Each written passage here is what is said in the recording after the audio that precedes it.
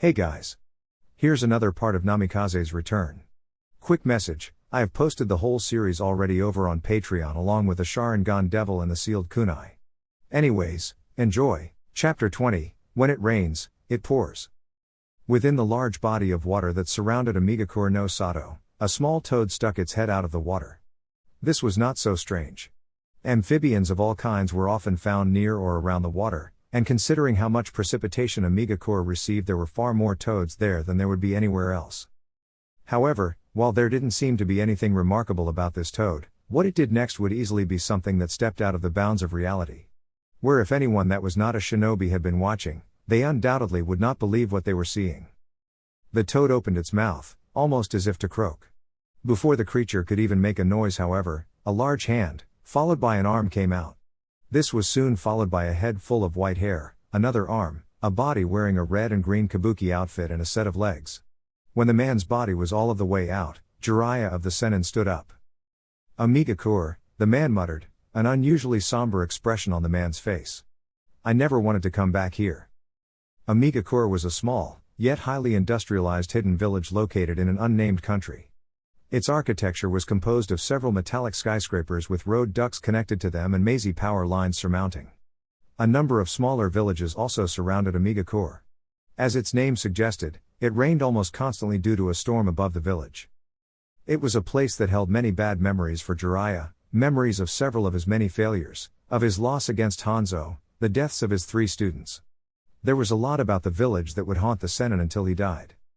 Straightening his back, Jiraiya, the Gama Sennin of Konoha and one of the most powerful men in the world, began making his way into the sprawling village. Pain's head snapped up as he looked out at the falling rain. His eyes narrowed. Pain? Asked Konan, seeing the look on his face. Someone has managed to infiltrate Amigakure, Pain said. Konan had to fight hard not to let her eyes widen or her emotions show on her face. She didn't think it was Naruto. He had already infiltrated Ame, and they could see each other via Hiraishin kunai. But that didn't mean she didn't worry. Pain continued on, unmindful of her feelings. Judging by their chakra and the fact that I didn't feel them until they entered suggests they are skilled. Jiraiya unsealed a plain tan traveler's cloak from a seal hidden in his vest pocket. Putting it on, he threw the hood up and walked out from under the small overhang he had used to stay out of the rain. As he wondered where the best place to start gathering information would be, he came upon a little shop with an old lady selling pork buns outside. He grabbed one of the buns off the stove the old lady had them on. Ack! He quickly began tossing the hot bun from one hand to the other in surprise. Though he supposed it shouldn't be, it had been on a stove after all. It was supposed to be hot. When it finally cooled down enough so that he could hold it in one hand, he reached into a pocket with the other and pulled out some money. Ba-chan, I'll take one of these, he said to the old lady, holding the money out to her. Anytime, the old lady said as she took the money. As her hand closed around the Ryo, she eyed him warily. You know, I haven't seen you around here before. You're not from around here, are you? That obvious, huh? Said Jiraiya with a jovial smile and a laugh. Well, I'm actually a writer, you see. I do a lot of traveling for a magazine I write in about regional specialties. Jiraiya gave himself a mental pat on the back at picking this particular persona to adopt when he saw the woman's suspicion melt away and a smile to take her face. As a spy master, he had to always come up with false jobs and such in order to keep suspicion off his back. It helped that he was at least partly telling the truth, he was a writer after all. He took a bite of the food while the old woman spoke. Oh, I see. So, what do you think of my pork buns? They're excellent, Jiraiya commented honestly. They were good. Just like the rumors say, these pork buns are quite amazing. The old woman smiled and nodded. Right? I would love to introduce these into our magazine, Jiraiya continued. He looked at the woman and smiled, slightly sheepishly. If that's okay with you, that is? The old woman suddenly gained a flustered look. Really? You want to place my food in a magazine? Of course, Jiraiya said. He bent down and cupped his hand to his mouth so he could whisper in a conspiratorial fashion. And once I write about them, you'll be flooded by customers. Everyone will want one of your pork buns. Are really now? The woman looked rather excited by the idea of having so many customers. You would be able to do that? Of course, Jiraiya said. He looked around at the surrounding area. He couldn't see very far due to the rain and the large buildings blocking the other parts of the city out. It sure is peaceful here. Yes it is, the woman agreed. This village is no longer suffering, all thanks to Pain-sama. The old woman put her hands in a prayer sign, all praise him. Pain? Jiraiya muttered with a frown. It was disturbing to see the signs of utter devotion on this woman's face as she spoke of Pain. She looked as if she was speaking of Kami himself. Yes, Pain-sama, the woman said with a smile. Jiraiya's frown increased. What happened to Hanzo no Salamander? His voice trailed off when he noticed the looks he was getting from the citizens around him. They all held expressions of scorn and suspicion. While attracting attention at all was bad while infiltrating a village, the last thing he wanted was for people to actually be suspicious of him. Sorry to bother you, Ba-chan, he said lightly as he placed his hood over his head again and walked off. I see, Madara replied. Unlike Naruto, he didn't bother changing stances, opting to stand with a casual demeanor that let the blonde know that the ancient Uchiha didn't see him as much of a threat. Well, Naruto would just have to change that. Flicking his wrist, Naruto let the tri-pronged kunai sail from his grasp. He flashed to it almost immediately after, his throw having been so hard and so fast it only took a second to reach Madara's position. A spinning blue ball of chakra appeared in the blonde's hand, which he rammed into Madara's chest.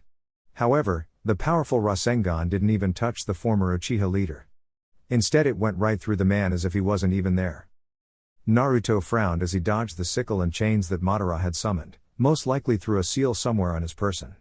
He threw his kunai again, flashing several feet away before tossing both kunai, one near Madara and the other into a tree. The blonde flashed to the one near Madara and attempted to attack him, this time using Wind Blade in an effort to cut the man's head off. Once again his jutsu went right through Madara and he was forced to flash to his second kunai as the man attacked him in return.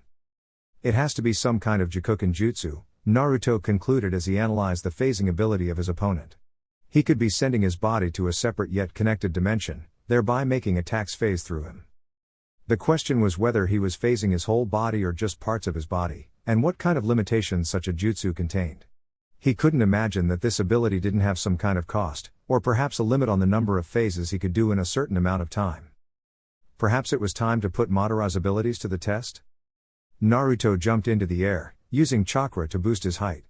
At the apex of his jump he flicked his wrists, launching the two kunai from his grasp. Those kunai soon multiplied into dozens. Hundreds. All of them heading down for the forest floor below. They covered the ground, the branches, every single area was littered with tri-pronged kunai, spaced apart by 15 feet to grant Naruto maximum usage.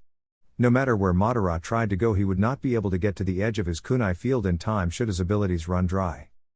Smirking, Naruto disappeared in a yellow flash. Soon enough flashes began to appear all around Madara, they were constantly in motion, flashing from all sides in an attempt to hit him. The attacks moved so fast that the Uchiha found he couldn't even tell which flash was Naruto and which was simply an afterimage.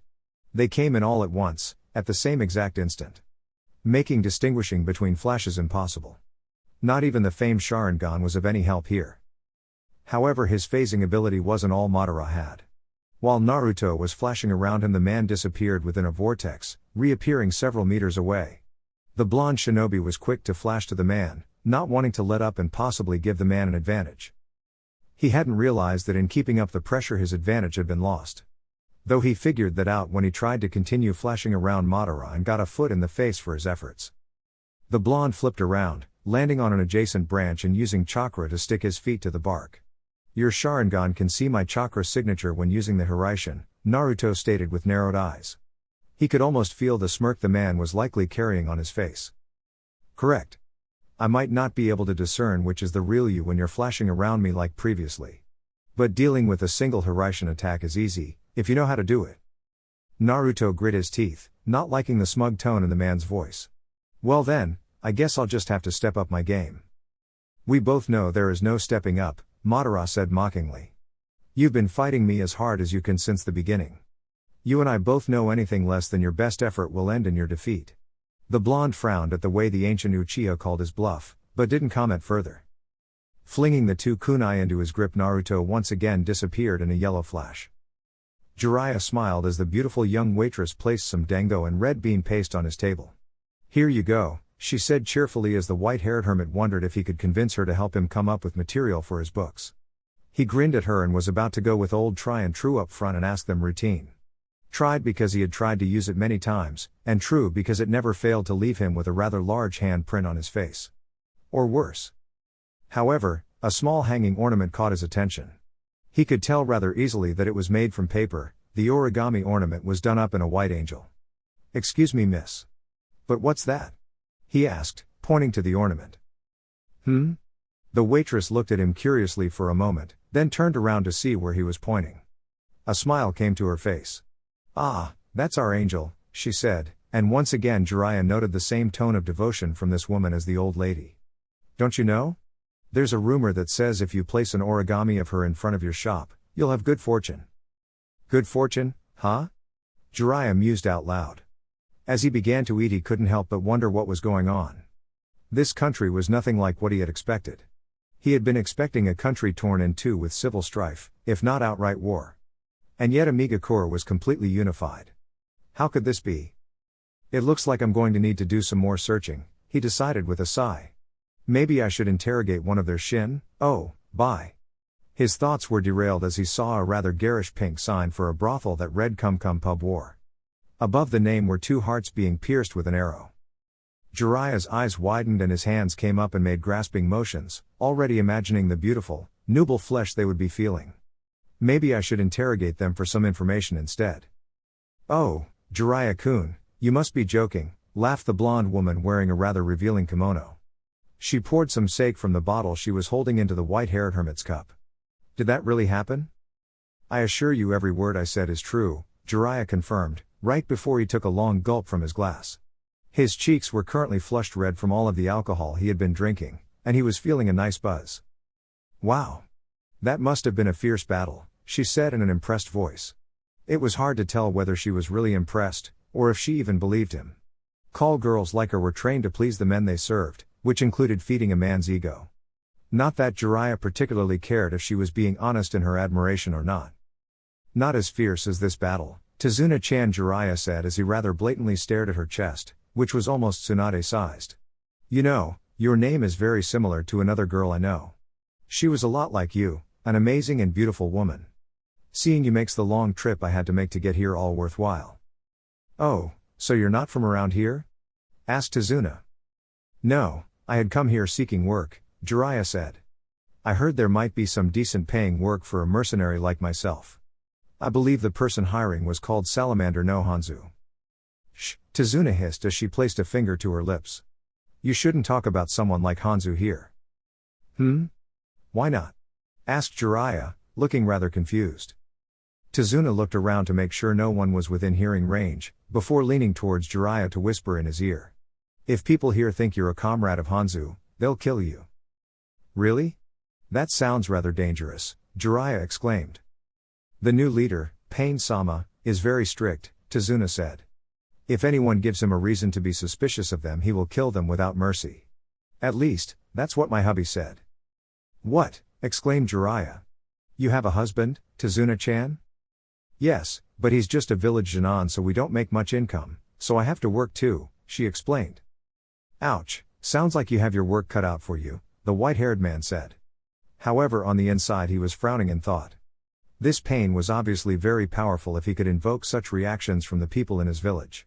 That no one even seemed to know who the man was also a cause for concern. From what he had gathered, no one had even seen Pain in the village, and his angel was the people's only connection to the enigmatic leader of Amigakure. For someone of Jiraiya's caliber, finding such little information on a person was disturbing to say the least.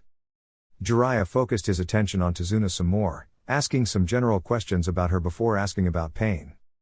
"According to my hubby, the rain is falling because of Pain-sama's technique," she told him.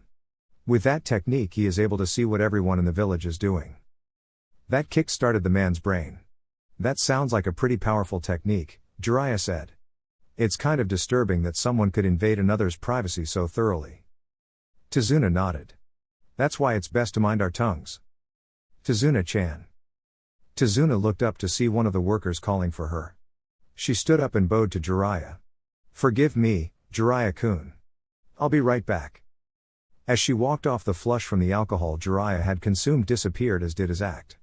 His eyes narrowed in thought. If this Pain really has a technique like that, then he already knows I'm here. It's likely he's been watching me from the beginning. That was a disturbing thought. He had believed he had infiltrated the village successfully, but if the man could actually watch him somehow using the rain, then he had been caught the moment it touched him. Naruto grit his teeth as he used the Hiraishin to dodge another of Madara's kamuis. He and the ancient Uchiha had been fighting for nearly half an hour now, and neither had really landed a hit on the other. Naruto had suffered several nicks and cuts that had already healed over thanks to Kyuubi, and Madara's Akatsuki cloak was cut in several places, but that was the extent of the damage either of them had received. In the shinobi world, combat was fast-paced and brutal. Every second counted because a single second where you're not on your A-game is a second in which someone can slip a kunai between your eyes. Most shinobi battles don't last more than 15 minutes, and the longer battles are normally the ones done between genin who don't know more than the basic academy jutsu and have maybe one or two tricks up their sleeve. As ninja progress in rank and ability, the amount of time those battles take lessen.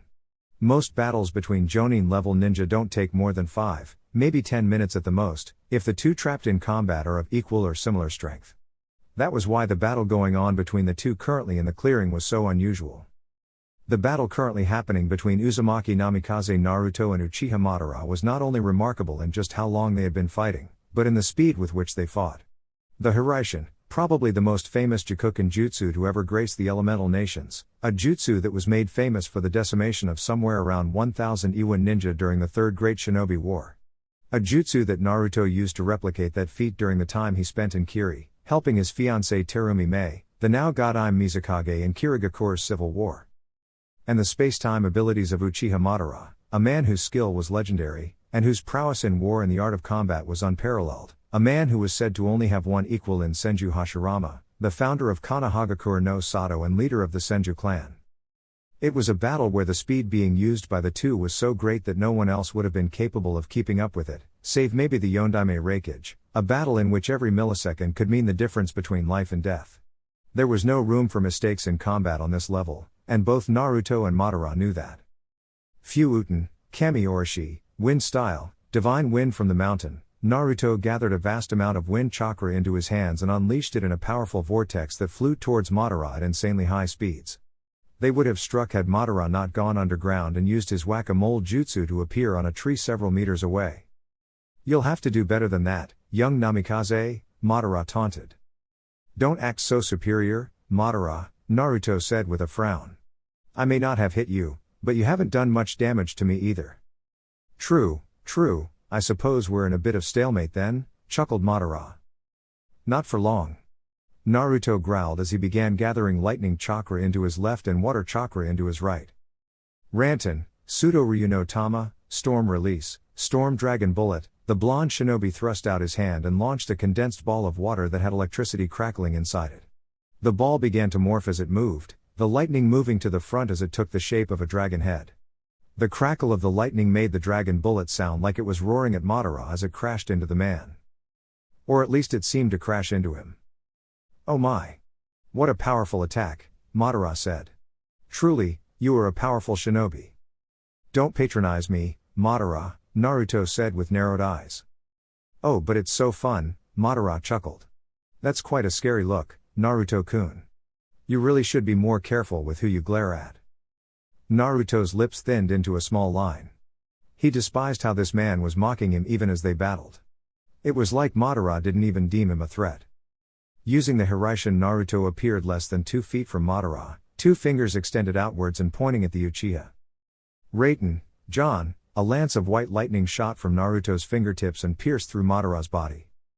Before the lightning attack even hit, however, the blonde shinobi had already flashed to another seal behind the ancient Uchiha. Ranton, Senko Shikyo, Storm Release, Lightning Death, a white beam with the same diameter of Naruto's finger shot towards Madara, piercing him through the head. Once more Naruto was gone in a flash and reappeared right in front of the Sharingan-wielding ninja. Fu-Uten, Shinko Rinpa, Wind Release, Serial Waves. Naruto took a deep breath and then exhaled an untold number of wind blades. He moved his head up and down, sending a stream of unending blades through Madara's body just as the 2 other attacks hit. None of them even touched Madara. "My, what powerful ninjutsu you have," the Uchiha complimented, though the mocking tone it was in let Naruto know what the red-eyed man really thought. "Had I been anyone else, I dare say those attacks would hurt." "Damn it," Naruto thought as he flashed away. "Nothing I do even seems capable of hitting him. What the hell kind of jutsu is he using to avoid my attacks? Even as skilled as the blonde was in Jikuken jutsu, he could think of nothing that allowed attacks to simply phase through them. It was like the man was a ghost. Well, seeing as how you're done, I believe it's my turn now. Naruto's eye widened as Madara appeared right in front of him, and he was just barely able to dodge kunai that came his way. He attempted to grab the Uchiha by the hand and pull him into a kick. However, all that happened was his hand phased through Madara's wrist and he was sent flying backwards with a kick. Flipping around, Naruto landed on a branch and glared at Madara. He's pretty fast even without manipulating space and time. I need to be ready. Naruto watched as Madara appeared right in front of him again. While the man seemed to have gained quite a bit of speed, it was nothing the blonde couldn't handle, and it only surprised him because he had not been expecting it. Naruto flashed behind Madara and launched a wind blade through the man's body. It phased through as always, but the blonde refused to let that bother him. He flashed again and sent a beam of Rantan chakra at Madara, a much larger beam than the small one he had fired last time.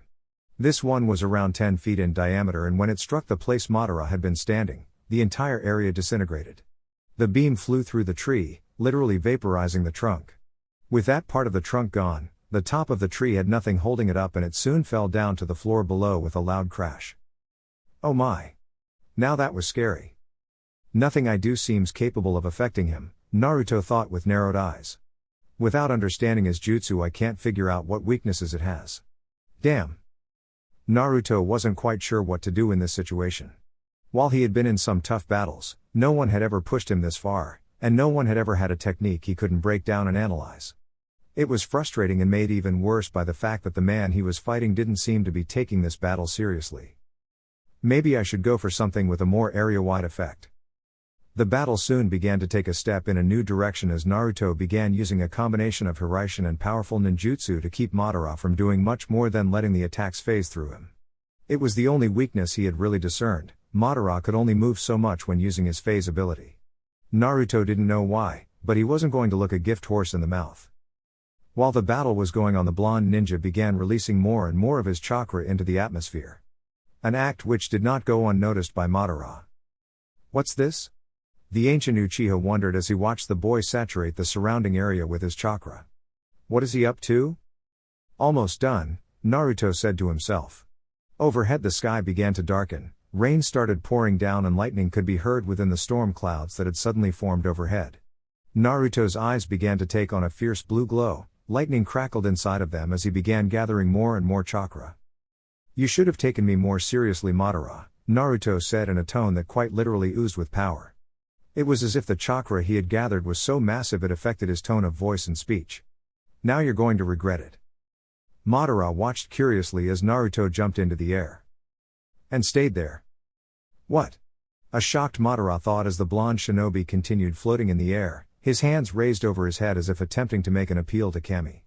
There was a pulse of chakra, so thick and powerful it was visible even without the Sharingan. It spread out across the area, pushing out exactly 2 kilometers before stopping and creating a light blue dome that encompassed the area ground below and the storm clouds above Naruto. Great hailstones ranging from the size of pebbles to that of large boulders began crashing into the clearing. Dozens of trees were hit with these mammoth-sized stones, which tore through them like a scythe tore through wheat. The wind began to pick up, growing into a fierce hurricane-like storm in less than a second. Trees were whipped every which way as the wind lashed out at them. Cuts began appearing on the bark as the wind began taking on a sharp quality. Then, as if the gods themselves had decided to try and smite Madara, 4 large tornadoes came crashing down into the clearing. They tore up the land, gouging out deep craters of earth and stone, which was then funneled into the tornadoes and swirled around them in motion with the wind. The attack, which many would only believe was an act of nature, was awe-inspiring in its power and fury. Then the lightning came down. It crashed into the clearing, tearing the world asunder and sending a massive shock wave through the earth. Where the lightning struck, sparks would cascade across the land in all directions, consuming and destroying everything in their path. With a scream that seemed to shake the very heavens themselves, Naruto let out the rest of the chakra he had been gathering. The entire world became blinded in a flash of white light. Pain stood on the open balcony, letting the rain hit him as it fell. His eyes roamed over the village. Konan, when I stop the downpour, I want you to use your ability to stop the intruder. Konan did her best to still her fast-beating heart and nodded. Leave it to me. Pain ran through several hand seals and began releasing his chakra. It's done. Right. Jiraiya almost smiled as he saw the Jinan he was waiting for walk into the bar he had built using a transformation toad. When Tazuna had left, he had taken the opportunity to follow her and discovered her husband was coming back from a mission of some kind. Since he had not had any luck in getting the kind of information he had wanted from civilians, he decided the best way was to get information from a Megakure shinobi. He had given himself a basic disguise. He now had short black hair, along with a goatee and sunglasses. Have such an elaborate disguise might be an unnecessary precaution, but he couldn't be sure that Pain didn't know what he looked like and sent that information to the shinobi under his command. He wasn't going to take any chances now that he knew how dangerous the man was. "Welcome," he said as the Jinan and his partner hung up their raincoats and sat down. "What can I get for you two?" "Get us some snacks and some sake," the Jinan with light brown hair said. "It's not Sunday, is it? Isn't that when Pain-sama normally uses this jutsu?" Pain-sama must have had something important come up, the other Jinan, one with dark brown shoulder-length hair said. "Maybe he's leaving the country for something." "But it's never rained this much on other days of the week," said the man that Jiraiya had decided to call Spiky. The other Jinan, who had just been dubbed Scraggly by Jiraiya, shrugged. "Maybe he needs to put a lot of power into this jutsu so it lasts. But if it keeps up like this..." "Oi! Watch your mouth," the Scraggly Jinan said angrily. "Pain-sama is working constantly for everyone in the village. Just bear with it for a while." "Yeah, I guess you're right," the spiky-haired Jinan replied. He then looked over at the disguised Jiraiya and frowned. "Why haven't you made us anything yet?" Sorry, it just takes some time to prepare," Jiraiya said. "You see, this is our grand opening today, so I've got a special grand opening service today." "Really?" exclaimed an excited Scraggly. "What kind of service is it?" "The Club Frog Special Torture Service." At these words a puff of smoke enveloped Jiraiya and he was returned to his normal spiky white-haired form. The two Jinan quickly leapt to their feet, but before they could do anything the pair was engulfed in a large cloud of smoke. Screams soon echoed from inside the bar, which began to morph and shrink until it turned into a small toad. The toad quickly hopped into the surrounding lake where no one would be able to find it as Jiraiya began to interrogate the two Jinan. The attack done by Naruto had not gone unnoticed. The entire team that Tsunade had put together had all stopped to look at what could only be a contained version of Armageddon. "What the hell is that?" shouted Kiba. "I don't know," Hinata mumbled with wide eyes. "I can't use my Byakugan on that, there's so much chakra I'd go blind if I did." "My Kikouchu tell me that's all Naruto's chakra creating that attack," Shino said. Truly attack did not do the massive done of well-contained annihilation justice, but there wasn't anything else the Aburame could think of to call it. "You're telling me that's all Naruto?" Kiba shouted. The look of dumb wonderment on his face would have been priceless and something Shino would have used for nice blackmail material, had the situation not been so unbelievable. "That is exactly what I am saying, Kiba-san," Shino replied in the same monotone voice he always used. No more words were spoken as everyone watched in a mixture of shock and awe at the dome, which had now become a pure white that no one could see through. A few seconds later the dome had cleared, allowing them to see what had come its wake. There's nothing there anymore," Sakura stuttered with wide eyes. "Everything that was within that dun is just gone." "Hinata, can you see anything?" asked Kakashi. Hinata tried activating her Byakugan, only to gasp in pain and turn them off a second later. "No, there is still far too much chakra saturating the area." She blinked several times as if trying to get rid of spots that appeared before her eyes. Kakashi sighed. "Let's not stay here. Whatever Naruto did, he did it to give us enough time to capture Sasuke without interference. Let's go." Naruto floated back down to the ground. As soon as his feet touched the now decimated ground he was forced to a knee as he gasped for breath. His entire body felt like it was on fire. His muscles were twitching spastically and every millimeter of movement sent jolts of unrelenting pain through his body. Even with his impressive pain tolerance, all he wanted to do was bitch and moan about how much pain he was in. "Fuck. I didn't think it would hurt this much." Naruto hacked up several globs of blood. He grimaced when he noticed the blood was charred black. "Well, damn. QB, damage assessment." There was a large sigh from the great beast in his mind. "You have fried most of your nervous system, your veins have been charred beyond belief, and your muscles all look like they've been placed in a deep fryer." A chuckle escaped the creature's throat. "You should be good in a few hours. I have to admit, That was a rather impressive attack, brat. Almost reminds me of my own force of nature abilities. Gee, I feel so happy that I'm being compared to a furball with a chip on his shoulder, Naruto said in a sarcastic tone. He chuckled when he heard a grumble of impudent whelp in his mind. The blonde felt Kyuubi's chakra begin flooding his body and sighed in relief. While the Baiju's chakra may be poisonous to anyone else, to him it was the ultimate painkiller. He could feel all of his damaged internal organs being mended together and knew it wouldn't be long before he could move again. A flash of instinct, a warning of imminent danger was all that saved him from being impaled by a sickle. Not to say that Naruto got away unscathed. He had only managed to roll to his feet and turn around before being impaled through the shoulder. Naruto grunted and bit his tongue hard enough to taste blood as he found himself staring at Uchiha Madara. That attack was quite deadly, the Uchiha said, and for once his voice was entirely serious.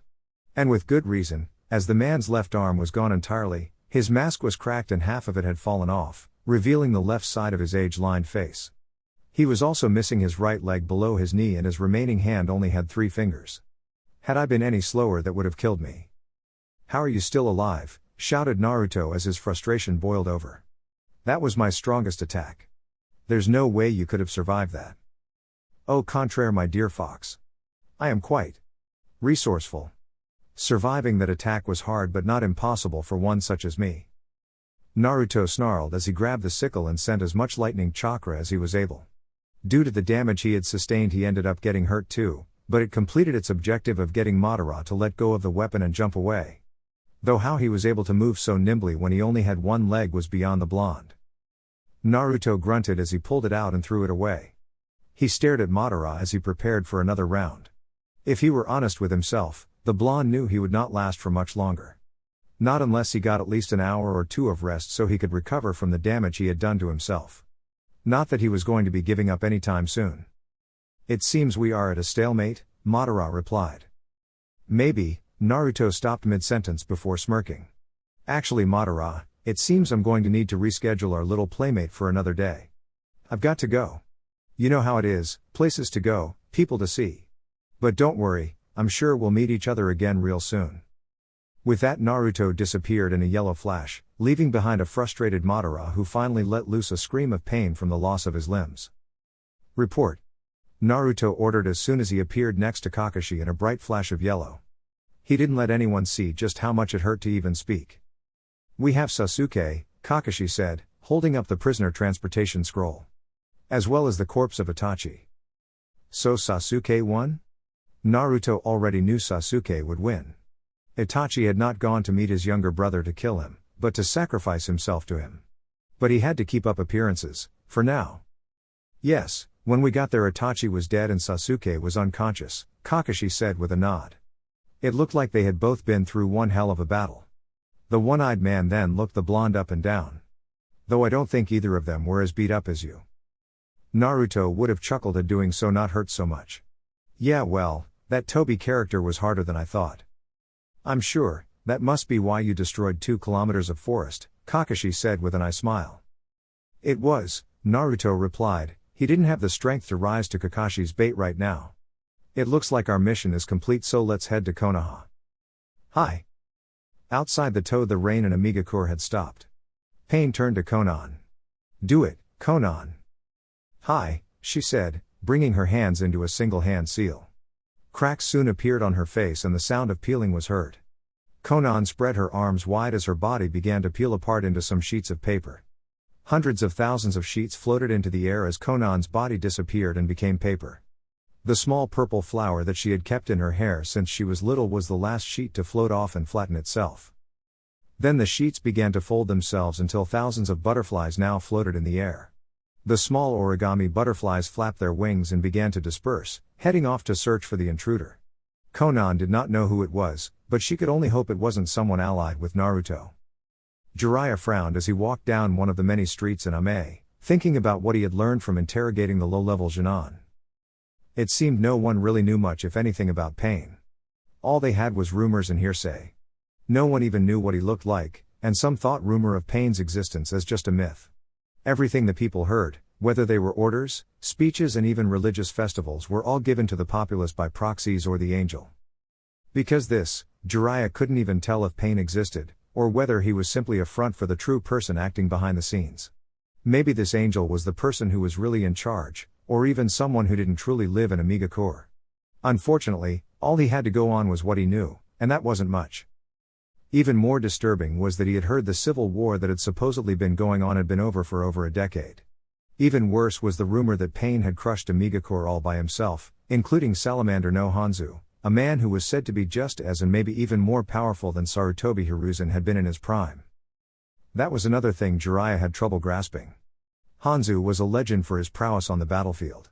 He had even been the one to defeat Jiraiya, Orochimaru and Tsunade and had given them the title of Sannin. Even more concerning was the knowledge that Hanzo had become extremely paranoid during the later years after the war. From what the Genin had said, Hanzo had always been surrounded by an elite unit of guards to protect him at all times, and even children were searched for weapons when he went out. That anyone could defeat not only Omega Core's forces, but Hanzo all by themselves was a frightening prospect. However, that wasn't even the worst thing he had learned about Pain. No, the worst was the man was not only powerful, but completely merciless as well. He had killed not just Hanzo, but Hanzo's parents, his wife, his child, distant relatives, anyone even remotely related to or allied with Hanzo was killed. Then he had burnt their homes, several living districts which to this day were still demolished as a warning to those who might show resistance. Jiraiya knew now that the only way to get anywhere was to find this Pain and fight them himself.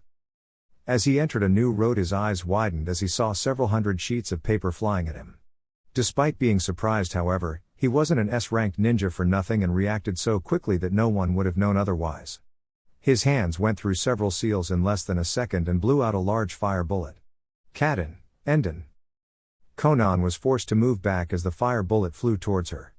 She reached the end of the road and backed up against the wall as the bullet exploded in front of her.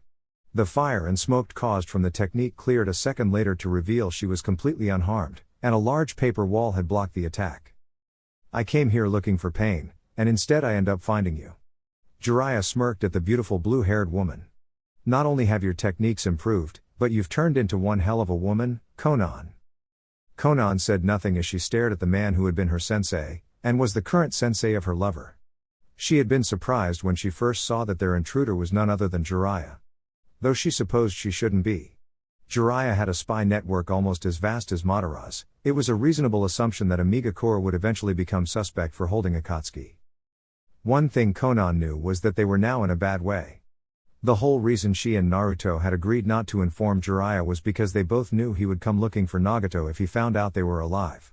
But Nagato was no longer the man he once was, he was now Pain, a man who had lost his heart long ago and could no longer see that his goals had shifted from bringing peace to revenge. Jiraiya was unaware of her thoughts as he began speaking again. I thought you were dead, but instead, you're just a bunch of paper. So, I'm going to go out on a limb and say that you're this angel people keep talking about? When Konan still said nothing, Jiraiya grunted. So who is Pain? That's none of your business, sensei, Konan said as she played her part and began floating in the air. Jiraiya tensed, wondering if he was about to have a fight on his hands. He, woman who only had half a body at the moment, floated up higher into the air and several thousand sheets of paper began forming out of her back, creating two large angel wings. So, that's supposed to make you an angel? Asked Jiraiya with narrowed eyes. Doesn't look like much. Does that shape bring you any benefits? Konan said nothing, however she did begin launching several thousand paper shuriken at him. Jiraiya reacted quickly and began blowing out a stream of fire to counter her attack. As the two tried to overpower each other, Konan slipped a sheet of paper behind Jiraiya and stuck it on his shoulder. The white-haired Senin's eyes widened as he felt something slap on his shoulder. Thinking it was a paper bomb, he peeled it off quick and was just about to throw it away when his eyes caught sight of it. They widened as he saw that it wasn't a paper bomb, but a message. What the hell do you think you're doing here, sensei? Jiraiya blinked in surprise, and it was only his instincts which managed to keep him from getting impaled by more paper shuriken. Or was it? These shuriken aren't getting close to hitting me, he realized with a frown. Being a ninja of his class, Jiraiya could easily tell when someone was trying to actually hurt him or not. And he could tell that Konan was trying very hard to make it look like she was trying to kill him, but she actually wasn't. It was like she was putting on a show for someone else's benefit. What was going on here? Deciding to play along for now, Jiraiya blew out several dozen large fireballs that sailed towards Konan. At the same time, he slipped the sheet of paper in between the fireballs, having used the split second to scrawl a quick message using his chakra. Konan caught the message on one of her wings and discreetly read it. I'm looking for information on Akatsuki. I didn't expect to see you here. You've grown quite beautiful, my dear. Konan didn't know whether to scowl or smirk. It seemed Naruto was right and Jiraiya really was a pervert. Even in battle he was trying to compliment her. She responded to his compliment with more paper shuriken, this time aiming closer to him, more specifically his male bits, causing the man to pale. She almost let her impassive face fall in amusement, but shook her head and once again slipped a message through the attacks. You shouldn't have come here, sensei. This village is much more dangerous now. I suggest you leave while you can. Jiraiya frowned, even as he sent some oil towards Konan, which coated her form liberally and made it impossible for her to use her paper jutsu. He went through several hand seals and his already lengthy hair extended to ridiculous lengths. It quickly wrapped around Konan, binding both her wings together so she could not try to use them to escape. As Jiraiya's hair wrapped around Konan, a small strand of it discreetly slipped his reply to her last note on one of her angel wings, at an angle where she could read it. I can't leave. I have to find out information on Akatsuki, and I'm guessing you know about it. Who is your leader? And what happened to Nagato and Yahiko? Konan growled in frustration as she read her former sensei's reply.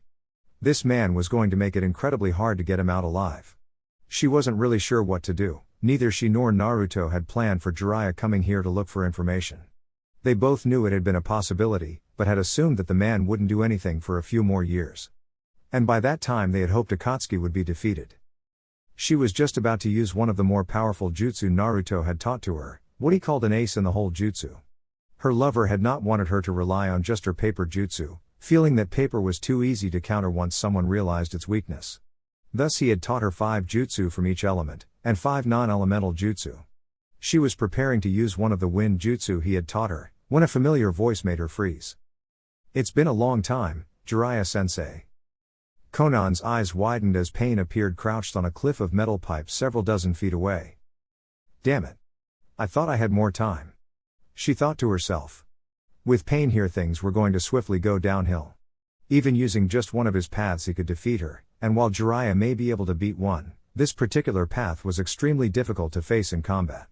Mainly because it was damn near impossible to actually fight it up close.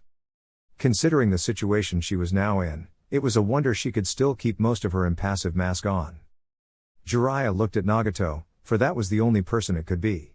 He had long orange hair and a ponytail, with one bang parting off to the left in a style reminiscent of Naruto's friend Ino.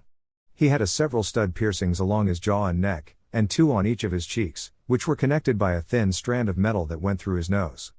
He was wearing the traditional Akatsuki robes. Narrowing his eyes, Jiraiya said, "Your appearance has changed quite a bit. But I still remember those eyes." He remembered the very first time he saw those eyes, the legendary Rinnegan, back when he had been training the 3 Ame orphans. Nagato and Yahiko had been attacked while he was away. When he returned, the ninja were dead and Nagato was in a state of shock and had gained the most legendary of all Dujutsu. So you are the one they call Pain, Nagato? It seems you didn't grow up as I had expected. What happened to you? You don't need to know that, Pain said. You're just an outsider, after all. Jiraiya frowned. It seems you've changed, Nagato. Pain clapped his hands together, Kushios no Jutsu. A large summoning seal away spread out on the pipe wall behind Pain. There was a large burst of smoke, and a large crab-like creature scuttled out. Jiraiya's eyes widened as it stopped at the ledge and shot out a foamy substance from its mouth. Konan let it overtake her, knowing that at the moment she would be no good. It washed off the oil and she made a hasty getaway until she could come up with a plan to get her and Jiraiya out of this mess alive. Jiraiya on the other hand jumped into the air and flipped himself on the wall to dodge the foamy liquid. Foam, huh? I should have realized he would exploit my greatest weakness. Washing away my oil with foam. The giant crap disappeared in a puff of smoke and Pain began manipulating his hands like he was conducting an orchestra. The crab summon burst out of the foam, its left pincer claw making grasping motions as it attempted to crush Jiraiya with its pincers. However, Jiraiya wasn't S-class for nothing and swiftly began making hand seals. Ran Shishigami no Jutsu, Raging Lion's main technique. As he called out the name of his attack, Jiraiya's hair expanded from all sides. It quickly wrapped around the crab summon's arms, legs and torso. The Gamma Sennin stamped a foot on the wall and his hair constricted. By using his chakra, Jiraiya had hardened his hair follicles to the same density and hardness as steel. While the crab's outer shell may have been tough, even it wasn't strong enough to withstand Jiraiya's attack as it sliced through the outer shell and into the creature's fleshy interior. The crab burst into smoke as it was desummoned by the attack. Out of that smoke came more hair, this time in the shape of a large mouth. It crashed into Pain and slammed the path against the wall. The amount of force the attack generated caused the pipes to bend out and the wall to crack. Konan watched overhead, the only sign that she was worried being the way her teeth bit her lower lip. Jiraiya flexed his chakra and the hair began to recede slightly, enough that he could now see Nagato inside of his grip. Nagato. I have a few questions I want to ask you, he said in a tone that suggested he wasn't talking no for an answer. What happened to Yahiko? Konan winced at the memory the boy's name brought. She shook her head however and quickly replaced it with the memory of the man who was very similar to the bright and excitable boy. She looked over at Pain whose face was impassive as always. Ah, I do recall someone by that name, yes, Pain replied. The tone in his voice suggesting he didn't care about the name, causing Jiraiya to grunt angrily. He died a long time ago. What? He died? Jiraiya nearly joked. He looked at his old apprentice and frowned. What happened to you, Nagato? Your old self would have never been so callous. Happened? Nothing happened, Pain said without inflection. There was just war. There was too much death here. That death caused pain and that pain made me grow. What the hell are you talking about? Through pain, even a foolish child will grow up, Pain continued. Through pain, words and thoughts are controlled too. Jiraiya scowled. Are you saying that casting aside feelings for your friend makes you a man? Sensei, Pain said chidingly. You are still a man. But caught within infinite pain, I transcended humanity. What? Jiraiya said in a harsh whisper. That's right, Pain said. I went from being a man, to a god. By becoming a god, my words and thoughts become the laws of nature. Sensei, you are still just a man. Trying to comprehend my words is meaningless. As a god, I now comprehend that which I could not as a man. And because I am a god, I can understand that which was previously incomprehensible. Simply put, I've evolved beyond man. Konan had heard Pain say things like this hundreds of times before. In the past, she had always believed his words were absolute, she had been in awe of him and believed he truly had become a god. To accomplish what he had in such a short time, to create such a grand goal, to find the means and have the will to go through with his plans. Surely, someone who can do so much and of such a grand plan must be a god? Her time with Naruto had tempered that awe. She had seen the havoc Pain had truly caused, some might have believed that everything he had done was for the sake of peace. But she knew better. Pain was taking revenge on the world for causing him pain, a child lashing out at the thing that created him. And he was merciless in his revenge, he had no compassion for others, he did not fight for the sake of others, and did not care who he had to kill to get what he wanted. He said he wanted peace, but how can there be peace when the man creating it did not have the compassion necessary to help those who would be ruled under this peace? For all his power, Pain was not a god, but a simple man who had lost sight within his own delusions. And while it broke Konan's heart, she knew there was not much she could do now. Except ensure that Pain died so that Nagato could rest in peace. Jiraiya kept his face blank as Pain finished his monologue. And what are your intentions now? Pain closed his eyes. To cleanse this world in meaningless strife. That's the work of God. If that's your goal, why are you collecting the Baijuu? Asked Jiraiya. You're going to die anyways. That is the only reason I will tell you my goal. At Pain's words Jiraiya's eyes widened. By using the sealed Baijuu, I will create a new forbidden jutsu. With only a single use of that jutsu, even an entire nation can be wiped out in an instant. It's the ultimate forbidden jutsu weapon. I will give this jutsu to the nations. Eventually, they will use it. Hundreds of millions of people will die in an instant. After witnessing the display, they will be terrified, they will all know pain. That terror will act as a deterrent. The conflicts will vanish. You could say the current world is still not moving towards a state of equilibrium. Pain will force the world to grow up. Like the old me thought, for the world to move forward and grow up, divine help is necessary. This world is still but a mere child. Konan's lips became a thin line as she listened to Nagato's words. Being able to actually hear his plans without the illusions of Pain's perfection in her mind, she could now see what Naruto saw. A weapon like that would not bring peace, not unless Pain was seeking the peace of the grave. If he gave weapons of such devastating power to the elemental nations, They would use it. Whole nations would be extinguished, an untold number of people would die. And when those who survived, those who had loved ones killed at the hands of that weapon, they would rage. They would hate, and they too would use the weapon and wipe out the nation that attacked them. The hatred would spread, as more and more nations used the weapon to destroy their enemies in revenge. Soon after, the world would become a sterile wasteland, nothing would exist after that. There would be no war, but there would be no one left to enjoy the peace Pain's weapon brought. Apparently, Jiraiya thought the same thing as well, because he actually began to laugh. You think that by destroying the world, you'll make it grow faster? That is the lamest, most idiotic thing I've ever heard. You won't be making anything grow. You'll just kill this world and everyone in it. I guess in a way you'll create peace. If the peace of the grave is what you're looking for. Pain just shook his head. You just can't understand, sensei. You are still just a regular human. And that's how I know I'm right. Jiraiya shot back. Because unlike you, mister, I've transcended humanity. I still am human, and as a human I understand other humans. You create that weapon, people will use it, and when the few people who see that weapon used, and realize that their loved ones are dead, they will grow terrified and angry, and then they will use that weapon in retaliation. As more and more people use the weapon, they will destroy the world, leaving it nothing more than a graveyard. You're a fool, Nagato. That's what you are, and I'm ashamed of how you've become. Pain's eyes narrowed. It matters not what you think. Only my will, the will of God, matters. Pain quickly disappeared within a kawarimi and appeared several feet away. Over here, sensei. To me you're an insignificant child whose growth was stunted. Another summon? Jiraiya said as he saw Pain standing atop a massive chameleon. I have to admit, hearing a kid like you telling me that I and the world need to grow up. It's rather funny coming from a brat like you.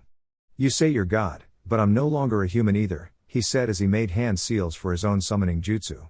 The smoke amassed around him. Flooded by anger, I cried tears of blood. The Gamma Sennin of the legendary Sannin. The Gamma Yokai of Mount Mayuboku. The great Jiraiya-sama. His speech was cut off as he fell face first onto the surface he had been standing on. Still floating in the skies above until she could come up with a way to get Jiraiya out of this fucked up situation alive, without revealing her position as a spy, Konan felt like face palming as she saw Jiraiya fall flat on his face. And this is the man who trained Naruto-kun and I, she thought lamentingly. You really haven't grown up at all, have you? Pain said with disdain. You're still just as clumsy and childish as ever. Jiraiya pushed himself up until he was on his hands and knees. Damn it, Gameken-san, don't move around so much when I'm striking my pose. The massive toad had clothing on that was very similar to Gamabunta, except his was magenta in color. He had horns on his head, black markings going down his face, and he held two objects in each hand, a shield in one and a sasumata in the other. Don't blame me, it's your fault you tripped over your own feet like a clumsy idiot. No respect. Jiraiya muttered as he rubbed his face. Soon Pain and his massive chameleon came charging forward. We won't be able to go easy in this fight. We'll need to use everything we have on this guy right from the start. I'm going to use Sennin mode for this. Gameken looked up at the summoner on his head in shock. What? Jiraiya, are you really going to use that so soon? Is this guy really that powerful? He's likely gonna be one of the toughest opponents we'll ever face, Jiraiya said. That's why I'm summoning the two great sage toads. Though it's going to take a while before I can gather the chakra to do so. I won't be able to split my hands during that time. I'm going to need you to buy me some time. Think you can do that? Gameken nodded. You've got it, Jiraiya. I'm not that strong, but I'll give you my best. In the skies above, Konan watched as the battle began to progress. She had to admit, despite being much older now and still acting like a complete fool, Jiraiya was still a very powerful ninja and seemed capable of holding his own against most opponents. Were he facing her, Konan had no doubt she would not be able to win. However, it was becoming obvious to her that Pain was on a whole other level. It was going to take considerable skill just for him to make it out alive. Jiraiya watched as Nagato and the chameleon summon disappeared. His eyes narrowed. I wonder where the hell he found this summon? Gameken-san. It looks like we're going to need to use that barrier jutsu to find him. Right, it looks like we're in for a tough battle, Gameken said. It seemed that Pain had figured out his plan, however, since he switched out his chameleon summons with a three-headed dog that went on the attack as soon as it appeared. Jiraiya had to channel more chakra to his feet to keep from falling off as Gameken began jumping and dodging the attacks. Through some fancy footwork on Gameken's part, they managed to pin the dog to the wall via stabbing it with the giant toad's sasumata. Jiraiya cheered. I don't know why you keep dissing yourself, Gameken-san, you're actually pretty good. Whatever celebration Jiraiya might have done was cut short as the three-headed dog somehow managed to split itself into three more dogs. What the hell, he yelled, only to watch in growing horror as the dogs split even further, becoming 6 dogs. Now that's just not fair. Gameken soon began to battle with the now 6 one-headed dogs, jumping around as he used his Sasumata and shield to fight them off as he jumped from wall to wall. He managed to bat most of the dog summons away, however one managed to get through. The dog hit Gameken and sent him flying through the wall. Are you alright, Gameken-san? Asked Jiraiya as his summon managed to hang onto one of the poles. Think you can move without jostling me so much? I'll try my best, Gameken said. That's all I can ask for. Jiraiya frowned as he looked at the now dozen-headed dog, the former dogs having melded together. I really have no clue what we're dealing with here. I wonder if these dogs are bound to some kind of self-replicating summoning technique?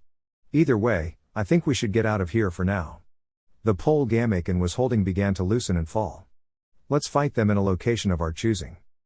Right. Gameken leapt away as soon as he hit the ground. Heading off as the dog split one of its heads and went off after them. As they were running, Jiraiya's eyes widened as he caught sight of a still camouflaged Nagato hanging off a wall. Unfortunately, he could do anything due to the dog chasing after him. Gameken moved quickly, luring the dogs into a place of their choosing. They soon managed to lure the dogs into a dead end. Jiraiya smirked. Well, it looks like we're trapped, Gameken-san. He eyed the dogs as they prepared to attack. They'll likely try and split up again, so get ready.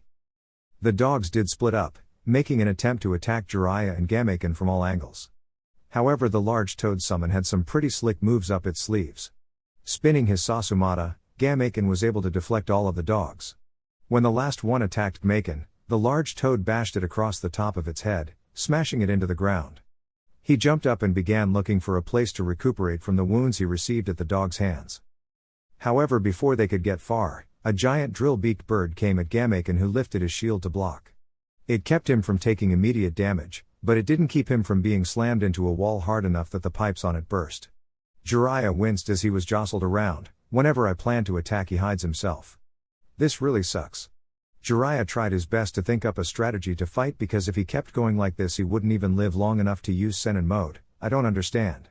With the Rinnegan, Nagato is capable of using all 6 chakra natures, so why is he just using summons? A massive ox rushed at him and Gameken. Gameken, you can return home now, I'm ready. Gameken returned to the mountain of the toads just as the ox plowed Jiraiya into a wall, kicking up a cloud of smoke. However, it ended up with the ox blown away as if it were a lightweight. Kid, why do you always summon us to annoying places like this? No wonder Bunta is always so angry at you. An elderly voice came from the hole that Jiraiya and the ox had made in the wall. Don't be like that, Ma. You know Jiraiya always has a reason for summoning us. Came another elderly voice from inside of the wall. For crying out loud, be quiet, Pa. Sorry for summoning you both here, Fukasaku-sama, Shima-sama, Jiraiya said apologetically. Shima spoke again, but brat, didn't you always say you disliked this form because it made your face ugly and chased away the girls? That's why you only use it when fighting the other brat. Jiraiya chuckled. Naruto would be pissed to hear you call him brat. Besides, there's no choice but for me to just deal with it. I am fighting an opponent with the Rinnegan after all. The Rikudu's eyes. To think it really exists. Well, in that case it can't be helped. Jiraiya's form could be seen from the shadows of the hole in the wall with 2 small toads on both of his shoulders. Looks like we've got to fight with you. Jiraiya's smile was grim as he walked out of the hole for Pain to see his new form. I'm glad I can count on you too. It's good to know a guy has friends. Chapter 21, A Friend's Betrayal. Jiraiya and Pain stared at each other, a classic standoff between 2 powerful forces just before the epic clash. While not much had changed about Jiraiya as a whole, there were several differences that Pain was able to take note of. The most notable being his nose. It was much larger now and was covered in warts. The other changes included his eyes, which had red rings around with a black bar that ran horizontal across them in place of a pupil. The final difference was that he had a pointed beard that looked just like the toad on the man's right shoulder. He went through all that trouble just to summon 2 toads? Pain frowned as he looked at the toads, then began to analyze Jiraiya's new look. No, there's something different about him as well. It looks like Sensei has gone through some kind of transformation. How interesting. Whether it's Orochimaru or Jiraiya, these Sannin always have unique abilities. Jiraiya-chan, I can't see the descendant of the six paths, Pa said from his place on the man's right shoulder. He looked around with a frown. Where exactly is he? Humph. Ma scoffed as she too looked around the area. Jiraiya-chan's eyesight must be going with his age. No, he's here, Jiraiya said with a frown. He was tempted to mention that Ma was much older than he was, but that would have just earned him a smack with her ladle later on. However, he's hidden himself in a summon creature that can make itself invisible. Oh, then it must be a chameleon-type summon. I've erected a probe barrier. That won't work against these types of summons, Ma said with a shake of her head. She brought her hands into a hand seal. You've got to be more forceful. Let's drag them out using the Kurika no Kenshutsu, creature detection. Don't get overexcited, Ma, Pa spoke up with a frown. You'll get more wrinkles that way. Oh, hush up, Pa, was the reply he got. Still, I'm not sure why you went so far as to summon us, Jiraiya-chan.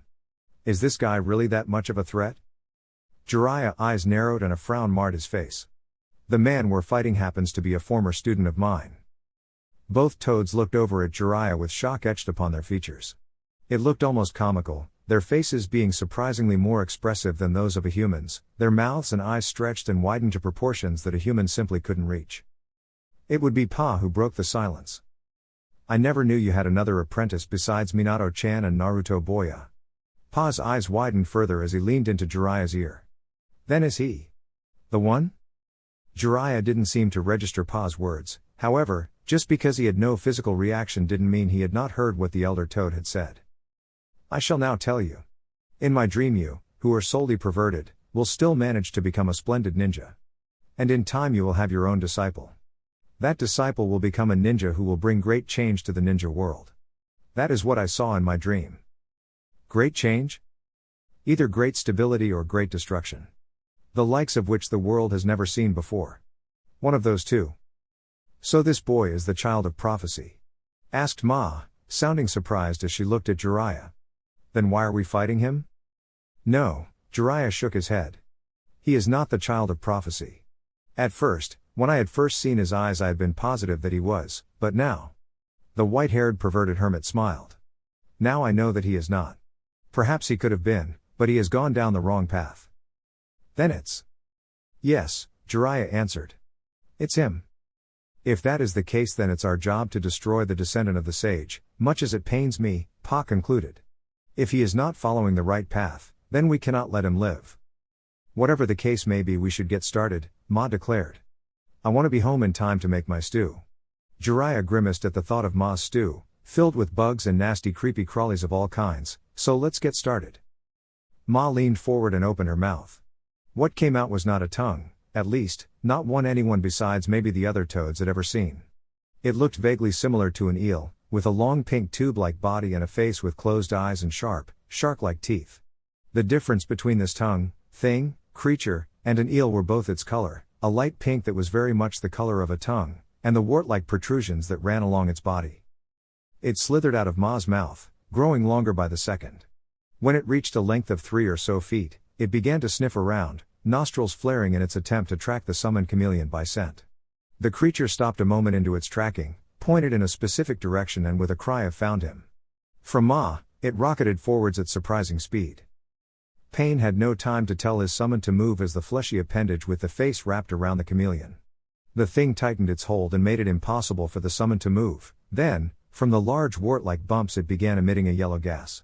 The chameleon let loose a strangled cry as it not only became visible, but the tongue managed to wrap itself around the creature's neck and begin strangling with. Gotcha, Ma cried. Her tongue began to reel in, tightening its hold and drawing the fleshy appendage taut. With a great heave that should not have been possible in a being so tiny, Ma lifted the chameleon into the air, and then slammed it back down onto the ground. Pa! Right! Pa's cheeks bulged as Ma gave him his cue. He threw his head backwards, then forwards, releasing a small, yet highly concentrated beam of water. It hit the wall of the building behind the chameleon, carving a path through the metal as Pa brought his aim lower, until it hit the chameleon, cutting the creature in half. The chameleon's death screams died as its blood splattered everywhere, then it disappeared in a puff of smoke, leaving its blood to rain down on the ground. So that's the Rinnegan, huh? Ma said with a solemn look. It certainly looks like the one found in the legends. What a nasty looking pair of eyes, Pa commented. I can see now why you would not want him to be the child of prophecy. Though his eyes are that of the sage, he does not seem to possess the heart for what you require. I made my choice a long time ago, Jiraiya said. Even before I knew Nagato was alive, my choice was set.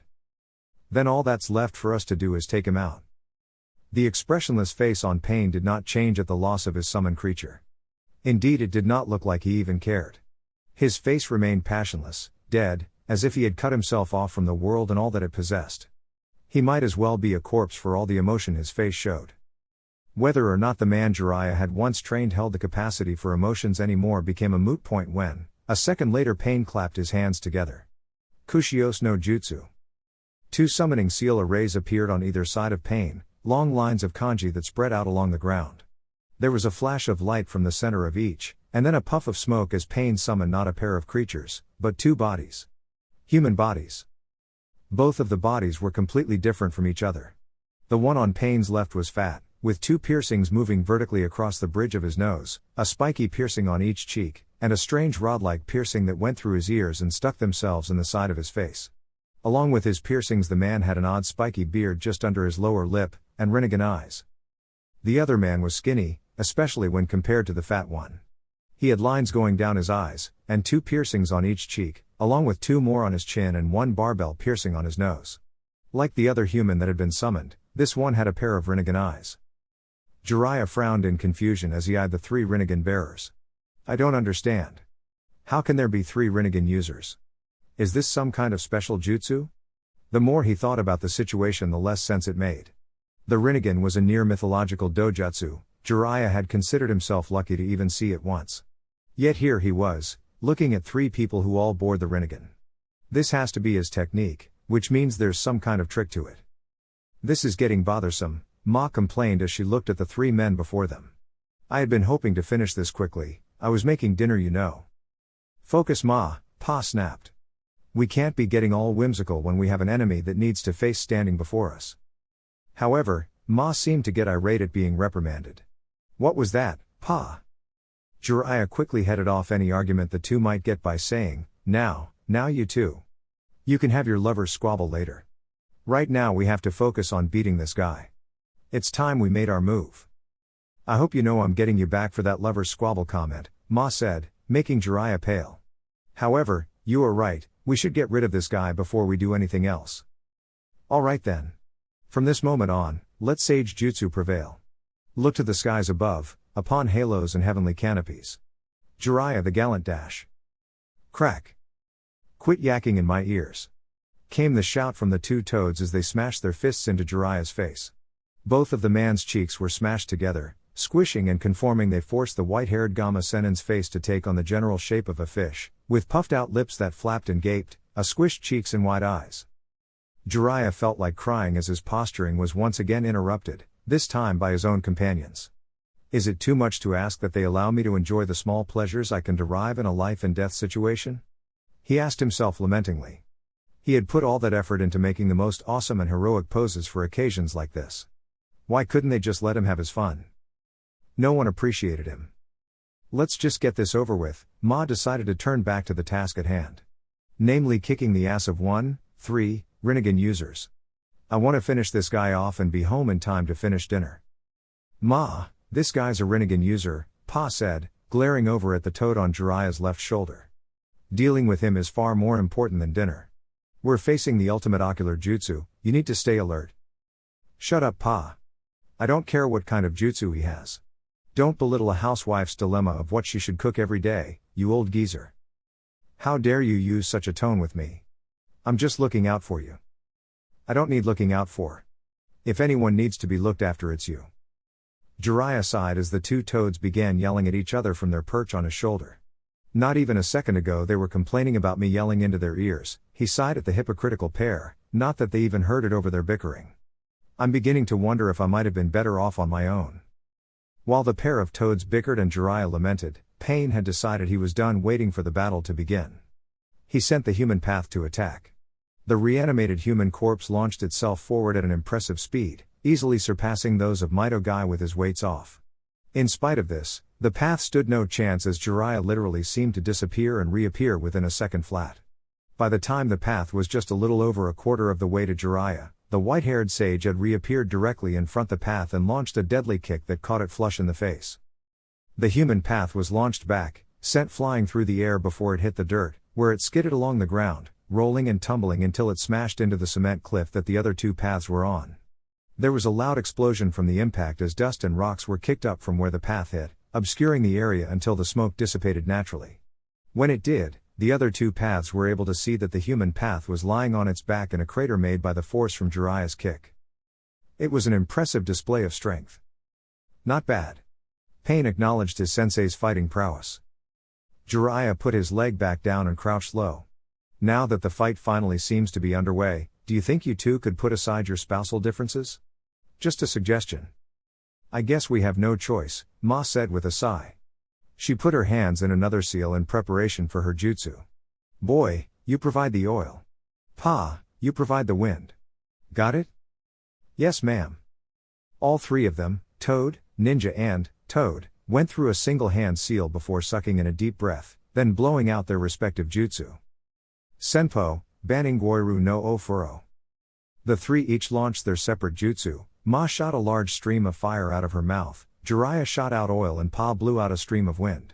All three attacks held a similar conical shape that increased in size the farther they got from the trio, before merging into a single attack. The oil quickly spread across the ground, with the fire lighting it up, meanwhile the wind fanned the flames and increased the intensity of the jutsu. The wind also served to help direct the flow of the attack, causing crests and swells within the oil. Before long, a giant wave rose up in front of the three paths, set to burn them all to cinders. Unable to deal with this new jutsu, the animal path jumped backwards, while the Preta path moved in front of the trio. It held out its hands, a light barrier of chakra forming in front of it as the jutsu came crashing down, set to sweep the three paths away.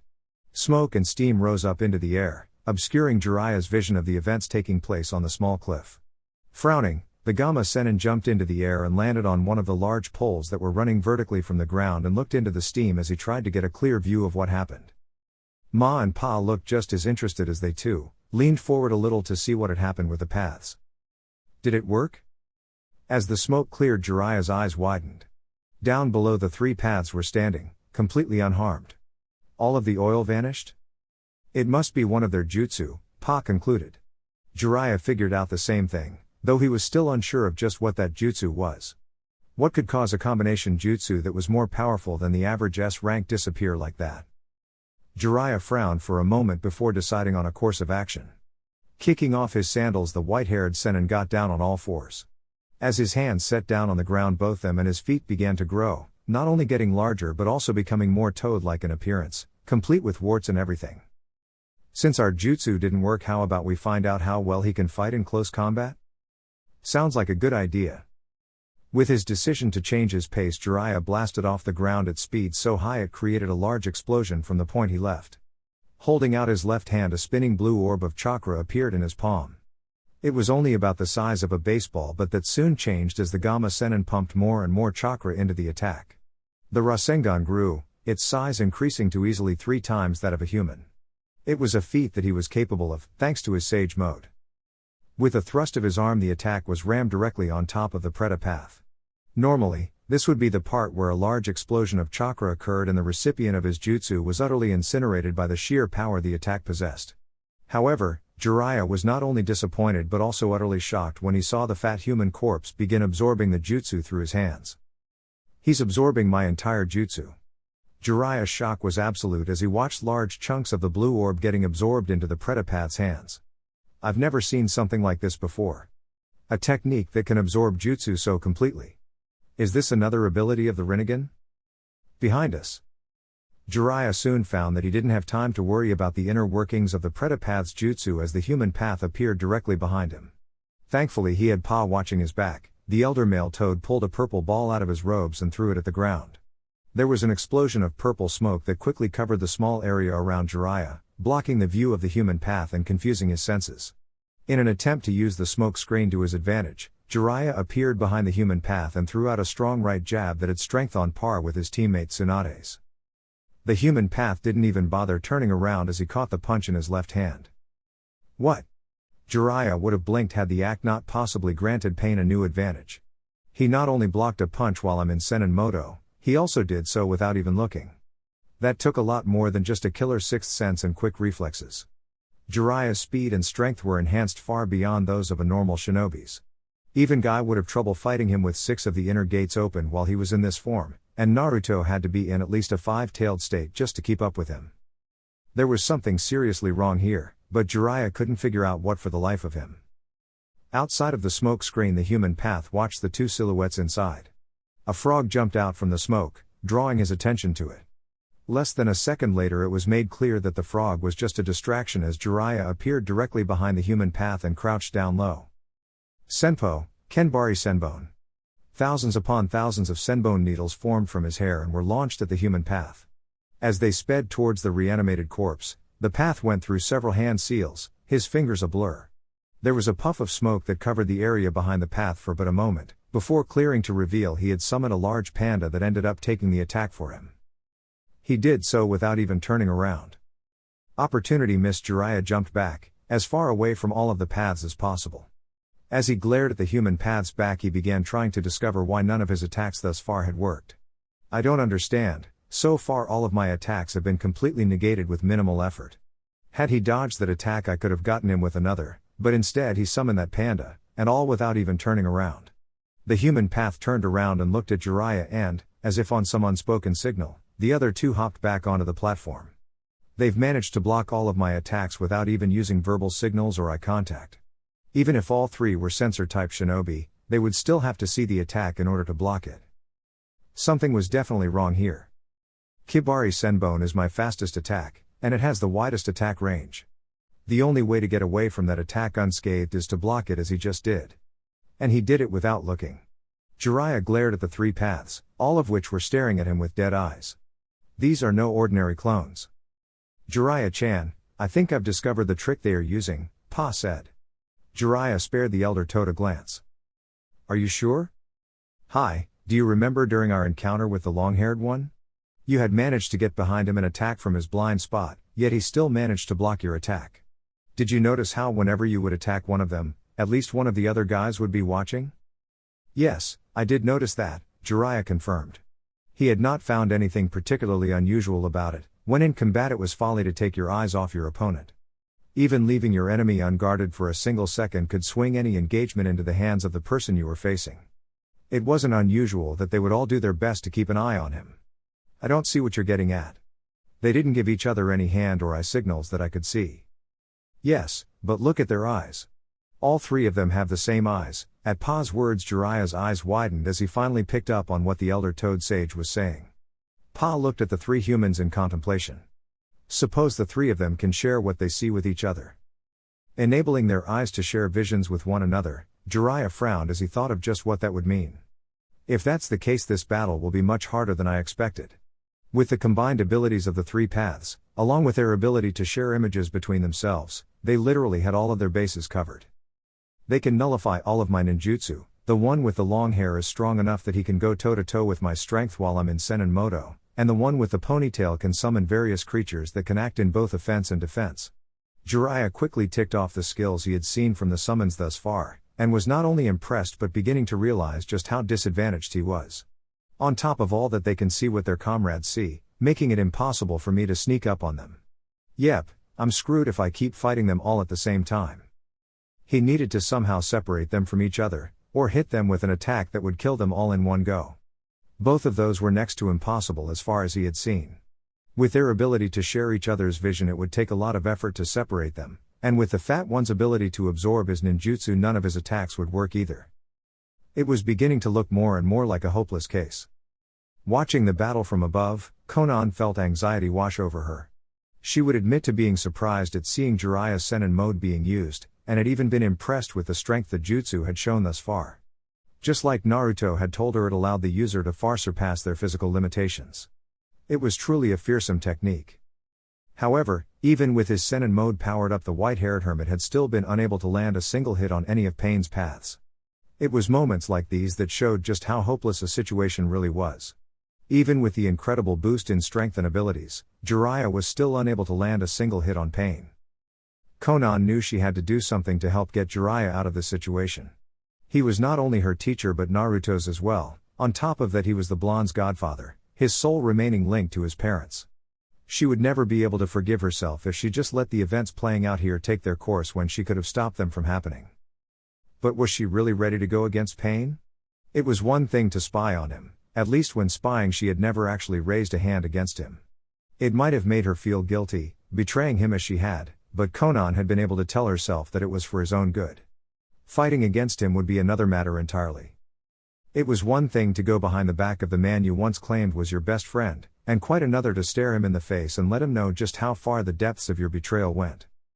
And yet, she knew that she couldn't just stand there and do nothing. In the end it came down to a choice of which side she was willing to stand by. Naruto in the light he represented, or Nagato in the growing darkness that Madara had cast over her friend. As Jiraiya and his two-toed companions continued their face-off against the three paths, the white-haired Sennin tried his utmost to think of a way to pull a victory from his ass. It was very unfortunate that he wasn't like Naruto had been back in the day, when he somehow pulled out Deus Ex Machina devices out of his metaphorical ass to beat his opponents. Jiraiya-chan, I think it may be best if we fall back for now, Pa suggested. I think you may be right. While it rankled Jiraiya to just up and retreat like this, he knew a hopeless situation when he saw one. At the moment there were still too many unknown factors to plan for every possible scenario. Not only that, but even if what they had seen so far was all Pain had to offer, it might still be more than enough to defeat them. As of now, nothing Jiraiya thought up sounded like a viable attack option against the men they were facing. It was just as he was about to escape into the pipes that the rhythm of combat changed in a way no one would have expected. Several thousand paper shurikens soared down from the sky, peppering the vicinity of the three Pains. The attack came as a major shock, both to Jiraiya and Pain himself, who was unable to react for several seconds, allowing his paths to get several deep cuts in their bodies and clothes.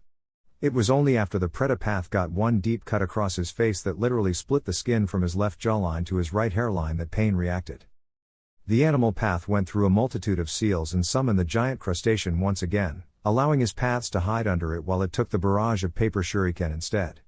The hailstorm of sharp paper lasted for nearly a full minute before ending. When the hailstorm stopped, Konan materialized in between the two, forming from several thousand pieces of paper. Konan, Pain said, whether he was truly surprised or not his voice did not show it. It was just as dead as always. What are you doing, Konan?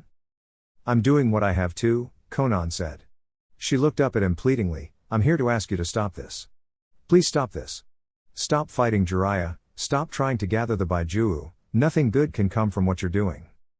While none of Pain's paths reacted in any way that would betray their emotions, Jiraiya gave a reaction that was much more prominent. His eyes widened and his jaw actually became unhinged. At the same time his mind tried to register what his eyes were telling him, but kept coming up blank as Jiraiya had one of his first what the fuck moments in several years. Konan, you know what we are doing is the only true path to peace, Pain said. You've always agreed with my ideals and have always done your best to support me in them. Because of our friendship, I will give you this one chance to repent. Return to the headquarters and we will talk, continue defying me and I will show you true pain. Konan grit her teeth and looked away from the animal path, which seemed to have taken up the job of spokesperson for the three of them. She squeezed her eyes shut and willed the tears that threatened to come out back into their tear ducts. She was not surprised that he would threaten her like this, after what she had seen Pain do and what she remembered seeing what he had done to Amiga Core from Naruto's perspective. It had become plain and clear that the man she had once known was dead. But hearing him threaten her like that, without even a fluctuation in his voice, it hurt far more than she was willing to admit. So this is how it is, she muttered in a low whisper. You've become so blinded by what you think is right that you would even strike down your best friend. It is because you are my best friend that I will strike you down, should you choose to defy me, Pain answered. It means that you have lost sight of our goals and become corrupt. I would be doing you a justice by letting you die before your memory became tainted. You've truly changed, Nagato, Konan paused, and then shook her head. No, I can no longer call you that. The Nagato I knew died a long time ago. I had deluded myself into thinking you were the man I had known for so long, never wanting to admit that the kind and compassionate boy I had known and considered a part of my family had died the same day as Yahiko. A single tear fell down her cheek before she looked up at the three paths with a glare. I can't delude myself into thinking I might be able to save you anymore. I had always hoped, prayed that I would be able to pull you away from this path of destruction, but I see now it was a fool's dream. However, I won't let the sacrifices me and Yahiko went through be in vain. I won't let you destroy the peace we all wanted. If need be. Pain. I will fight you. For a long moment nobody moved, they scarcely even breathed. Jiraiya stood behind Konan, watching her back as she stared down her longtime friend. To say he was confused would be similar to saying Tsunade was slightly vain, or that Naruto liked ramen. He was currently undergoing one of those moments where your life is flipped on its head, then kicked with enough force that it kicked your teeth in. He couldn't even be sure of what was going on right now. Then the moment was over as the animal path said, so be it. Bursting into action, all three paths went on the warpath. Wings shot out of Konan's back and with a great flap she launched herself into the air. Another flap launched several thousand paper shuriken at the human path. They would have hit their target dead on, however, the animal path was already acting and had sent the crustacean to block the attacks. Thanks to that the human path was able to reach Jiraiya unimpeded. It began a taijutsu battle with Jiraiya, throwing a left jab at the white-haired man. It was not blocked, instead the Sennin had deftly dodged to the left, using some fancy footwork to sidestep the attack. He had then grabbed the path's wrist as it was passing by, and then he yanked. With the added forward momentum from the man's punch, combined with a powerful pull from a Sennin mode-enhanced Jiraiya, the man was easily sent flying forward. Right fist cocked back, Jiraiya was just about to let loose with a mighty punch dash. Behind you, Jiraiya-chan. When Pa's voice forced him to make a split-second change in his plans. Instead of smashing his fist against the path's face, he rotated on the balls of his feet, spinning around 180 degrees as he tossed the reanimated corpse at whatever was behind him. The thing behind him just so happened to be the crustacean the animal path had resummoned.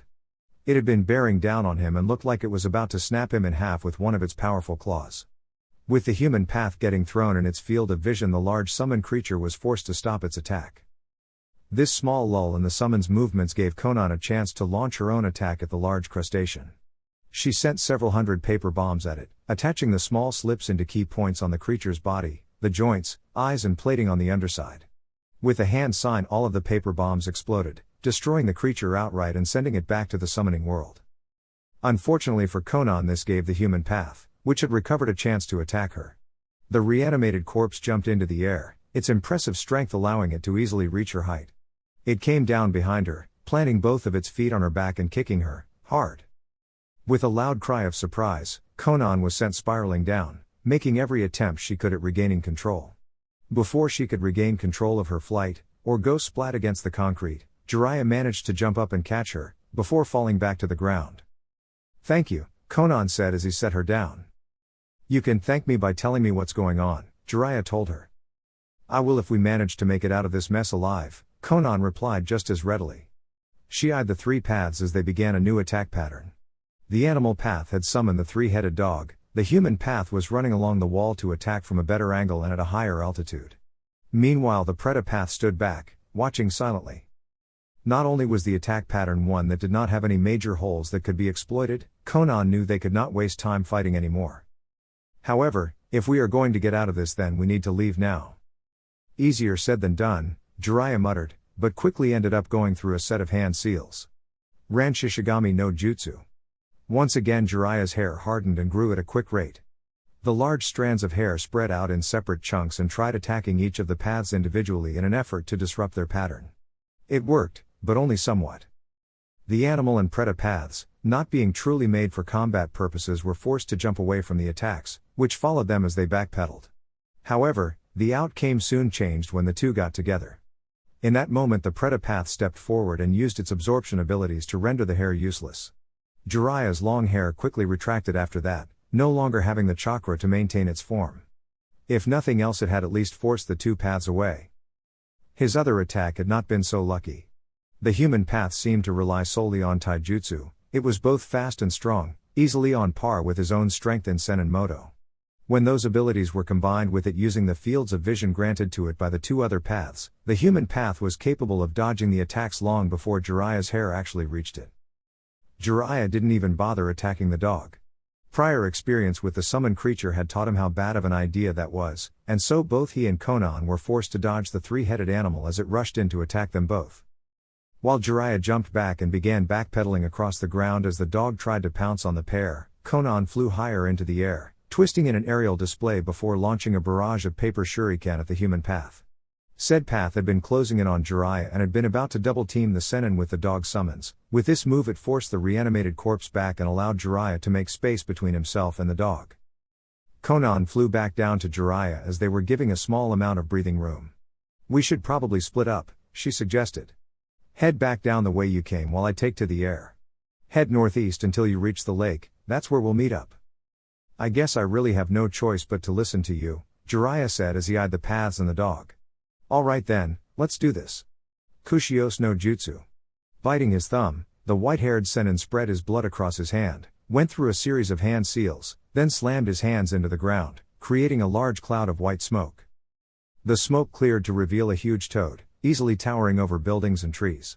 He had an aquamarine skin tone and yellow eyes with gray markings around them and two distinct, circular markings on his shoulders. He also carried two huge katanas on his back, which were his main weapons with an orange sash around his stomach. "Gamma Hero, I need you to help me make an exit from this place," Jiraiya called down from his place atop the toad's head. "Eh? Jiraiya-san, and Fukusaku-sama and Shima-sama? What are you two doing here?" asked Gamma Hero as his eyes moved to stare up at the two elder toads. "Never mind that, Gamma Hero boya," Pa said. "We need to concentrate on making an exit." "Right, I don't know what's going on but I'll do what I can to help." With that said, the pace of the battle had once again changed. Gamma Hero pulled out his swords and bull rushed the largest enemy in his path, namely the three-headed dog.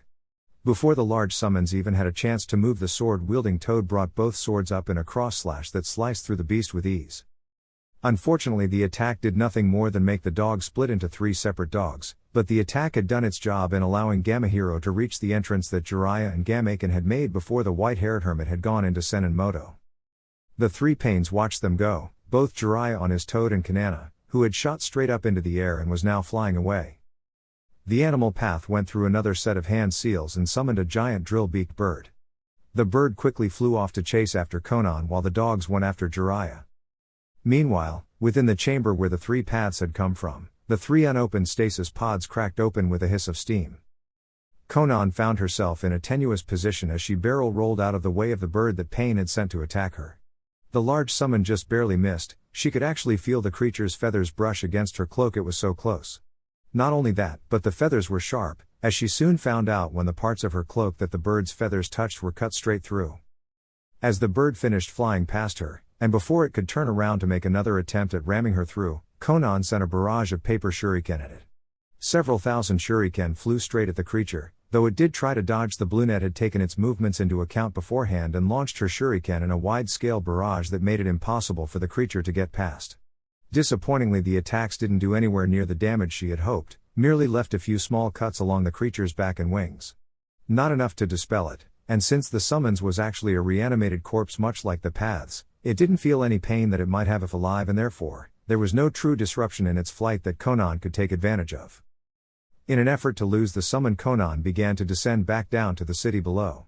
The bird had an advantage in the open air, it was much faster than she was. But she was more maneuverable. It stood to reason that if she could make her way into the twisting streets and skyscrapers of Omegakure, she should be able to lose it. At least she hoped so. Of course, it went without saying that the summon had no intention of letting her get into the city. It dive-bombed her, speeding down with a loud screech as the air was rent in front of him. There was no time for her to even dodge as the creature's beak drilled straight through her. Yet rather than blood and gore being the end result of the violent confrontation, Konan's body burst into paper, letting the bird pass right through her and scatter the many sheets into the air. The many thousands of paper slips folded themselves into airplanes and quickly took off in all different directions, making it impossible for the summon to decide which slip to follow. Konan could only hope this trick would be enough to fool Nagato, at least long enough for her to meet back up with Jiraiya. While Konan had been duking it out in an aerial battle with the bird, Jiraiya was once again having a running form of combat toad versus dog style. The battle between Gamma Hero and the dog summons was even more vicious than the one that Gammaken had been involved in. The two summons, or the toad and the half a dozen dogs that had split from the one, battled it out as they raced across the large city of Omegakure. Gamma Hero had quickly realized that hopping onto the platforms in an effort to gain the higher ground would not work, as the dogs all seemed capable of communicating with each other long distances and getting one or more of them to attack whenever he tried to get up. Jiraiya had hypothesized that if the three humans Pain had summoned could share vision, and then it stood to reason the summons did as well. They all had the Rinnegan after all. Thankfully Gamma Hero had yet to be injured beyond a few scrapes, courtesy of his talent with a blade. Unlike Gammaken, who relied on defense and endurance to get through tough battles, the large blue and green, dual sword-wielding toad was all offense. He raced through the streets without much thought, taking turns only when directed by Jiraiya or one of the elders, and slicing at anything that got in his way. This was not just limited to the dog summons. Gamma Hero had sliced several pipes and buildings straight through in his effort to not only escape the dogs chasing after them, but also disrupt their ability to catch him by using the area to his advantage by causing as much collateral damage as possible. It wasn't as effective as it would be on any other opponent, summon or otherwise, thanks to their shared vision. However, he had managed to catch several of the furry little beasts unaware and smash a building on them. Not that it did much, as the summons simply multiplied. Jiraiya had to wonder how many times they could split before reaching their limit. At least count, he had been able to observe at least 12.5 dogs running all over the place, and unfortunately for him, they still seemed capable of splitting even more. Gamma Hero. Jiraiya called from his place on the large toad's head. These dogs are throwing us off course and trying to herd us in. We need to head farther north. Try to find a spot where we only have to deal with them one at a time. That sounds a tad difficult, but I'll do what I can. Springing into action, Gamma Hero used his powerful legs to hurtle himself along the ground. As he moved through one of the many large streets of Ame, two dog summons turned a corner in front of him and charged. The large toad, swords in hand, didn't slow his pace at all as he ran towards them. When he neared, the dog that was more towards his left jumped, its muzzle a vicious snarl of teeth and a foaming mouth. Gamma Hero deftly used his right foot to hop to the left, the sword in his right hand flashed as he slashed the dog in half, initiating another split. The second dog was now right in front of Gamma Hero. It leapt towards him and opened its maw in preparation to clamp down on the toad's neck. However, the summon from Mount Mayaboku had no intention of letting the creature bite it. Bringing both swords up in a crossguard that formed an X in front of him, the large toads rushed forward and slashed the blades down. The speed with which he pulled at this particular maneuver was so quick that all anyone saw of the swords was a bright flash of silver, and then Gamma Hero was past the dog and continuing his run through the city. This did not deter any of their pursuers, however, and several more dogs along with the ones that Gamma Hero had just sliced up began following them. I think we need to use something that packs some more punch, Ma suggested as Jiraiya turned his head to look at the dog summons following them. Something that will sweep them all away in a quick blaze. Jiraiya-chan, Pa, you both know what to do. Hi. The two shouted as they figured out what jutsu the elder female toad wanted to use. Jiraiya turned around and all three went through a series of hand seals. Senpo, Kasai no Torrento. Once again Jiraiya ended up spitting out a large stream of oil, while Ma shot out fire and Pa wind. However, unlike the last attack which created a massive wave of fire, this one did something different. As oil spewed out of Jiraiya's mouth in a constant and steady stream, the wind from Pa shot out in the pattern of a whirlwind, or a tornado. It caught the oil in its grasp and forced it to take on the same flow. Meanwhile the fire struck the oil, instantly igniting the flammable liquid, which soon turned into a roaring blaze as the wind fed even more power into the flames. Soon enough the attack took on a spiraling torrent of white-hot fire that looked like it came straight from the sun itself. It blazed its way along the path the dogs were on, lighting up the entire street. Several of the summons tried to get out of the way, but the attack was far too large. While not as widespread as the Banningoiru no Ofuro, the attack still had a wide range. It acted like a funnel, small at the starting point but growing larger the farther out the attack got. None of the dogs were spared as it blazed past them. They all howled as they were burnt, their bodies dissolving into ashes. Jiraiya-chan, perhaps we should use the pipes to make our way to the destination point, Pa suggested. I think that's a grand idea. Out here we're not only outnumbered but the playing field also puts us at a disadvantage. Jiraiya looked down at the large toad he was on top of. Gamma Hero. We're going into the pipes. I want you to do what you can to lead the summons away. However, don't push yourself. If you get hurt, dispel. Hi. Good luck, Jiraiya-san. Are you sure we can trust this woman, Jiraiya-chan? Asked Pa as the human he was on ran through the pipes of Ame. I honestly don't know, Jiraiya admitted. When I first got here, it was her who attacked me. But at the same time she didn't actually try to kill me, she used our combat to slip messages to me via her paper. She had tried to warn me away. Also, she is now fighting with us against Pain and I can't really see a reason for either of them to set up such an elaborate deception to defeat us. It was painful to admit, but Jiraiya knew he would not have won the battle against Pain as things continued as they had. If the fight had progressed any further he would have lost. On the other hand she is with Akatsuki, and was Nagato's best friend. If she is betraying him, it would mean that something major has happened to her that forced her to change her mind. I can't possibly think of anything that might have the necessary emotional impact that would convince someone to do that. I suppose we have no real choice but to trust her then, Pa mused to himself. In the meantime, we should analyze the 6 paths and see if we can't come up with a strategy to defeat them. Especially if this does turn out to be a trap. Do you have any ideas, Fukusaku-sama? Asked Jiraiya. No, not yet. But if we look over what we know so far something might come to us. Let's take a look at what we know. While all of those men look different, they all possess the same eye. All 3 of them have the Rinnegan of the 6 paths. I'm still not sure what to make of that, Jiraiya admitted with a frown. The Rinnegan is supposed to be a mythological dojutsu that no one has seen since the Rikadu Sennin. Discovering that Nagato possessed the legendary eyes of the 6 paths was shocking enough, but now there are at least 2 more that we know who have the ocular jutsu. I suppose the question we should ask then is which one is the real Pain? Though I'm not sure if that would even matter. The problem is all 3 of them possess the eyes. We don't know who, or what Pain is. However, we can make a small deduction on their abilities. Their vision is linked, and they share images. That seems to be the main ability those eyes hold. So, what does that mean? Asked Ma. She was never much of a thinker when it came to situations like these. She was a housewife through and through. Think of their 3 eyes in a manner similar to those of a set of security cameras. In the same way that 3 security cameras can show different angles of the same image, those 3 are able to see 3 views at one time. So if just one of them can see the target, then the other 2 can counter with the ideal attack, with perfect timing, without having to see their foe. Pa paused to let the knowledge sink in. In other words, their field of vision is 3 times better than a normal shinobi's. And unlike the Byakugan, they can always guard each other's blind spots, without weaving signs or manipulating chakra. No wonder their combination seems so invincible, Ma exclaimed, finally understanding what the other Elder Toad was getting at. Which means if we want to defeat them, we would have to split them up and fight them separately, Jiraiya concluded. I'm positive that in a one-on-one battle we would win. Since they all share visions, fighting as a team is probably their standard mode of attack. Unfortunately, taijutsu seems out of the question, and ninjutsu will just be absorbed. Which means we would have to go with genjutsu, Pa concluded.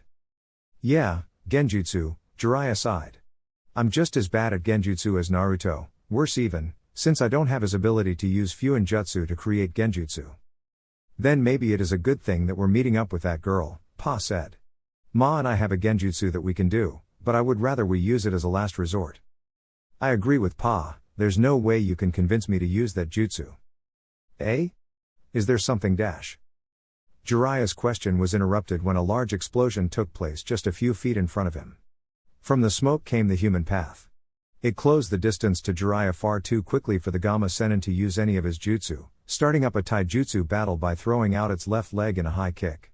Jiraiya ducked under the kick and attempted to grab the leg so he could throw the path into the wall, but the Rinnegan user retracted his foot much more quickly than the white-haired hermit thought he could. At the same time he lashed out with his right foot, throwing a kick that would have hit Jiraiya's midsection, but because he was ducking, ended up being aimed right at his face. It was only thanks to his years of training that Jiraiya was able to react quickly enough to save himself from being smashed in the face with a foot. Crossing both arms, Jiraiya blocked the kick. He was forced to channel chakra to his feet when the attack threatened to launch him in the air. Then, when he was assured he would not get sent flying, he grabbed the leg with both hands and heaved, swinging the human path around in a full circle before tossing him into a wall. The force of his throw cracked and cratered the wall of the tunnel. The human path did not get up as it was lodged into a human-sized crater in the wall. However, Jiraiya learned too late that this was all a distraction. A very different path than the ones he had encountered thus far appeared behind him. This one was a tall, bald man with an unusual body shape, possessing a very thick neck, no ears and a large jaw. Like all of the others he had been fighting, this man seemed to possess Nagato's Rinnegan. It was the only body to not have orange hair, simply because it had no hair at all. It had a vertical ring piercing on its nose, 6 spike studs all around its head, 3 studs on the top and bottom of each of its 6 arms, an enormous cylindrical stud on its chin, and 2 vertical studs on each of its upper cheeks. The body had 3 faces, each with a different expression, and 2 of which appeared from the sides of its head only when it removed its cloak in a fight: happy, angry, and neutral. It also had a long, saw-like tail which stretched from his back over his head. "You should never let your guard down, Jiraiya-sensei." Jiraiya's eyes widened as he tried to move into a defensible position, but was only able to turn around as one arm latched onto his left arm, and a fist was shoved into his gut. The power behind the punch was enough that Jiraiya was sent flying backwards, into the wall with enough force that the entire area of impact exploded outwards and the Gamma Sennin was sent flying out of the tunnel he had been in. Jiraiya's feet hit the water and he skidded along the surface. His feet created small trenches in the liquid before he slowed to a stop. "Oh oi! Jiraiya-chan, your arm is missing." Ma shrieked as the Gamma Sennin grabbed at the now missing right arm. Jiraiya really wanted to say something sarcastic and witty to the blatantly obvious remark. But the pain wasn't allowing him to think properly. "I'm well aware of that." "What's going on?" asked Pa. "This one has a different face than the others we've gone up against so far," Jiraiya said. "He was probably summoned after Konan intervened." "Jiraiya-sensei." "Speaking of Konan," said woman flew down the moment she saw him on the water's surface. She touched down, her feet just a few inches above the water as she gaped at his arm, or lack thereof. It was the most expressive he had seen her face since they met again. "Why your arm is missing?" "Yeah, no kidding," Jiraiya grit his teeth. Were his mind not so scattered from the pain he probably would have wondered what it was that made people point out the obvious. "Are you all right?" "I'll live, so long as I can get this fixed up before I bleed to death." Jiraiya then looked out at the area he had just come from, and both his and those of the Toad Elders' eyes widened when they saw not 3 but 6 paths standing along the wall. What is this?" "Those are the 6 paths of pain," Konan answered as she looked up at the 6 bodies, her eyes only focused on one of them. "They are the reanimated corpse of people Nagato used for his paths. They are pain, all of them." "Wait, what?" "They are pain. Those people were corpses that Nagato used his Rinnegan's abilities on, reanimating them and gifting them with the Rinnegan. They are all connected to him and he to them. He controls their movements and actions via a series of chakra receivers that not only grant him that ability, but give them his abilities." "Now I see," Jiraiya said in understanding. "None of those are Nagato. The real one is controlling them from somewhere else. That would also explain why they all have the Rinnegan and only one set of abilities." Konan nodded at his words, but did not turn to look at them. Nagato granted each path one of the Rinnegan's abilities. Between that and their shared vision they are nearly invincible. Able to see any attack and counter it, they are the perfect weapon for the Rinnegan. Jiraiya looked at all of the paths as they stood there. Then they stopped, his eyes widening as they landed on one of them he recognized right off the bat. "Konan, is that?" "Yes, that is the corpse of Yahiko." Konan shuddered as she spoke. She felt a spike of pain at seeing her friend's corpse being used in such a way. In some twisted sense, Nagato felt that using Yahiko as one of his paths would make it like Yahiko was still fighting with us. Jiraiya stared up into the eyes of Yahiko, or at least the eyes his body now possessed, as they too stared back at him without expression or emotion. It was unnerving, seeing someone he remembered as such a rambunctious kid, almost Naruto-like in manner, with such an expressionless face. "Konan, I will give you one more chance to return to me, Yahiko," the Devapath said. "I understand that you might be feeling pressure from what we are doing, but you know as well as I that all we do is to ensure peace." "I don't believe that," Konan shook her head vehemently. "I can no longer believe that pain. We aren't creating peace, our ideals were lost with Yahiko. All we're doing now is creating more tragedies." "Do you truly believe that?" Konan closed her eyes. "Yes. I see." A pause. "Then you, along with Jiraiya, shall know pain." Chapter 22, One-Man Rescue Squad. Yugito sighed into her drink as she sat on her stool in one of the many taverns located in Kumagakure, a relatively small joint where shinobi went in their off time to engage in the ancient art of getting shit-faced wasted. Not that she herself would ever get drunk, like all Jinchuriki, her Baijuu burned most of the alcohol from her system before it could have any serious detrimental effects. Yugito suspected she could get sloshed if she drank enough, but disliked the thought of having her ability to think logically hampered. "You seem bothered." Looking up from her drink, the young blonde Jinchuriki for the Nibi let her gaze stray over to the woman on her left. The dim lighting in the bar cast number of shadows around her friend, Samui, as she too sat at the bar nursing a drink. Her friend looked at her with a curious expression on her slightly cold face. Care to share what's bothering you? Nothing. Much, Yugito spoke with a grimace at the end. Frowning, she brought the cup of sake in her hands to her lips, drinking the warm liquid and letting it burn down her throat. Setting her cup down delicately, she grabbed the bottle from her right and poured herself another glass. I guess I'm just going a little stir-crazy from not being allowed to take missions. Her words were something of an understatement, since the Akatsuki's botched, but nearly successful, attempt at capturing her. Both she and Kirabai had more or less been placed under house arrest. Now, while that term may have been a little harsh, it was a very accurate description to her current predicament. She was not allowed to leave Kumagakure under any circumstances. She was now allowed to take missions. In fact, Reikage-sama had specifically told her that until the Akatsuki crisis was taken care of she would be more or less forced to stay in the village. The only time she had gone out was during the Chunin exams, and that had simply been because of the fact that she was with both Kirabai and the exams were being hosted in Konoha. She frowned at the thought of Konoha, or to be more accurate, a specific person who lived there. It had been quite a while since she had seen Naruto, mainly due to the mission he was now on. Yugito hadn't been told what the mission entailed, but knew that it had something to do with Uchiha Sasuke, her fiancé's traitorous teammate. That had been nearly 2 weeks ago. She still hadn't heard from him. When people say nothing much, it usually means the opposite, Samui commented idly. She took a sip of her sake, closing her eyes she swallowed, hummed, and then poured herself another glass. Hiding your feelings and thoughts from your friends is not cool. Yugito snorted a bit, amused by her friend's words. A moment later she sighed, pushed the saucer of sake away and said, I dislike being a burden. Whoever said you were a burden? Asked Samui, frowning a bit when she heard her fellow blonde's words. No one, they don't need to, Yugito said, shrugging her shoulders. But as things stand right now, I'm more of a burden than an asset. With Akatsuki on the loose, I can't take any missions, I've been confined to the village, and I'm not even allowed to go outside to train. Even Kirabai was still being allowed to travel to his favorite training spot at Unraikyo. Meanwhile, she was confined to the training grounds inside of the village. Yugito thought the Reikage was showing favoritism towards his adopted brother, but would never admit that out loud. Don't forget that you are also bothered by the fact that Naruto hasn't been able to spend much time with you, Samui added, a small smile gracing her face. Yugito huffed a bit, looking away, which just caused the normally frigid woman's smile to grow. Not to say that I can't see why you would be bothered by that. If I had someone like him as my boyfriend, then I wouldn't have to worry about all of the men around here staring at my breasts. Fiancé, Yugito corrected absently, along with silently agreeing on the other woman's assessment. Especially the breast part, even now she could see the men around them staring at Samui's large assets. That's right, Samui spoke with a small smirk. How could I forget that you two are engaged? Especially with that small gem on your finger. Her eyes flickered to the beautiful ring that Naruto had crafted for Yugito, then back to the other woman's eyes.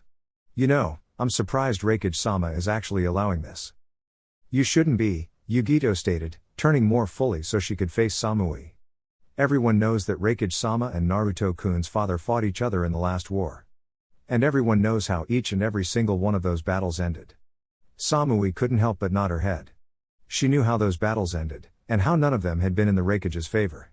No matter how hard the man had tried, how many times he and the man who had earned the moniker of Kirov Senko had fought, had never won. And now Naruto had learned the very technique that had made his father so feared, and could use it to the same degree that Minato had. On top of that, the blonde was capable of fighting on even ground without its use. And that was not even going into Naruto's abilities when he used the Kyuubi's chakra.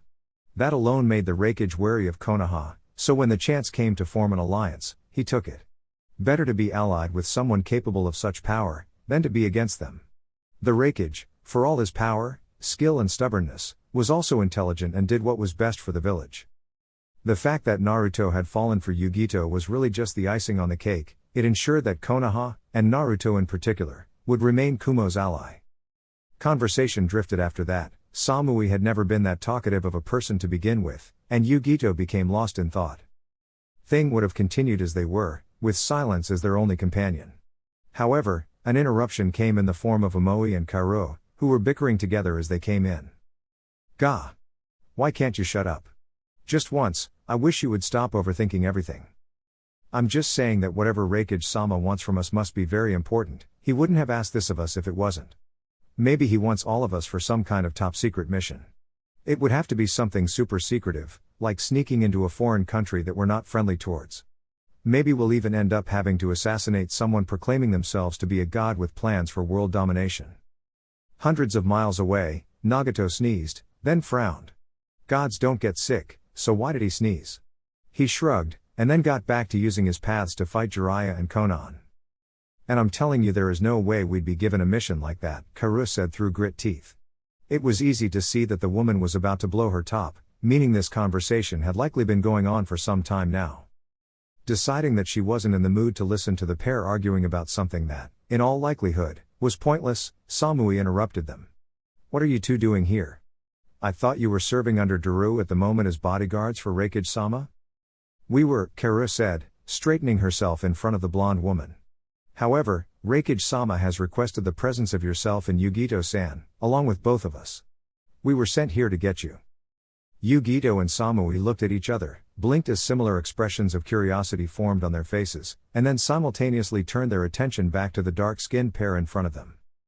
Did Reikage-sama say what he wanted? Asked Yugito. Only that we were to retrieve you two and escort you to his office, answered Karu before Omoi could say anything. She was not in the mood for his conspiracy theories, having listened to them far more than anybody should have too. The two blondes shared another look, before standing up. Yugito gestured to the two Chunin in their presence and said, "Lead the way." The trip they took to get to the Reikage's office was very roundabout. Unlike in Konoha, one could not just shunshine into the Reikage's office. As a village that was more militaristic than any of the other hidden villages, Kumagakure followed very strict protocols that were enforced to the letter. The only person capable of breaking these protocols was Kirabai, which Yugito suspected was simply because he was Reikage-sama's adopted brother. Though even the famed Hachibi Jinchuriki couldn't get away with some things. Shaking her head, Yugito did her best to ignore the pair bickering in front of her, only catching the occasional word from their heated discussion. She instead remained silent as they made their way along the village, hopping across the flat roofs to the many conical buildings in the city. Like most days in Kumo, the sky was fairly clear, with the only clouded areas being around the Reikage mansion and the large mountains that their village was built around. Unlike Hai no Kuni and some of the other countries she had been to, the weather in Kaminari no Kuni was very predictable.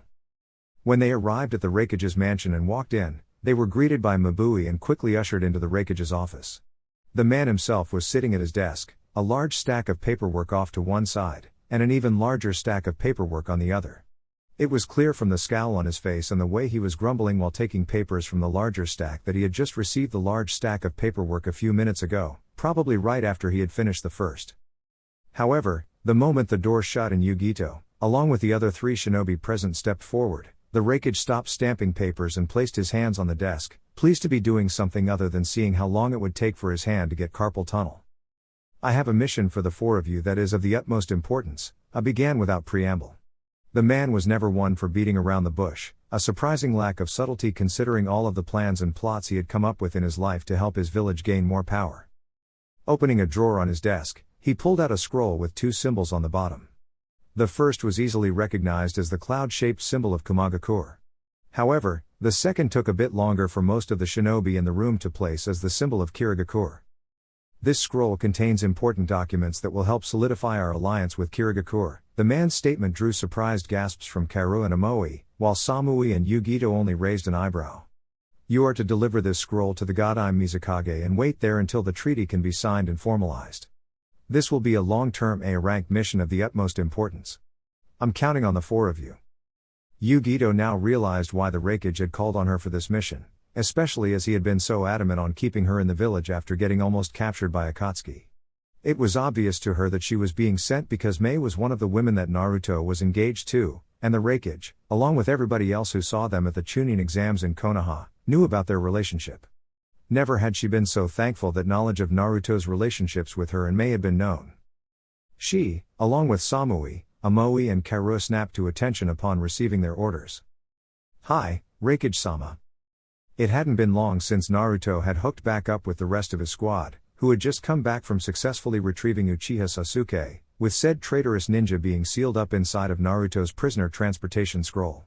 He, along with Yamato, Kakashi, Kiba, Hinata, Shino, Sai, and Sakura, were all hopping along the trees as they made their way back to Konoha. They were in a standard arrow formation, with Naruto in the lead, Kakashi and Sakura on either side and the others evenly spaced behind them to create the key points of the formation. Naruto scanned his surroundings, keeping an eye open for any possible threat. Madara may have been injured, but the blonde wasn't sure if that would be enough to stop the man. And even if the one claiming to be the ancient Uchiha was unable to attack, it didn't mean he wouldn't send a subordinate to do the same. Kisame and Zetsu were both very real threats, especially Zetsu, as Konan had told him that the plant being could travel underground at overwhelming speeds. "Hey brat. Kyuubi?" Naruto frowned as he continued hopping along the trees. It was very rare for the Baijuwu to start a conversation with him, preferring to stay quiet unless it was to make the occasional snide comment. "What's up? I've been waiting to tell you this until after your fight with the Uchiha." But that man who was claiming himself as Uchiha Madara was not, in fact, Uchiha Madara. Excuse me?" Such was Naruto's shock that when he landed on the next tree branch he stumbled and nearly lost his footing. Only experience and long-standing use of tree hopping and a quick application of chakra kept the blonde from plummeting to the ground in a rather humiliating way. "Naruto?" questioned Kakashi, who was hopping along right next to the blonde, a small note of concern in his voice at seeing the rather confident and normally skilled Naruto nearly fall off during something as routine as tree hopping. Behind them, the rest of their squad was also looking at the whiskered blonde in concern. "Hold up Kakashi," Naruto said absently, "Kyuubi's trying to tell me something important." He missed the looks of shock and concern he got with that statement, or to be more accurate, he ignored them. What the great Baijuwu had to tell him was far more important than their shock at the moment. "What do you mean that's no Uchiha Madara? How could that be anybody else?" "I don't know." By the snarl in Kyuubi's voice it was clear the ancient beast was even more frustrated by this than he was. "I'm only telling you what I felt. I know Madara's chakra signature as well as I know my own. So I'd know if it was him. That man was not him." "But what about when he made you attack Konoha when I was born?" asked Naruto, trying to gain enough information that he could wrap his head around what Kyuubi was telling him. "I thought you said that Madara was the one who forced you into attacking the village." "I never said that. You just assumed that because that Konan girl you were mated to told you Madara was the one who is leading Akatsuki from the shadows that he was the real Uchiha Madara." Kyuubi's words were a cause for alarm. If what the fox was saying was true, then the person that Naruto had assumed was the reason Kyuubi's attack on Konoha, and the secret power behind Akatsuki, was not who Naruto thought he was. It also meant that Konan was wrong and the man who claimed to be Uchiha Madara was deliberately handing out misinformation on his identity to further confuse everyone, including his own men. The problem Naruto had with that was that if Kyuubi was right, and the man he had faced was not Uchiha Madara, then who was he? Why was he impersonating another person? Especially one who had been considered one of the most powerful shinobi to date? None of this made sense to Naruto. He could not see any discernible reason for Tobi to impersonate Madara, especially when only a few people even knew of his existence, and of those few only himself, Konan and Pain knew who he truly was.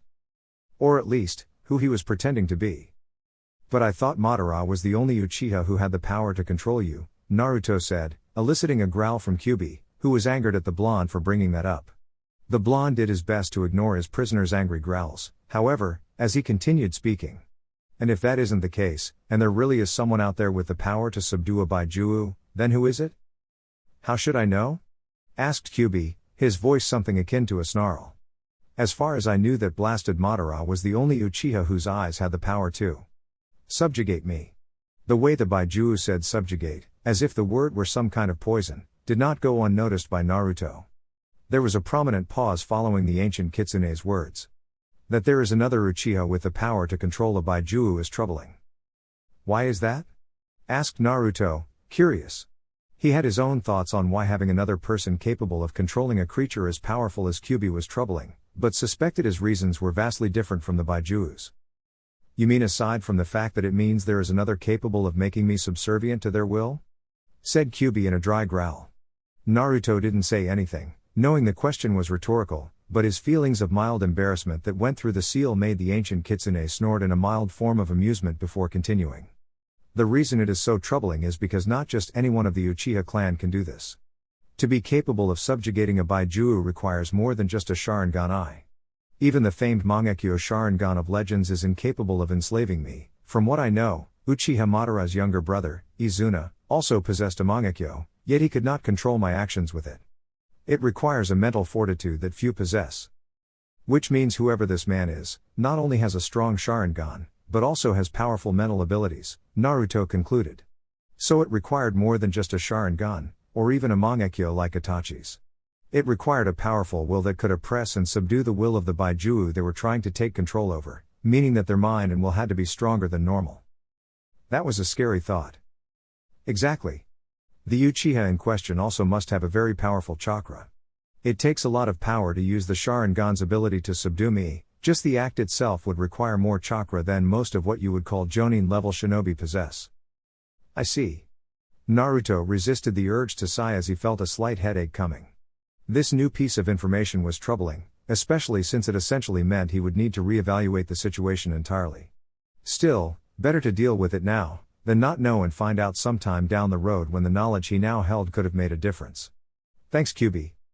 Che, whatever brat. Naruto almost smiled at the grumble in Kyubi's voice. He could almost picture the ancient Baiju'u scoffing at him. Naruto, Kakashi's voice interrupted his thoughts. Turning his head, Naruto looked at his former sensei with a curious expression. Something wrong, sensei? I was just wondering if you were done talking with Kyubi. And if so, what was so important that it had to tell you? Naruto corrected absently, tilting his head a bit as he tried to decide how much he should tell Kakashi, and the others who were secretly listening in. He couldn't tell them everything, not only because they were out in the open but because secrets never stayed secret for long when more people knew about it. And the information that the man claiming to be Uchiha Madara was not Uchiha Madara was a pretty big thing. Knowledge was power, and in this instance it may be better to tell them as little as possible. Kyubi was just giving him some information on the man that I fought a few minutes ago. Oh? Kakashi raised a single eyebrow in question. It was obvious to anyone that the silver-haired man was looking for more information. However, much as Naruto may trust Kakashi, this was the kind of information that he was not willing to hand out callously. Yes, Naruto replied with a nod, then snapped his mouth shut. After several seconds, when it became obvious that the blonde was not going to elaborate on what he and Kyubi spoke of, Kakashi sighed and went back to monitoring their surroundings and looking out for signs of danger. It wasn't until 3 hours later that something happened. In mid-jump, Naruto's body stiffened and his eyes widened in surprise. He stopped, abruptly, and turned his head in a specific direction with eyes slightly glazed over, looking at something only he could see. Naruto? Said Sakura, surprised by the sudden stop as was everyone else. They had been making good time so far, and were only a few days away from Konoha. Naruto had been driving them rather hard to make it back to the safety of the village where Akatsuki wouldn't be able to attack them, which was why everyone was wondering what had caused the blonde to stop moving so suddenly. Someone just activated one of my Hiraishin seals, Naruto said with wide eyes. The look didn't last as his eyes sharpened and he turned his head to look at Kakashi. Sensei, from this moment onwards you are in charge. I want you to head to Konoha with all due haste. Do not stop until you are within those walls. Understand? Yes, Kakashi nodded, and then paused before voicing his concern. Is something wrong? I don't know, Naruto frowned, and then shook his head. But everyone who has a Hiraishin seal knows that I am on a mission. They wouldn't have activated it if they weren't in very serious danger. He paused, and then looked at everyone on the squad before nodding in goodbye. I'll see you all in Konoha. And with that, Naruto disappeared in a flash of yellow. Naruto knew almost as soon as he used the Hiraishin to flash to the location of the person who summoned him, that something was wrong. It was not just an innate sense of instinct that told him this, but ran more along the lines of all of his senses and combat experience screaming at him with all the subtlety of a sledgehammer. The vast and erratic flares of chakra told him that whoever had summoned him was likely in a battle.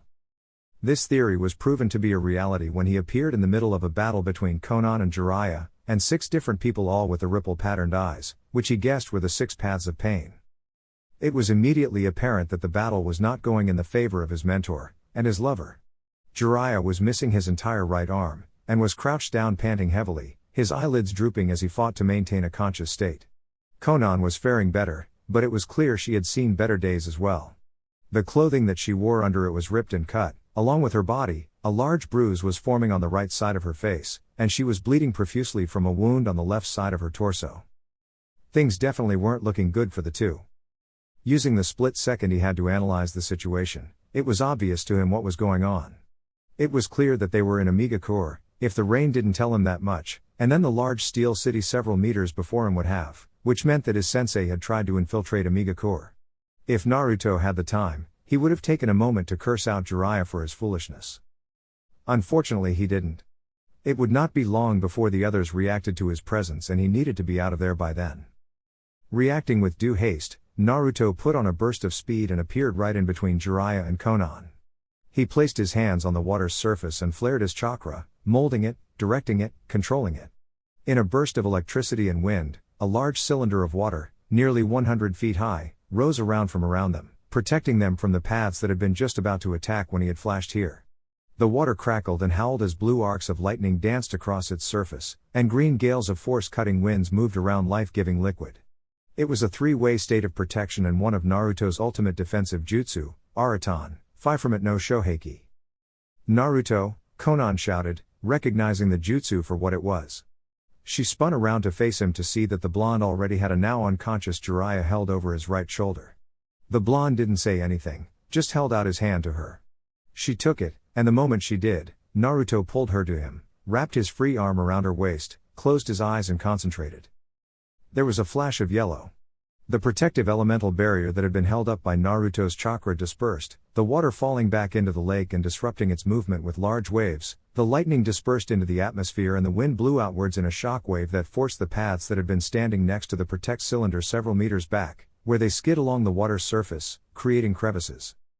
The Deva path let its hands fall down to its side, the protective barrier of gravitational chakra that he had created dispersing. His eyes roved over the now empty landscape, expression never changing. When it became clear that Konan and Jiraiya were gone, escaped by the help of the person he belatedly recognized as the Kyuubi Jinchuriki, he, along with the other paths, began making their way back to base. He would need to inform Madara of this new development. The moment Naruto, along with Konan and Jiraiya reappeared, the blonde shinobi quickly dropped to his knees, gasping as he heaved in a great lungful of air. "And Naruto-kun," shouted Konan, surprised to see her lover looking like he'd just run a 5,000-mile marathon with Guy and Lee. Her arm encircled his waist as she tried to hold him up, but due to her own exhaustion only managed to bring her down with him. As the blonde fell to a knee, Jiraiya slid from Naruto's grasp, falling to the ground and laying on his side. The slow breathing was the only thing that let them know their sensei was alive. "Are you all right?" asked Konan, her voice clearly stating her concern. "Yes," Naruto got out, his voice raspy as he continued heaving for breath. It took him a few seconds before he could continue talking. "The Hiraishin is a jutsu where the chakra cost is proportional to the mass I'm using the jutsu on. That cost is tripled when I'm taking more than one object at a time, especially if I'm flashing with them." And that wasn't even mentioning how he had just gotten out of his own battle with the Madara that was not Madara. As it was his reserves had already been cut down to a third by that battle. By the time Konan had summoned him, he'd been running on empty and was just barely able to use the Hiraishin. His eyes landed on Jiraiya and he remembered that time was of the essence. Acting with as much haste as possible, Naruto summoned a scroll from inside his left kunai pouch. Unrolling quickly and flattening it against the ground, he smashed his hands on the seal located in the center of the parchment. With a puff of smoke that cleared soon after it appeared, Naruto summoned the medical supplies that he always kept on hand. He grabbed one of the jars containing several black pills, popped the lid and threw two into his mouth. The blonde grimaced. He hated using chakra pills, or any kind of artificial enhancers. But at the moment, he didn't have much of a choice. As he felt his chakra replenish, Naruto turned to Konan and began speaking. "I'm going to get Tsunade. I need you to stay here with Jiraiya and keep him alive." Konan nodded sharply. She wasn't a medical ninja, but having been the one who healed most of her friends' wounds when they were injured, she was decent when it came to application of medicine and field bandaging. Naruto didn't respond with words to her affirmation. Instead he disappeared within a swirl of leaves, leaving her to tend to Jiraiya's wounds. The first thing Konan did was roll Jiraiya onto his back. He had long since lost consciousness and was beginning to look drawn and pale, a sign that he was running low on blood, which meant he needed to replenish what he'd lost. Konan easily found the blood-replenishing pills. Naruto was very meticulous in his labeling. She opened the container and grabbed several, feeding them to Jiraiya one at a time. It was difficult to get him to swallow them, Since he was already unconscious, she had to help him chew by moving his chakra, and then help him swallow by forcing the paste down his throat with some water. Thankfully, he wasn't dead enough that his survival reflexes weren't kicking in, and he automatically swallowed the water and pills. When the blood replenishing pills began working, it showed the now severed stub that was his arm beginning to leak more blood than before. Konan, knowing that she had to stop the blood flow, ripped off the right sleeve of his tunic, and used it as a tourniquet. The blood flowing out of the wound slowed to a mere trickle, which she knew was about as good as she was going to get it. Realizing that there wasn't much else she could do for her sensei now, Konan fell onto her backside, hands going behind her for support, and for the first time since she had appeared with Naruto, took in her surroundings. The room they were in was a bland, square room with very little in the way of personality. She and Jiraiya were on some kind of pad, a light tan pad with a rubber grip texture. They were in the center, surrounded by gray lines that formed a square around them. The walls were made of cement, a light tan color weathered and cracked with age. Several stone columns acted as support and held up the roof. Behind her, she noticed a set of stairs with rust-colored handrails surrounding it leading to a door. The few personal effects that she noticed were the tri-pronged kunai hanging on the wall at the far end, and several houris that Naruto wore. It wasn't long after her initial survey of the room, maybe 5 minutes later, that Naruto reappeared in a yellow flash next to her, this time with 2 other people. Naruto dropped to his hands and knees, panting. The one on his left, who she absently recognized as Tsunade, swore loudly. "Shit." The blonde Hokage was at Jiraiya's side in an instant, running a medical scan over him. The worry that was clear on her face began to grow into fear, letting Konan know that something was wrong with the man. Her theory was proven a moment later when Tsunade began speaking again. "He's going into shock. Shizune. I need you to help me carry him upstairs." "Hi. Tsunade-sama." Konan watched with tired eyes as Tsunade and the dark-haired woman that could only be Shizune grabbed Jiraiya and lifted him as delicately as possible. The pair of medical ninja moved as quickly as they were able without jostling the white-haired hermit, moving up the stairs and through the door.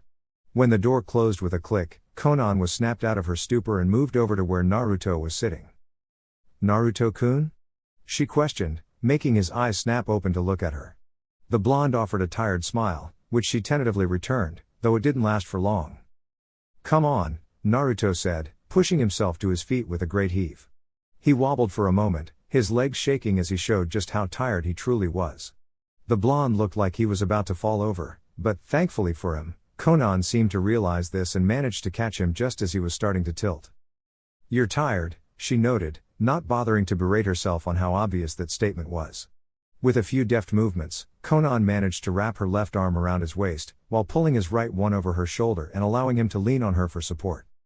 "Yeah, no kidding," Naruto said with a dry chuckle. When he looked at Konan out of the corner of his eye, and saw the look she was giving him, one that told him she was not in the mood for smart-ass remarks, he decided to elaborate. "We ran into Madara on our mission." Konan flinched, a clear indication of how she felt about this knowledge. "You fought him?" she asked.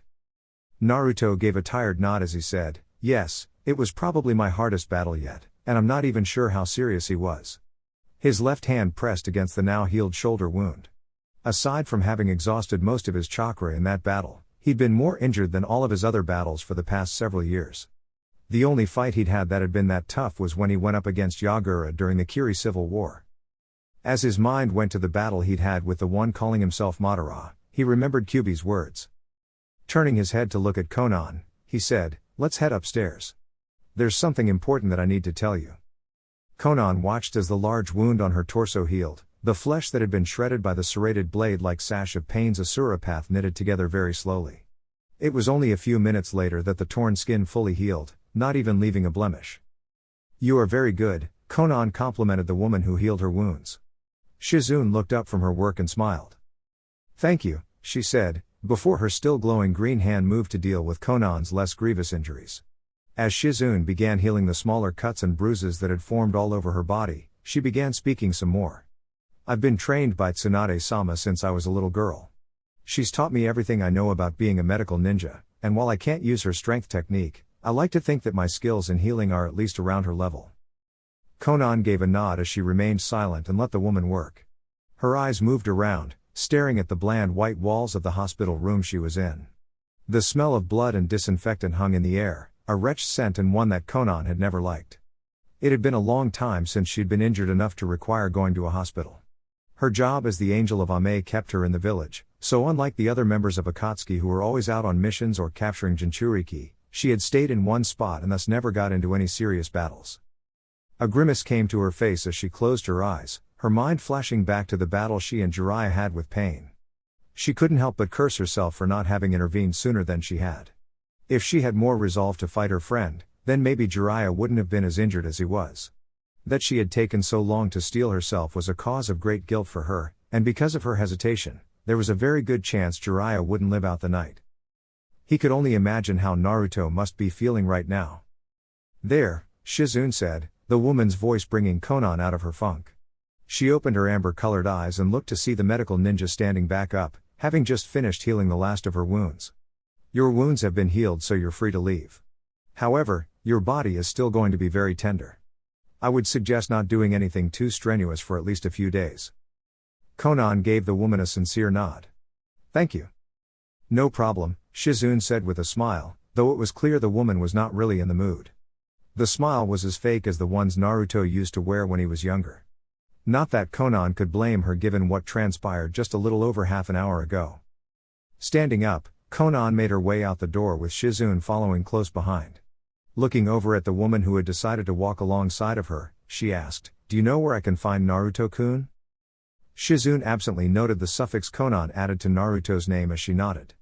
"He's probably standing outside of the emergency room that Tsunade-sama took Jiraiya-sama to. I'm heading there myself, so just follow me." With a nod, Konan did just that, following the woman as she moved through several halls, up a flight of stairs, and down another hall. At the end, they found Naruto just as Shizune said they would. He was standing in front of a large set of double doors with a red light blazing above the door to let everyone know it was currently in the middle of an operation. The blonde himself was pacing back and forth in front of the door, the thumb of his left hand in his mouth as she chewed on it in worry, while the other was cupping the elbow of his left hand and holding it up. Every few seconds he would stop, turn his head to look at the door, and when he noticed that the light still hadn't turned off, he would continue his pacing.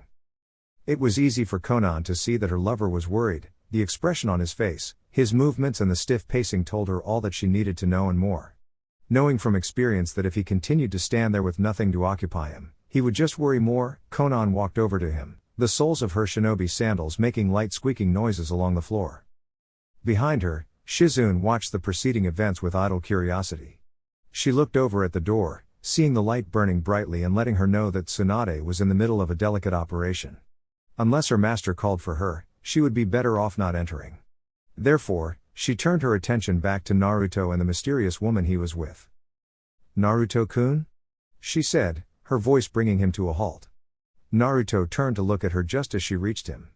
His arms relaxed upon seeing her, moving back down to his sides, and some of the worry on his face turned into relief at seeing that she was all right. It warmed her heart to know that he cared about her, to see the emotion of worry on his face and know that at least part of it was because he was concerned for her well-being. She moved the rest of the distance between them, closing the last inch as her arms slid his waist and wrapped themselves around him tightly. Naruto was taller than her now. When they had first met, the blonde was about the same height as she was. Now he was at least a head taller. Her head was able to easily fit underneath his. In response to her hold on him, Naruto's arm wrapped around her shoulders, squeezing her just a little tighter than he normally would, as if to make sure she was really there. His chin came to rest on the crown of her head, eyes closing as he tried taking deep breaths to calm the worry that was raging in his mind. "It will be okay," Konan murmured, her voice so soft that Naruto almost missed it. They parted only slightly, so that Naruto could look down at her as the blue-haired woman looked up. She tried to offer him a reassuring smile, though it was clearly forced. Despite this, she continued. "Everything's going to be fine. Jiraiya-sensei wouldn't let something like this kill him so easily." "Yeah." It was clear Naruto didn't quite believe that as he looked over at the still closed door, a prominent frown marring his face. He shuddered a bit, his body shaking and sending a reverberation through Konan. She watched in concern as he closed his eyes and grit his teeth. "Are you all right?" "We should have told him," Naruto whispered, his voice breaking ever so slightly. "About us?" "About everything," Naruto said. Opening his eyes again, he turned his head once more to look at Konan. "I should have realized that he would eventually figure everything out on his own." Amikakure is the only nation in the elemental countries that has been totally isolated from the rest of the world. It's the perfect place for Akatsuki's base. I should have realized that he would eventually figure this out and go there to see for himself. You can't predict the future, Naruto-kun, Konan said. At the time, you thought this was for the best. We both know how Jiraiya thinks. If you had told him back then, he would have still gone there. Maybe things would have been different, but maybe they wouldn't have. You can't know for sure. She rested her head in the crook of his neck, breathing his scent in through her nose, and blowing her breath out through her mouth. All we can do now is hope that Jiraiya will pull through this. Right. As one of Naruto's hands went to the small of her back, his other one came to her head, fingers beginning to brush through her hair as he rested his cheek on her head. Excuse me? Asked Shizune, bringing attention to herself after watching the exchange. Naruto and Konan looked over at her. Seeing this, she continued, focusing her eyes mostly on the blonde. Asking the question she wanted to ever since she worked on Konan, she said, Naruto-kun, who is this? That's right, I haven't introduced you yet, have I? Naruto said rhetorically. He ended their embrace, taking a step back from Konan and grabbing onto her left hand. She responded, lacing her fingers with his as they walked over to one side of the wall, where Shizune had chosen to stand. When they reached the dark-haired woman, Naruto introduced the two by saying, "This is Konan. Konan, this is Shizune." "It's a pleasure to meet you," Konan said, hands held in front of her as she bowed slightly in respect. Though Shizune was dissatisfied by the very small introduction, having been hoping to learn more about this mysterious woman that somehow knows Naruto, and in an intimate sense if their previous actions were any indication, she returned the gesture. "It's nice to meet you as well." Returning to an upright position, and hoping to learn more about the blue-haired beauty, Shizune opened her mouth to speak. Before she could, however, the light above the door blanked, and a few seconds after that the door opened and a tired Tsunade walked out. "Tsunade-sama," Shizune said as she, Naruto, and Konan walked in front of the blonde Hokage. "How's Uro-senin?" asked Naruto before the woman even had a chance to speak. "Is he alright? Did he make it through? How is he doing?" He was forced to stop talking when Tsunade held a hand up in front of his face, backed by a tired glare to let him know she was not in the mood to listen to him. After a few seconds, when it became clear that Naruto would not interrupt her, Tsunade said, "It was come and go for a while, but Jiraiya's going to be fine." The relief that washed through the area was almost palpable. Both Naruto and Konan closed their eyes and sent out a silent, "Thank you," neither realizing that Tsunade was eyeing the two curiously, though her attention was more focused on Konan. Deciding that she would get her answers as to who this woman was, and why she looked so familiar, along with the knowledge of why Naruto was here without his squad later, she first decided to tell them more about Jiraiya's condition. "His right arm is gone completely, and since you didn't have it with you, I can't reattach it. Even if you did bring his arm, the wound was beginning to get infected and I'm not sure reattaching the limb would have worked. In the end I was forced to cauterize the wound. This will hamper his ability to use ninjutsu, but I'm sure he'll find a way around that when he wakes up." There were several other problems as well, namely that he had more than a few broken bones, including a nearly shattered ribcage. His left lung had also been punctured by several bone fragments from his ribs. She paused for a moment, catching her breath before continuing. "As things stand, he was very lucky that you managed to get me when you did. A few minutes later and he would have died from any number of the injuries he suffered." It was a harsh diagnosis, and one that made everyone listening wince as they heard the number of life-threatening injuries he had. At the very least he was still alive, that had to count for something. "Can we see him?" asked Naruto. Tsunade shook her head. "Currently he's been put into a medical-induced sleep so that his injuries might heal without him aggravating them." She then fixed Naruto with a glare. "I'm also going to need a mission brief from you, as well as an explanation as to why you are here, without your squad I might add, and who this woman is." Naruto sighed. He should have expected something like this. "Right. Well, let's go to your office. This explanation will take a while and isn't something you're going to want to become public knowledge." Chapter 23, Revelations. Tsunade rubbed her forehead as she looked at Naruto, who was currently standing at attention in front of her desk with the blue-haired woman that she had seen with him by his side, and couldn't help but wonder if this boy was trying to force her into retirement via stress. Just when she thought they had everything figured out, the last remaining Uzumaki aside from her managed to drop an exploding tag on her. "So you're telling me that the Uchiha Madara that is supposedly secretly leading Akatsuki from the shadows really isn't Uchiha Madara, but someone impersonating him?" She had just been given a report on what had happened during their capture Itachi mission. While she was pleased to know that Sasuke had been captured during that mission, this new information on the man known as Tobi, who they had assumed was Uchiha Madara, was troubling. Tsunade really wasn't sure if she should be relieved or terrified by that knowledge. The founder of the Uchiha clan had been a shinobi of monstrous strength. The only ninja said to be on par with her grandfather, Senju Hashirama, who was still considered to be the most powerful ninja in the elemental nations. If the man Naruto fought was not Madara, then it meant they wouldn't have to deal with such a powerful ninja. On the other side of the coin toss, the man Naruto fought was capable of controlling the Kyuubi just like her grandfather's rival, which could mean they were dealing with someone who was not only just as powerful, but also a complete unknown. Neither of those answers brought much comfort. Kyuubi seems to think so, Naruto answered her with a shrug. And since he knows the bastard personally, I can only assume that the fox is right.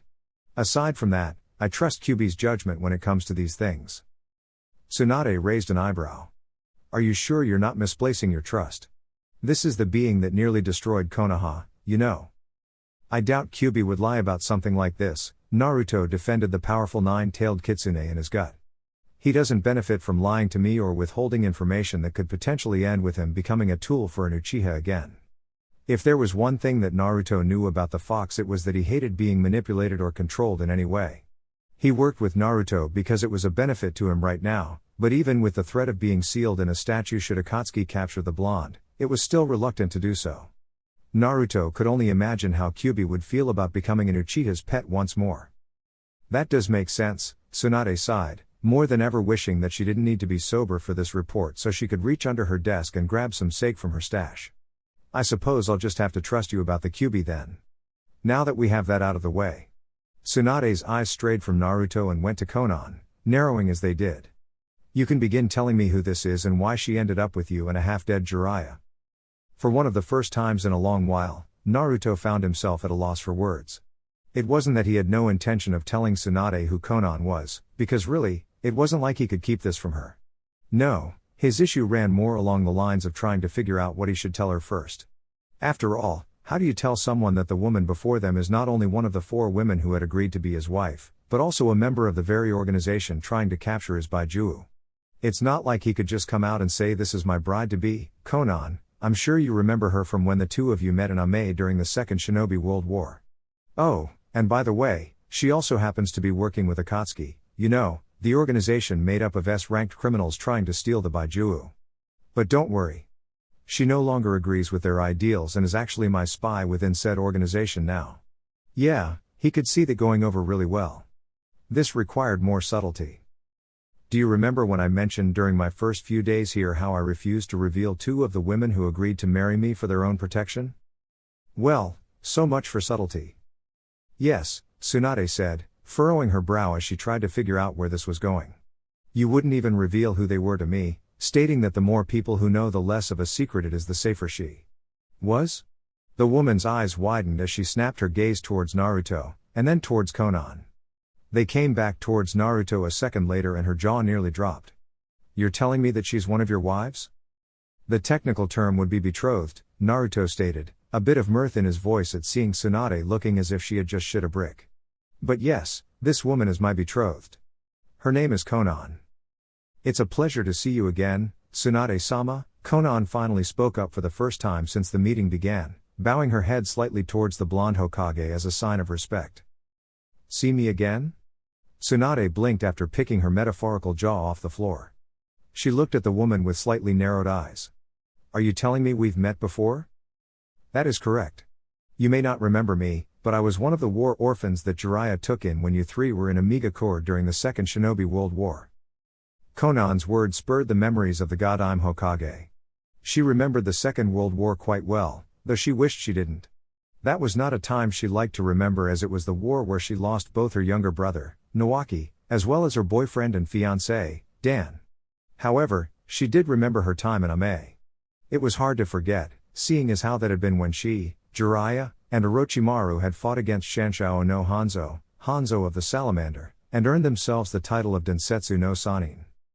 Thinking back on that time, Tsunade did remember meeting 3 orphans, 2 boys and a girl. A girl with blue hair, amber eyes, and an origami flower in her hair.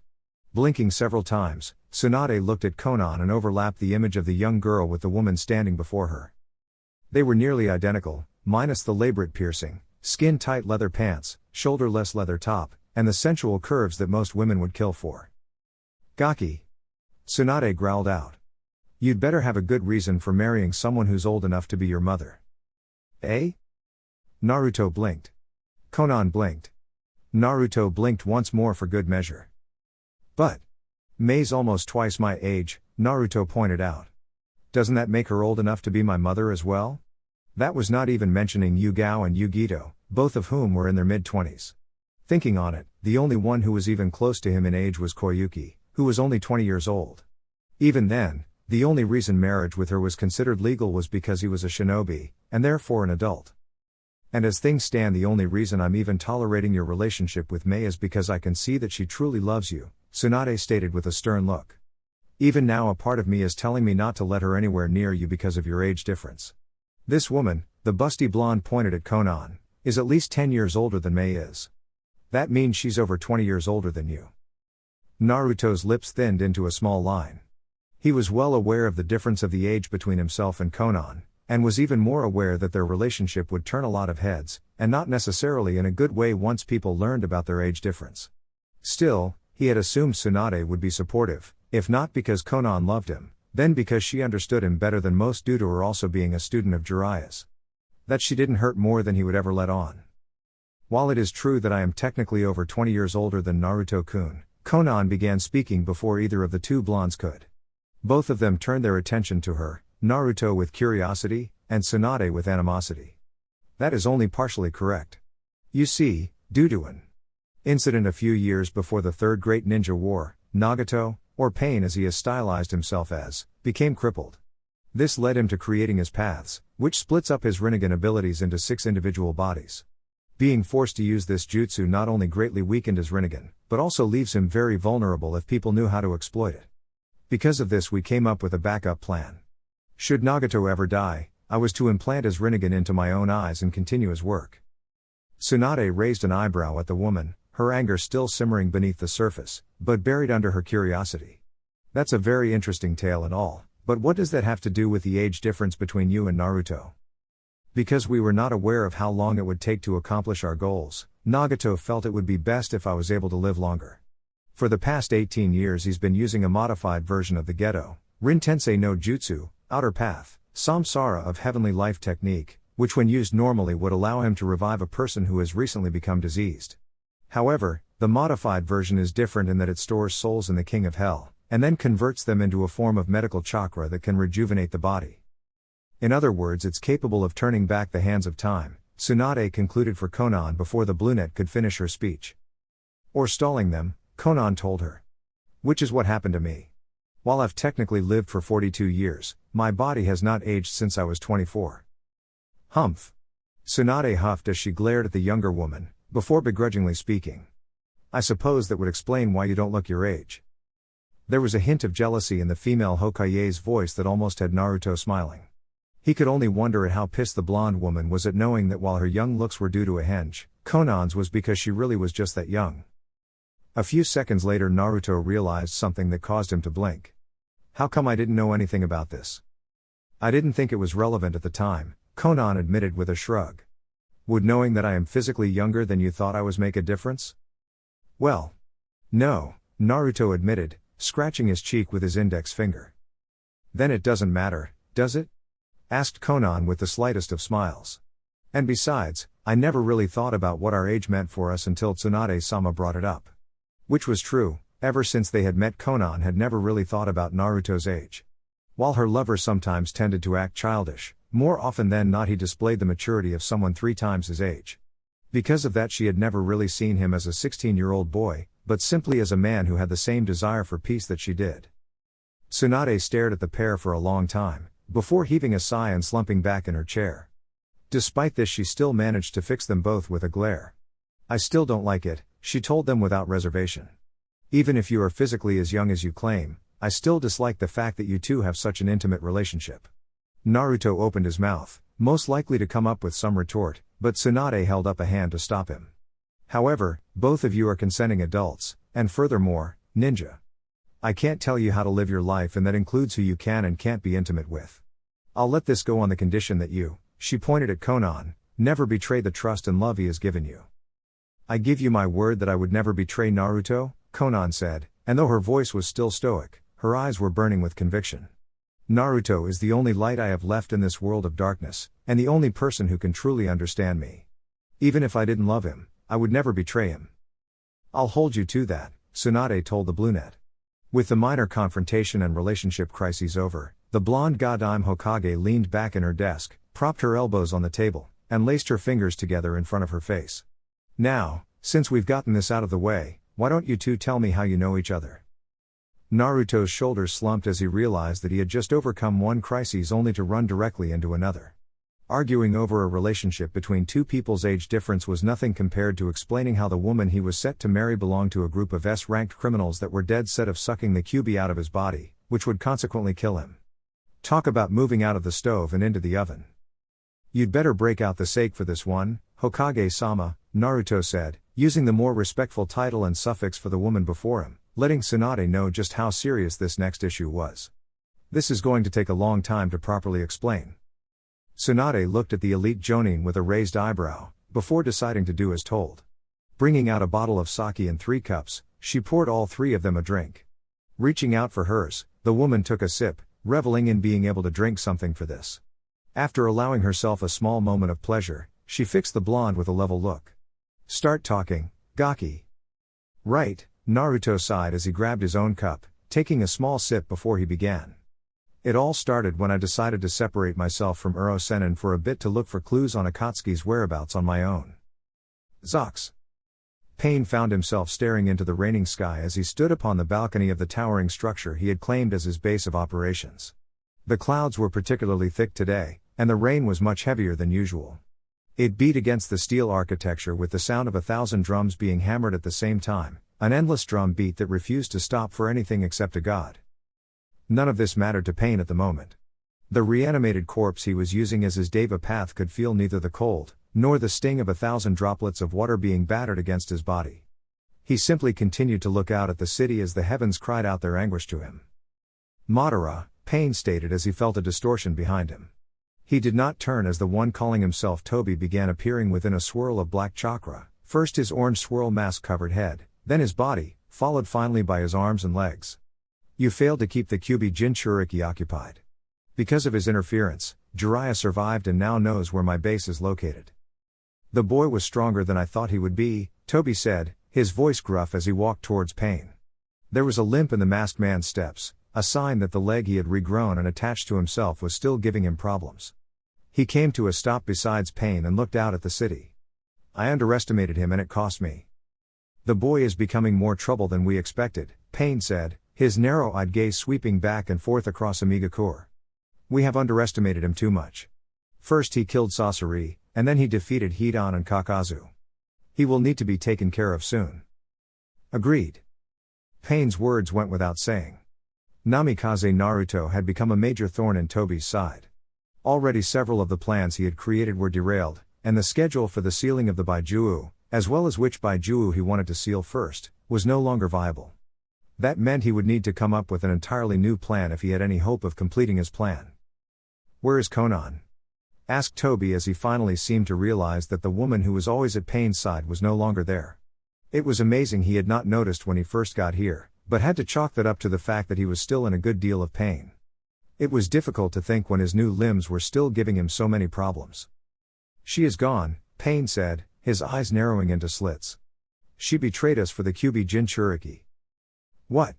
If it weren't for the mask getting in the way, Pain would have most likely seen Toby blink.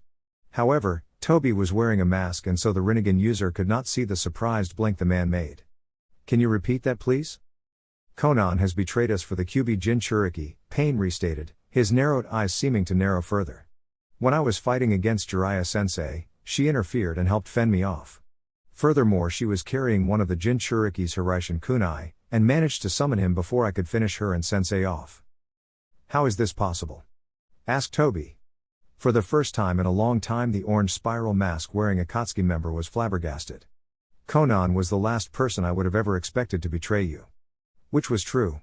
Unlike everyone else who had joined Akatsuki for their own reasons, Konan was strictly loyal to Pain.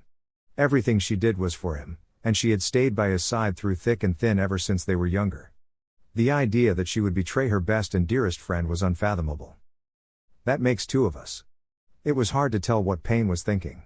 Of course, that could have something to do with the fact that the man before him was nothing more than a doll, a puppet being controlled by the real man that had once been known as Nagato. Even still, Toby almost thought he detected a hint of hurt in the man's voice. "What are you going to do about this?" Pain was silent for a moment. He understood the real question that Toby was asking. What was he going to do about Konan? Was he going to kill her? His dearest friend? The friend who had been with him through thick and thin, who had supported him through all of their hardships, who had agreed to capture the Jinchuriki with him, the woman he had at one point held a major crush on. The same woman who had just betrayed him for the Kyuubi Jinchuriki. The woman who had told him she could no longer agree with his ideals. The woman who had fought him alongside Jiraiya, and had called the Kyuubi Jinchuriki using a ring that apparently had the seals for the Hiraishin on it. I will deal with her the same way I would deal with anyone who has decided to make an enemy of God. Toby almost snorted at the ludicrous statement.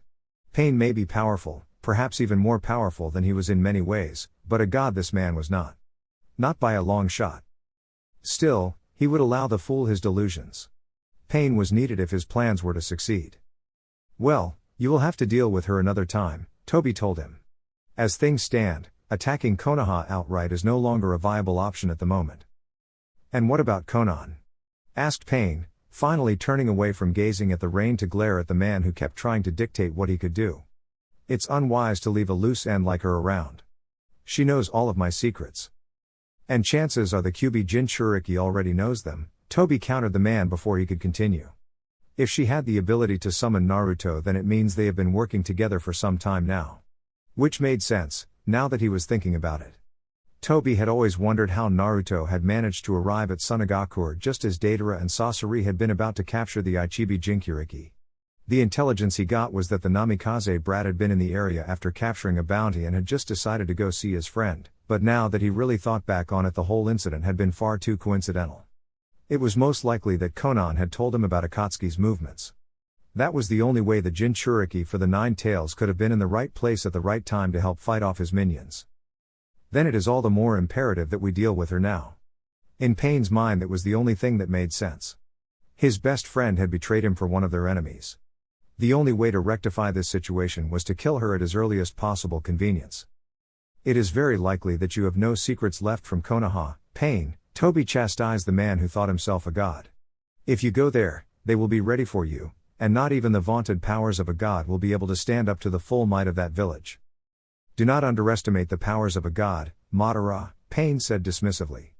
Dealing with Konoha will prove little trouble for one such as me. You fool, Toby hissed, finally losing his patience with Rinnegan Bearer. Do not underestimate the ninja of that village. He may have hated Konoha beyond all reasonable comprehension, but even he would never deny that they produce some of the most outstanding shinobi the world had ever seen. The Namikaze brat's power is not something to be trifled with, even without calling upon the Kyuubi's power. He has mastered his father's Hiraishin to an incredible degree, and his ability to use sealless ninjutsu is outstanding. While I have no doubt that you would ultimately triumph in a one-on-one fight against him, it would not be an easy battle. And if you fought against Konoha, you would not just be fighting against him. Even someone as powerful as you will not be able to best the Kyuubi Jinchuriki when he has the likes of Senju Tsunade and Hatake Kakashi fighting with him. And that's not even going into how Konan will be fighting against you as well. Then what do you suggest I do? Asked Pain, and though his voice was just as even as always, Toby could tell the man was getting frustrated. We cannot risk allowing such a loose end to live. Konan knows all about our plans, and she knows the weaknesses of every member of Akatsuki. Leaving her alive will prove detrimental to our plans. Chances are she has already given Konoha all of your secrets. There was very little doubt in Toby's mind about that. If she has been working for the Namikaze brat for as long as he thought she had, then it was not much to assume Konoha already knew everything Konan did. At the very least, Naruto already knew everything. So the point is moot. For now, we should focus on acquiring more power. Already 5 of our 9 members have been killed, and we only have the Sanbi, the Inbi, and the Gobi to show for it. And how do you suggest we do that? Asked Pain, visibly calming down. They were in a precarious position right now. Ever since Akatsuki had made their move against the Jinchuriki and hidden villages, things had rarely gone their way, and most of the blame could be laid solely at the feet of the Kyubi Jinchuriki. I have just been given some news that the Nibi Jinchuriki has left the village for Kiri, Toby began. And you want to have her captured en route. Pain was already guessing at what the man wanted to have done. It would be a simple matter to send Kisame to take care of the women. While she was strong, she only held the two tails. For someone like the monster of the hidden mist, she was nothing. No, Toby shook his head. She has the ability to summon the Namikaze to her side. Even if you went there yourself, there is nothing stopping him from simply flashing away with the girl. Instead, I want you to attack Komagakure, and capture the Hachibi Jinchuriki. You want me to go? The Deva Path raised an eyebrow. It was unusual for Toby to request that he go and do something, especially when the masked man knew that Pain was not one to be ordered around like the other Akatsuki members. I would have Kisame go, but I have a need for him to be elsewhere. Toby shrugged as if to say, what can you do? Also, the Reikage is strong, as is the Hachibi Jinchuriki. They call him the perfect host for a reason. While Kisame may be capable of taking the Hachibi one-on-one, I doubt he would be able to defeat the Reikage. And that was saying nothing about the village as a whole. Komagakure was a heavily militarized village, and while they did not produce shinobi as outstanding as the ones from Konoha, they had a lot more ninja than the Hidden Leaf village did. You wish for me to destroy the village then? That made a good deal more sense. While Kisame was probably enough to capture the Eight Tails, the man that had been dubbed Monster of the Hidden Mist was not strong enough to destroy an entire village, and especially not one as militarized as Kumo. No, Kisame would most certainly not be able to do that, but Pain could. With Konan's treachery now out in the open, it will only be a matter of time before Kiri, Kumo, and Suna learn about your abilities, Toby reasoned. If Konan was working strictly for the Kyubi Jinchuriki like I assume she was, then it means that right now only Konoha knows about your abilities, but it's only a matter of time before they send that information to the other villages. We need to strike now while the other villages have no knowledge on your capabilities. It was a reasonable assumption, and quite possibly the only reason Pain didn't refuse Toby's request out of hand. Very well, Pain agreed, deciding that doing as Toby suggested was in his best interest. He would deal with Konan later, preferably when he had more power at his disposal so he could also take care of the Kyubi Jinchuriki at the same time. Kumo will fall by my hand. It is time to show the world what a god can do when angry. Toby almost didn't manage to cover up his snort this time. You may think you are a god now, Nagato, but that is only because you have not seen what a true god among ninja can do. But he would eventually. If all went according to plan, then his most annoying pawn and the rest of the world would see what someone who had really been considered a god amongst shinobi could do. Zox. The trip home was very subdued. After Tsunade had grilled Naruto on everything he had been up to that had not been reported to her, and Konan on everything she knew about Akatsuki and Pain in general, the pair had been let free. In any other circumstances, Naruto would have probably used the opportunity Konan's need to no longer hide presented to show said woman around Konoha. But as things stood, both of them were too tired dealing with their previous battles to do much more than head home. After entering the front door to the large house Naruto would now be sharing with Konan as well as Yugao, the pair took off their shoes and set them aside, before stepping into the house proper. Naruto turned his head and looked over at Konan with a slight smile. Why don't we get something to eat before choosing which room you will want to sleep in?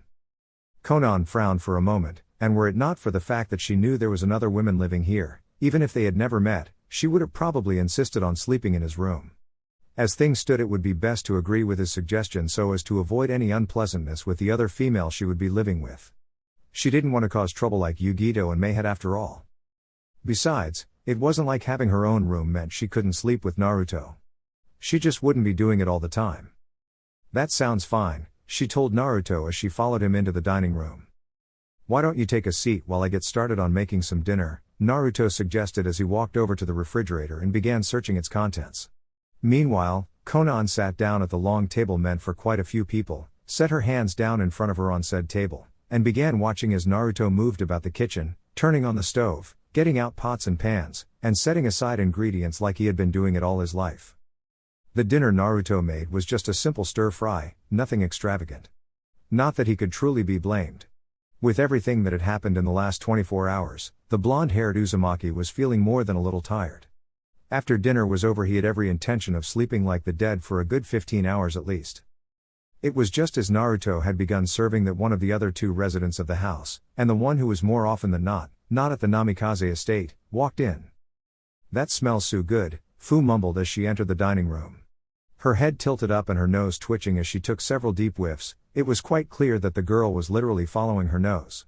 Moreover, the female Jinchuriki with mint green hair was drooling, and when combined with the way her stomach rumbled, made it obvious that she had not eaten for at least several hours. Naruto and Konan watched in a mixture of amusement and wonder as Fu plunked down in the seat she always sat in when having dinner at the Namikaze estate. Granted, such an instance was actually very rare, as the Nanabi's Jinchuriki preferred staying over at the Aburame clan grounds. "Would you like to eat with us, Fu?" asked Naruto, his mouth turning into a very slight smile. "Yes please," said Fu, still drooling. Naruto was amused to note that the girl seemed to be completely oblivious to Konan's presence. He wondered if the hunger was the cause. "Hold on," Naruto said, scurrying back into the kitchen. "Let me get you a plate." Doing exactly what he said he would, Naruto opened the cupboard where he stored his plates and bowls, and grabbed one for Fu, along with a set of chopsticks. He came back out mere moments later and set the dish and eating utensils in front of her. Almost before Naruto had even finished putting the plate down, Fu began dishing up her food. Naruto and Konan shared another look. This one questioning, as both of them wondered the same thing. "You're pretty hungry today, Fu," Naruto commented just as the girl he spoke to finished putting the amount of food she wanted on her plate.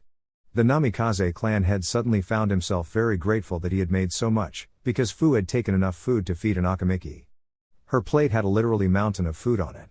"That's quite a bit of food. Are you sure you can eat it all?" he asked, honestly wondering where such a wayfish girl planned on putting all that food. Fu moaned as she stuffed her face. Her chopsticks were a literally blur as they moved from the plate to her mouth. The small mountain of food she was eating began to disappear right before their very eyes. She only stopped once to speak, and even then her mouth was so filled with food Naruto could barely make out what she said. "I hab ham willy harbraming bode." "Ah. Ha," Naruto murmured, more to himself than to anyone else. Though it was apparently not quite enough, because Fu spoke to him again. "Yeb, Hibi and Hino have been barring with me. It's buff." "I see," Naruto got out, watching with an almost sick fascination as the food on Fu's plate quite literally vanished before his very eyes. He was really beginning to wonder about where the girl was storing all that food. How could someone so tiny possibly eat so much? Beside him, Konan seemed to be much the same way, only worse. Her nose was wrinkled and her face looked almost green as she watched the tiny female vacuum down the food like an Akamiki at an all-you-can-eat buffet after having fasted for a month. She looked like she was going to be sick. Finally, after what felt like hours, but was in truth only a few seconds, Fu's plate was cleaned of food and even seemed to have been polished to a shine, making Naruto wonder if the Nanabi Jinchuriki had licked the plate sometime while he was watching her and he just hadn't seen it. The girl with mint green hair put her chopsticks down and released a content sigh as she patted her belly. "Ah. Now that really hits the spot. Thanks for making dinner, Naruto-san." You're welcome," Naruto managed to choke out, shocked. He had seen many things in his rather short life, but he had never seen someone eat like Fu just had. Not even he was this bad, not even when it came to ramen. It was only after had eaten her fill and spent a few moments staring vacantly at the table that she finally noticed the beautiful blue-haired woman sitting at the table with them. "Naruto-san, who is this?" "Ah," Naruto blinked, his head shaking as he found something to focus on other than Fu's phenomenal ability to put away food like an Akamiki after going on a hunger strike. "That's right. You haven't met yet, have you?" He had nearly forgotten that he only summoned the Bluenet when no one else was around, since he hadn't wanted even a hint of her identity leaking out and somehow getting back to Akatsuki, and more specifically Pain. "This is Konan, one of my betrotheds." "It's a pleasure to meet you, Fu-san," Konan said with a slight bow of her head. Fu gave her a bright smile that was so different from the lifeless eyes she used to have. "It's nice to meet you as well." The girl then tilted her head, and looked at Konan curiously for a moment. "Wait, if you're one of Naruto-san's betrotheds, how come I've never seen you come over?" Naruto was very grateful that Fu was looking at Konan so intently that she didn't notice him wince. He was hoping to avoid telling anyone about his lover's role as his spy in Akatsuki until Tsunade decided what they should with the information the Bluenet had given them. He should have realized that something like this would have happened, if not with Fu then most definitely with Yu Gao, who, even though she was giving a relationship with him a chance, had yet to meet Konan. Fortunately for him, Konan was able to come to his rescue. I have come over before, but because I was on a long-term mission that required me to stick around, I couldn't be summoned very often. Oh. Fu blinked, then nodded her head. Well, that makes sense. The green-haired girl stood up and stretched. Anyways, I think I'm going to hit the sack. I'm pretty tired from all training I've been doing with Shino-kun and his family. Alright, see you tomorrow then, Naruto said as the girl gave them a wave and left the dining room. Naruto-kun, Konan said after a moment of silence passed through the room. Yeah? I don't think I'm very hungry anymore. Neither am I. Zox. Later that night Naruto lay awake in bed unable to sleep. The shades on his window were pulled up, allowing the moonlight to spill into the room. They cast shadows along the walls that seemed to warp and twist in unnatural ways, or maybe that was just Naruto's mind playing tricks on him as the guilt over the recent events with Jiraiya washed over him. His sensei had almost died, and it was his fault. Naruto couldn't help but wonder what would have happened if he had been honest with his sensei and informed him of Konan and Nagato's involvement in Akatsuki from the start. He had always assumed that if Jiraiya knew his old students were still alive, then he would have gone to them in an attempt to make the one now calling himself Pain see reason, but he couldn't help but wonder now, would that have really happened? Due to not being let in on what had transpired between him and Konan, Jiraiya had gone to Amigakure anyways. He had not only gone there and been confronted by Nagato, but had been completely unprepared for the man's power and abilities, and because of that he had nearly been killed. He likely would have too were it not for Konan's timely intervention. How better off would Jiraiya have been if he had known about Pain's abilities from the start? What would have happened if Naruto had been up front and gone with him when he went to confront Pain? Would they have been able to defeat him? He hadn't done anything because he didn't want to tip the man calling himself Toby off and force the masked man to act before he was ready. But in doing so he had almost lost his sensei, and while Jiraiya was not dead he was now one arm short, making jutsu impossible unless he learned one-handed seals. As Naruto's mind began spiraling into a ring of depression and guilt, there was a knock on his door. A frown made its way to his face as he wondered who was at the door, though he suspected he already knew the answer. Getting up, the blonde shinobi silently made his way over, before opening the door to his room. Just as he thought, Konan was standing in front of his door. She was wearing a blue nightgown that matched her hair and went down to just below her knees. After his eyes made their almost customary trail over her body, the nightgown barely covering her curvaceous figure, he looked up and noticed the uncertainty on her face.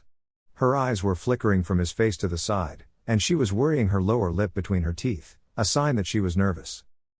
Konan? Naruto started, his voice concerned as he tried to figure out what was wrong with his lover. Of course, he realized it wouldn't be possible to discover the source of her problems without asking her, so quickly decided the best way to get to solve whatever ailed her was the direct approach. He liked being direct anyways. What's wrong? Can't sleep? Konan shook her head. Can I come in? She asked softly, and Naruto gave her a nod before moving out of the way, allowing her to silently pad into the room. She stopped over by the window, her arms crossing under her bust as she released a small shiver. It wasn't from the cold, Naruto noticed. He walked over to her, slowly wrapping his arms around her midsection. When she didn't protest, and even began to lean into him, he tightened his hold until she was being held securely in his arms. What's wrong? Konan didn't respond for a moment, and for a second Naruto had to wonder if she would explain it all. After a few seconds, however, she began to speak, her voice slightly stilted with emotion. I was just thinking about what happened in Amigakure, she murmured softly. When Jiraiya-sensei fought with Pain, she corrected herself quickly, though Naruto heard the stammer in her voice. He only just managed to withhold a wince. When I first stopped him from killing sensei, I tried to talk some sense in him, to make him see reason. However, he wouldn't hear any of it. I always thought that he would eventually come to realize that what we were doing was wrong.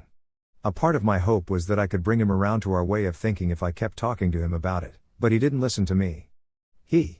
She stopped for a second, and her body gave a shudder as she clenched her eyes shut. He was perfectly willing to kill me because I didn't agree with him. I never imagined he would be willing to kill me, that he would have stooped so far into the darkness that he would be willing to kill his childhood friend. But he was. If you hadn't shown up when you did, then I would have been dead before the day was out. This time Naruto did flinch. The thought of Konan being killed made his insides rebel. The very thought that someone who meant so much to him, whose hopes and dreams coincided so much with his own, could be killed by the best friend she had stood by and watched helplessly as he fell into darkness for years, unsettled him more than he could ever admit. It wasn't something he wanted to think about. However, when I found out that Pain was perfectly capable and willing to kill me, I realized something, Konan continued, mercifully saving Naruto from his defeatist thoughts. What we are doing is dangerous, more so than even being shinobi. Our desire for peace can only be achieved when the current system has been dismantled, and that will create a lot of enemies for us. With what we're doing, any day could very well be our last. Her hands grabbed his arms, and carefully pulled on them to loosen his hold on her. She turned around slowly until she was facing him. Amber eyes carefully stared into expressive blue, and the blue-haired beauty's hands came up and gently cupped Naruto's face. And I don't want to die with any regrets in my life. Naruto brought a hand up and gently grabbed a hold of one of Konan's. He brought her hand to his lips and kissed her palm. None of us are going to die. I promise that no matter what happens, I'll protect you and everyone else. Konan smiled, but shook her head. You can't guarantee that. Naruto searched her eyes, his own questioning. After a moment he asked, why are you telling me this? Because when either one of us could die at any moment, I want to make sure I live my life to the fullest, she told him, a gently smile on her face. More importantly, I want to show the man I love that he means the world to me. Her hands moved forward, her fingers sliding through his hair as Naruto's own hands instinctively rested themselves on her waist. She brought his head down until their foreheads and noses were touching. Her hot breath on his lips made Naruto shudder. If I live in a world that can kill me at any time, I want to give myself fully to the man I've chosen to marry so that neither of us live with regrets. With those final words, Konan pressed her lips against Naruto's. Author's note, there is a lemon here if you want to read it. Link to the story is in the description. Looking down, he saw the brunette's eyes were closed, and a small smile played on her face. She was asleep, and it was probably a good thing, he mused to himself. Smiling, Naruto wrapped one arm around Konan, pulling her closer to him, while the other was used to drag them both up to the head of the bed. Surprisingly, she did not wake, merely murmured incoherently and tried to burrow her way into his chest. He carefully slipped them both under the covers, then lay his head down on the one pillow that had not been thrown off the bed by what they had done. Sighing contently, Naruto closed his eyes and went to sleep. Tomorrow was likely to bring new problems and more issues, but for tonight, Naruto allowed himself to be at peace as he held one of the few women he could truly say he loved to him. Chapter 24, Assault on Kumagakure. The rays of light from the setting sun were just barely seen over the mountain tops of Kaminari no Kuni. What rays could be seen created an intense halo effect around the mountain peaks before they ended up hitting the dense cloud covering that hovered around the mountain peaks, the light refracting off the thick particles of condensed water and changing their generally white coloring to stark oranges and pinks. It was a very beautiful sight, as one Oko Yushima could attest to. Oko Yushima was an average, Chunin-level shinobi. He had chin-length dark green hair and brown eyes. His outfit consisted of the standard Kumagakure attire of a Chunin, a long, gray top that gathered at the waist to give it a sash-like appearance with matching colored pants. Over this was his one-strap Chunin flak jacket along with a set of arm guards and shin guards. Attached to his waist was a plain-looking katana. Like all Kumagakure shinobi, Oko was trained in the use of Kenjutsu and Reiten Jutsu. He was not the best at either of those, especially Reiten since his elemental affinity was for Suiten Ninjutsu, but he got by. He was good enough that he made Chunin, though he had not advanced beyond that despite having been a shinobi of Kumagakure for the past 16 years. This was fine with him. He did not really care to advance in rank. Oko had decently comfortable life as a member of Squad 16, whose job it was to patrol the southeastern border, the only way to enter Kaminari no Kuni on land. That was one of the reasons Kumo was nearly impossible to invade, and one of the reasons they did not need a very large amount of shinobi assigned to border patrol.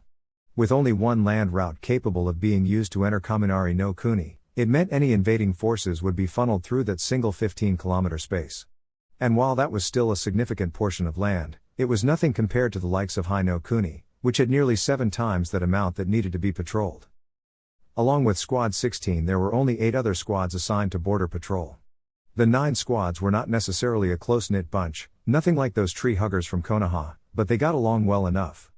It was necessary for them to at least be capable of working together in order to set their patrols up in a net formation that would ensure no one made it past the rivers and valleys that formed the vast majority of the country. Oko's squad was currently patrolling closer to the border. It was their job to set up the first net within their formation. The group of four were traveling through the mixed terrain several meters from each other and moving in a crossing formation that had them weaving in and out of each other's view every few seconds. Being so close to the borders that separated Kaminari no Kuni from Shimo no Kuni, Land of Frost, meant the terrain was a combination of mist-filled valleys and several rivers that would eventually lead into the mountain-covered terrain their country was so well known for. Squad 16, the crackle of his earpiece came to life in a burst of static and the voice of the captain in charge of the border patrol was heard through it. That she was speaking now alerted him to the fact that the rest of the squads would be coming once they received the all-clear. Anything to report? Over. There was a moment of silence before another crackle of static came over the earpiece and his Jounin squad leader voice was heard over the line. Nothing unusual to report. Everything looks normal. Standard protocol. Over. Standard protocol called for the normal web formation that would have the 9 squads set up their patrols in a sweeping pattern. It wasn't as tight as some of the nets they formed when chasing down a suspicious person or missing nin, but then, for something like a simple border patrol, the more advanced formations designed to hem in and capture possible enemies weren't needed. Roger that. Squads 6 and 7 will rendezvous with you at Alpha Point. Over and out. His Jounin squad leader acknowledged her superior's orders before ordering the members of Squad 16 to Alpha Point. Alpha Point was a small underground bunker exactly 52 meters from their current location. It was nearly impossible for anyone without authorization to notice due to the genjutsu that was woven around the bunker, making it look like a small hill. Only members of Kumagakura's shinobi force, or a dojutsu like the Sharingan or the Byakugan would be capable of recognizing and seeing the illusion for what it was.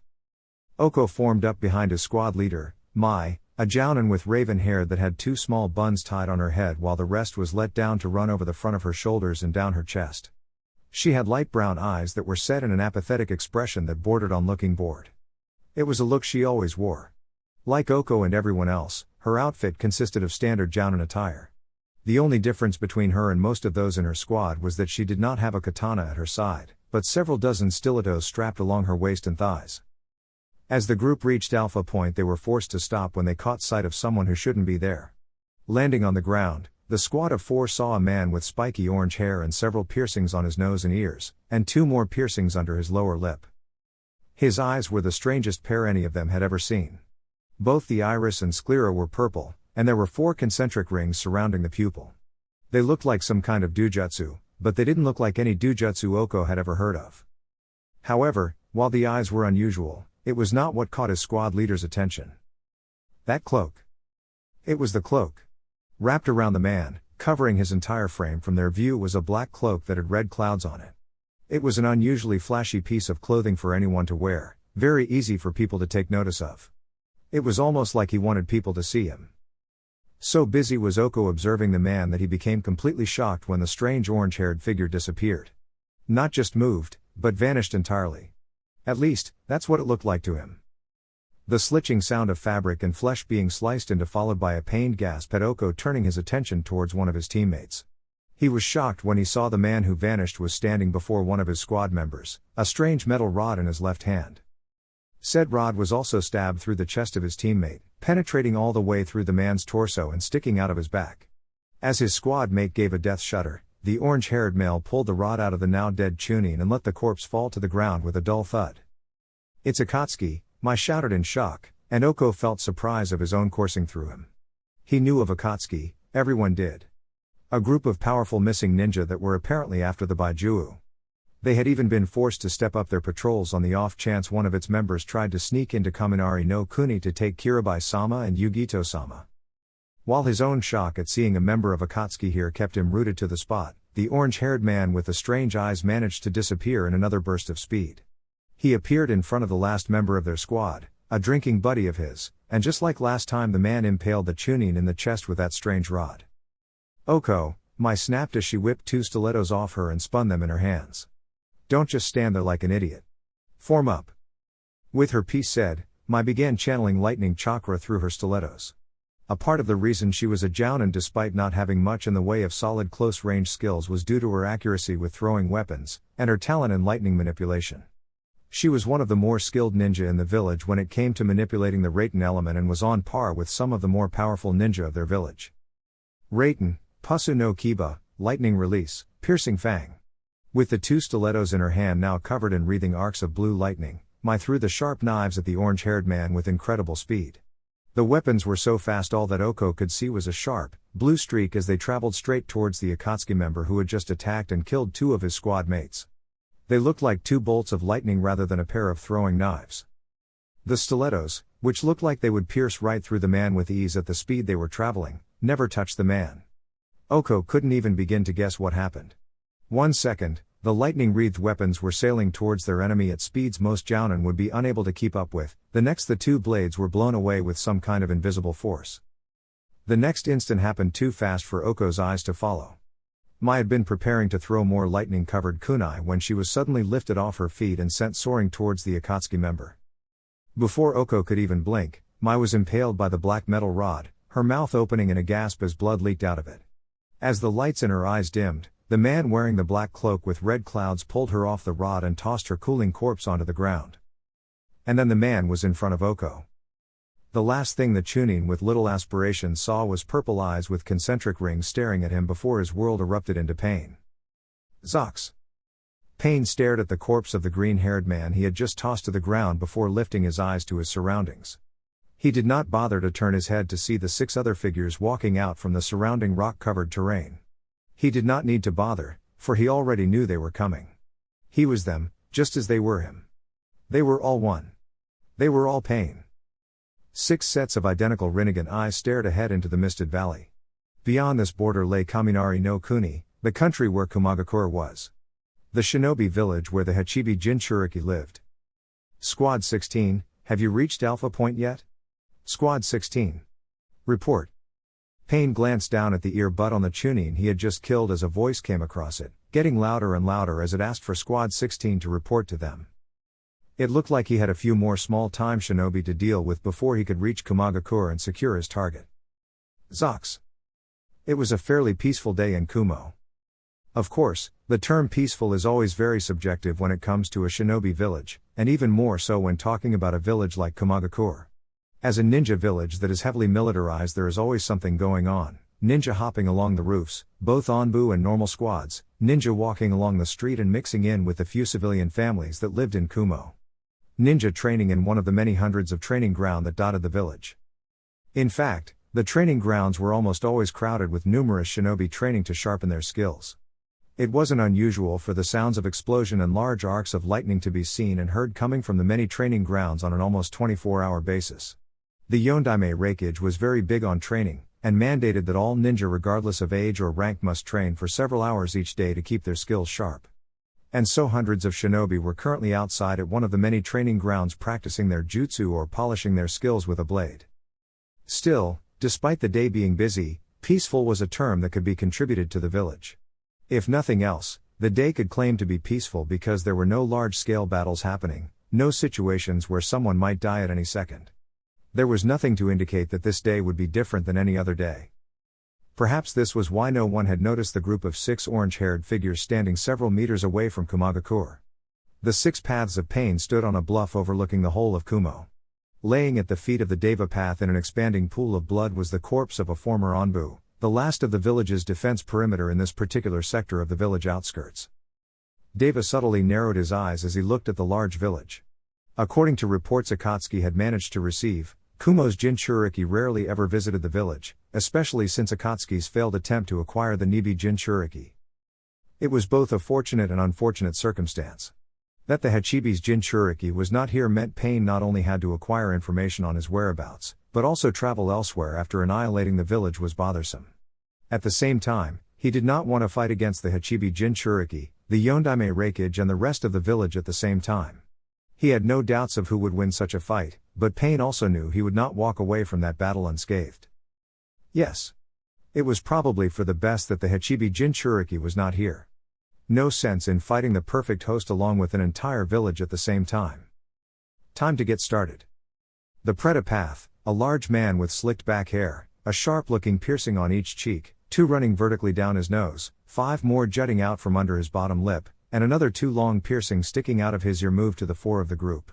The second animal path, a young girl with a chakra receiver above her nose, 2 on either side of her neck, a row of 4 running vertically down each cheek, and 2 studs on each forearm, walked over to Preta as the other reanimated corpse crouched down and laced its hands together. She stepped onto the Preda's hands, which were pointed towards Kumo, then crouched down in preparation. Soon enough, Animal was launched through the air at impressive speeds.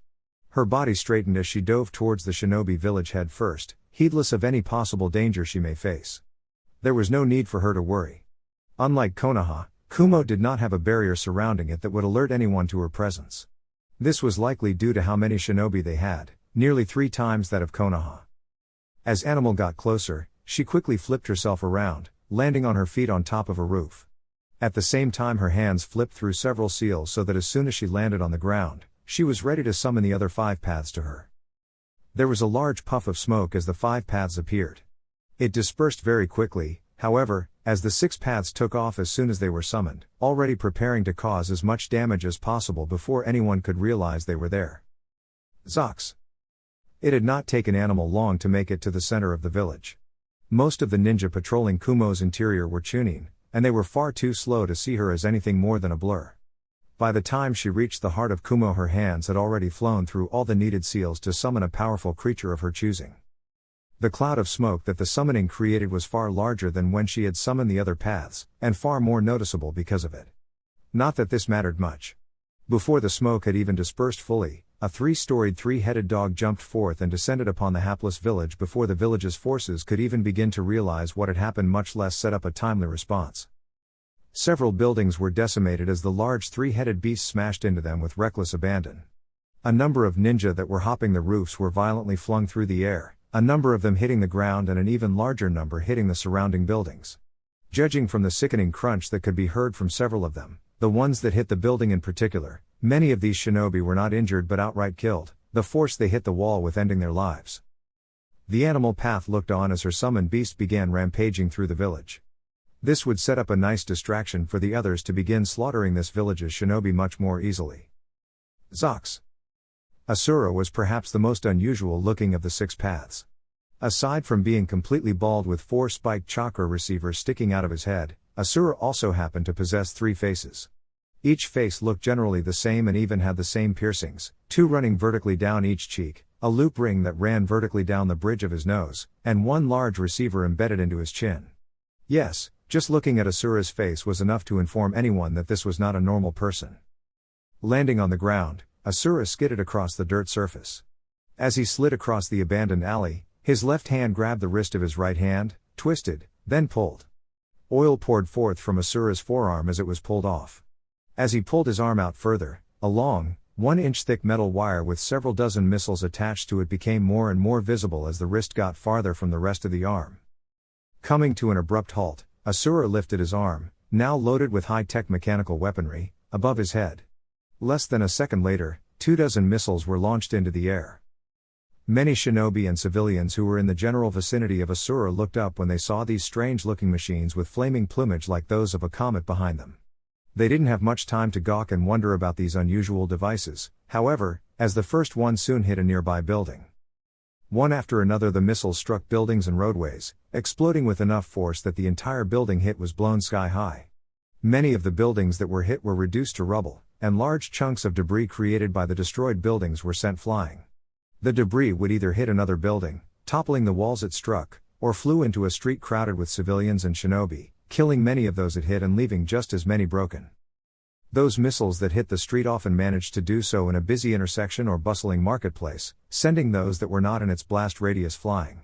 Those who weren't fortunate enough to not get a full blast of the missile's destructive force were destroyed outright, their bodies exploding in a spray of blood and gore as pieces of their anatomy were sent flying across the street and splattering all over the walls. With any luck, not only would the amount of destruction generated from the explosives cause enough death and mayhem to keep everyone in a panic, Asura hoped that the way the destruction from the explosives had spread out would keep people from getting a fix on his general location so he could continue causing as much long-range damage as possible. In either event, it was time to move to another location anyways. Ill-begotten was the ninja who stayed still for too long while in enemy territory. Zox. Preda counted at least 10 shinobi surrounding him on ground, and another 5 on the rooftops. Their flak jackets and the way they carried themselves showed him that many of them were chunin, but he could spot a few jounin amongst the large group of ninja looking to take his head off. Most people would probably be worried about being surrounded by so many enemy shinobi. Preda was not, and not just because he was only a reanimated corpse. There was simply no need for him to worry about the trash currently facing him. What could meager ninjas such as the rabble around him do when they were confronting a god? Reiten, Bakur I, lightning release, depth charge. Several of the ninja were enveloped in a layer of lightning after going through a set of hand signs. It looked like they were going to collaborate their jutsu by combining the same jutsu in order to make the attack bigger and more powerful. It was similar to the way collaboration jutsus worked, in which one elemental attack would be used to boost another, such was with fire and wind. This was a bit different as there was only one jutsu being used and multiple people launching it at the same time, but the effect was the same, not that it mattered. While the 6 large bolts of electricity combined in midair to increase greatly in both size and power, the rest of the ninja pulled out their swords and prepared to rush in should he manage to dodge the attack. Not that he had any need to dodge. Holding out his hands just as the combined jutsu was about to hit, Preta began absorbing the chakra that had been used to fuel the attack. Slowly, little by little, the large lightning jutsu began to decrease in both size and power. To those looking on from afar, it looked like the jutsu was being sucked into a distortion centered around Preta's palm. What the hell? The jutsu had no effect. Surprise emanated from the Kumo ninja surrounding Preta. What was going on here? Why wasn't this strange man nothing more than a charred corpse? Had the jutsu failed? Or had this orange-haired weirdo found some other means of surviving what should have been an unsurvivable combination jutsu? If they weren't in the middle of a battle against a ninja who had actually had the gall to attack their home, there was little doubt that many of them would have been scratching their heads in confusion. As it was, they did not have time to be confused. Their enemy was still alive, unharmed, and that meant they still had work to do. Since the jutsu had failed in a most spectacular manner, the surrounding ninja that had their weapons out were quick to charge in. They rushed forward at varying speeds, their weapons raised or prepared in their preferred styles. The Kumo ninja had Preta surrounded on all sides. He was boxed in, trapped, and they had no intention of letting him get out of this trap alive. Too bad for them, Preta didn't need their permission to get out of this predicament alive. Something interesting about the paths of pain. Each path has only a single particular ability given to them from the Rinnegan, one of 6 abilities that were techniques only those who bore the Samsara I could use. Because of this, each path was actually very limited in what they could do. The Preta path could only ever block and absorb ninjutsu, the animal path could only summon, the human path could read the mind of his target and yank out their soul, etc. etc. However, you would never find a path that could do more than the power they were given. A good example was elemental ninjutsu. No path would ever be able to use elemental ninjutsu, because it wasn't a Rinnegan-specific ability. The path's inability to use more than a single technique limited to the paths of pain in many ways. Together they were a nearly unstoppable force, but divided they were weakened significantly, their overall abilities nowhere near as powerful as the total summation of their parts. So how can one eliminate the inherent weakness in dividing the Rinnegan's techniques through 6 reanimated corpses? The answer is simple. Taijutsu. Moving at speeds none of the shinobi around him could follow, Preta charged his first target, a younger ninja who had a bit more speed than the rest of them and was the one who would reach him the soonest. Preta appeared right in front of the younger male, and before anyone could even begin registering that Preta had changed position, he rammed a crushing fist into the other ninja's chest. If the sound of explosives from Asura and the roar and noise of buildings being crushed underfoot by animals summon monster not drown it out, the crunching sound of the young shinobi's bones breaking as they caved inwards towards his organs would have been overpoweringly loud. The young shinobi did not even get a chance to scream, as the blow not only killed him instantly by having one particularly unlucky bone fragment stab him in the heart, but the blow was powerful enough that it also sent the Kumo Chunin flying backwards. Preta did not wait around to watch as the now dead corpse smashed against a wall with a sickening crack. He was already moving. By now, the other ninja had realized that he was no longer in his original position. They had halted in their tracks, though a few he noticed had spotted him and were adjusting their charge accordingly. They would not get the chance to attack him. Once more, Preta moved forward, lashing out with a powerful kick that connected with the ninja's solar plexus. As the younger man went down with his ribs broken, Preta twisted his body to the left. His right hand shot out, latching onto a wrist whose hand contained a sword that had been descending towards his high. Continuing his spin, Preta soon found himself back to back with the shinobi that had just attacked him, his own hand still firmly gripping his enemy's wrist. With nary a sound, Preta proceeded to toss the enemy ninja over his back and into a group of other ninja charging at him. Several of the charging ninja went down, but most of them managed to avoid being tossed to the ground by jumping either to the side or over the judo-tossed man. They were the less fortunate of the group, as Preta decided to take them out first. Appearing in between two ninja who had jumped along the same general path, the large reanimated corpse launched his fist into the face of both enemies with enough force that their faces caved in as they were sent on a flight path similar to the one Preda's first up-close victim received. What the fuck is this guy? He's a monster. No. Not a monster, Pain thought to himself as Preda began decimating the rest of the ninja trying to destroy him. A god. Zox. The ever-present grin was still on the human path's face as he held his hand on the head of a ninja he had managed to capture while everyone else had been distracted by the fireworks and mass destruction occurring throughout the village. It had not been that difficult to find this man. He had already been walking down a deserted alley near a bar, likely he had had one too many drinks, and all human had to do was swoop down and place a hand on his head before the man could recover from his shock at seeing the numerous explosions happening within his village. Human was one of the more normal-looking paths. A slightly effeminate male with long, orange hair and Rinnegan eyes. Like all the paths of Pain, he had several chakra receivers embedded in his body. The ones on his face were located on his cheeks, with two running vertically down each cheek, which seemed to be par the course for chakra receivers, and one going straight through the bridge of his nose. With his hand in contact with the appendage containing the other man's brain, Human quickly and thoroughly scoured the mind for any information the guy might have on the Hachibi Jinchuriki's whereabouts. It was not surprising that the location for the Hachibi Jinchuriki was a well-kept secret when one took into account that the Eight Tails host was the younger brother of the Reikage. While a lot of people seemed to know that the Jinchuriki known as Kirabai was rarely in the village these days, few actually knew where he was being kept. Like all the others, this man did not know where the Hachibi's Jinchuriki was being kept either. It seemed the Yondaime Reikage had upped the security on his Jinchuriki, or at least his brother. Then again, he did not really need to worry about the Nibi's Jinchuriki, as the young woman was well known for being one of the Kyubi Jinchuriki's lovers. With the Namikaze's Hiraishin seal likely located somewhere on her person, and a Hiraishin kunai for her to use in case she was ambushed and needed backup, the Nibi Jinchuriki was currently out of Pain's reach anyways. At the very least he could not go after her until Akatsuki had acquired some of the other Jinchuriki they needed. The Nanabi and Rakubi Jinchurikis were still at large. Seeing how this man did not have any useful information to give him, Human decided that he had outlived his usefulness. Pulling his hand up as if he were yanking on something, Human watched as a blue, ghostly object was pried from the shinobi's head. His on-the-spot energy quickly went slack as his soul was pulled from his body, slumping to the ground like a Sunagakuor puppet with its chakra strings cut off. Human looked up just in time to see several explosions from the head-mounted cannon located within Asura's skull. The blue lights from what looked distinctly like some kind of high-tech laser beam hit a number of buildings, merely damaging some and outright annihilating others. As Human watched on, one of the buildings nearest him was hit. The laser-like blast took out a large portion of the wall and several support pillars.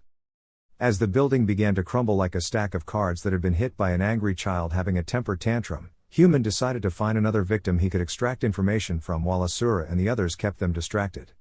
Hopefully the next fool in his grasp would give him the knowledge he wanted to know. Zox. A few minutes before the assault. Damn it, Amoe. Do you always have to overthink shit? I'm trying to drink in peace here. Samui was just barely able to keep up her cool persona and contain the irritated sigh that wanted to escape her. She had gone to the bar today with the hopes that she could get a nice drink and relax in peace.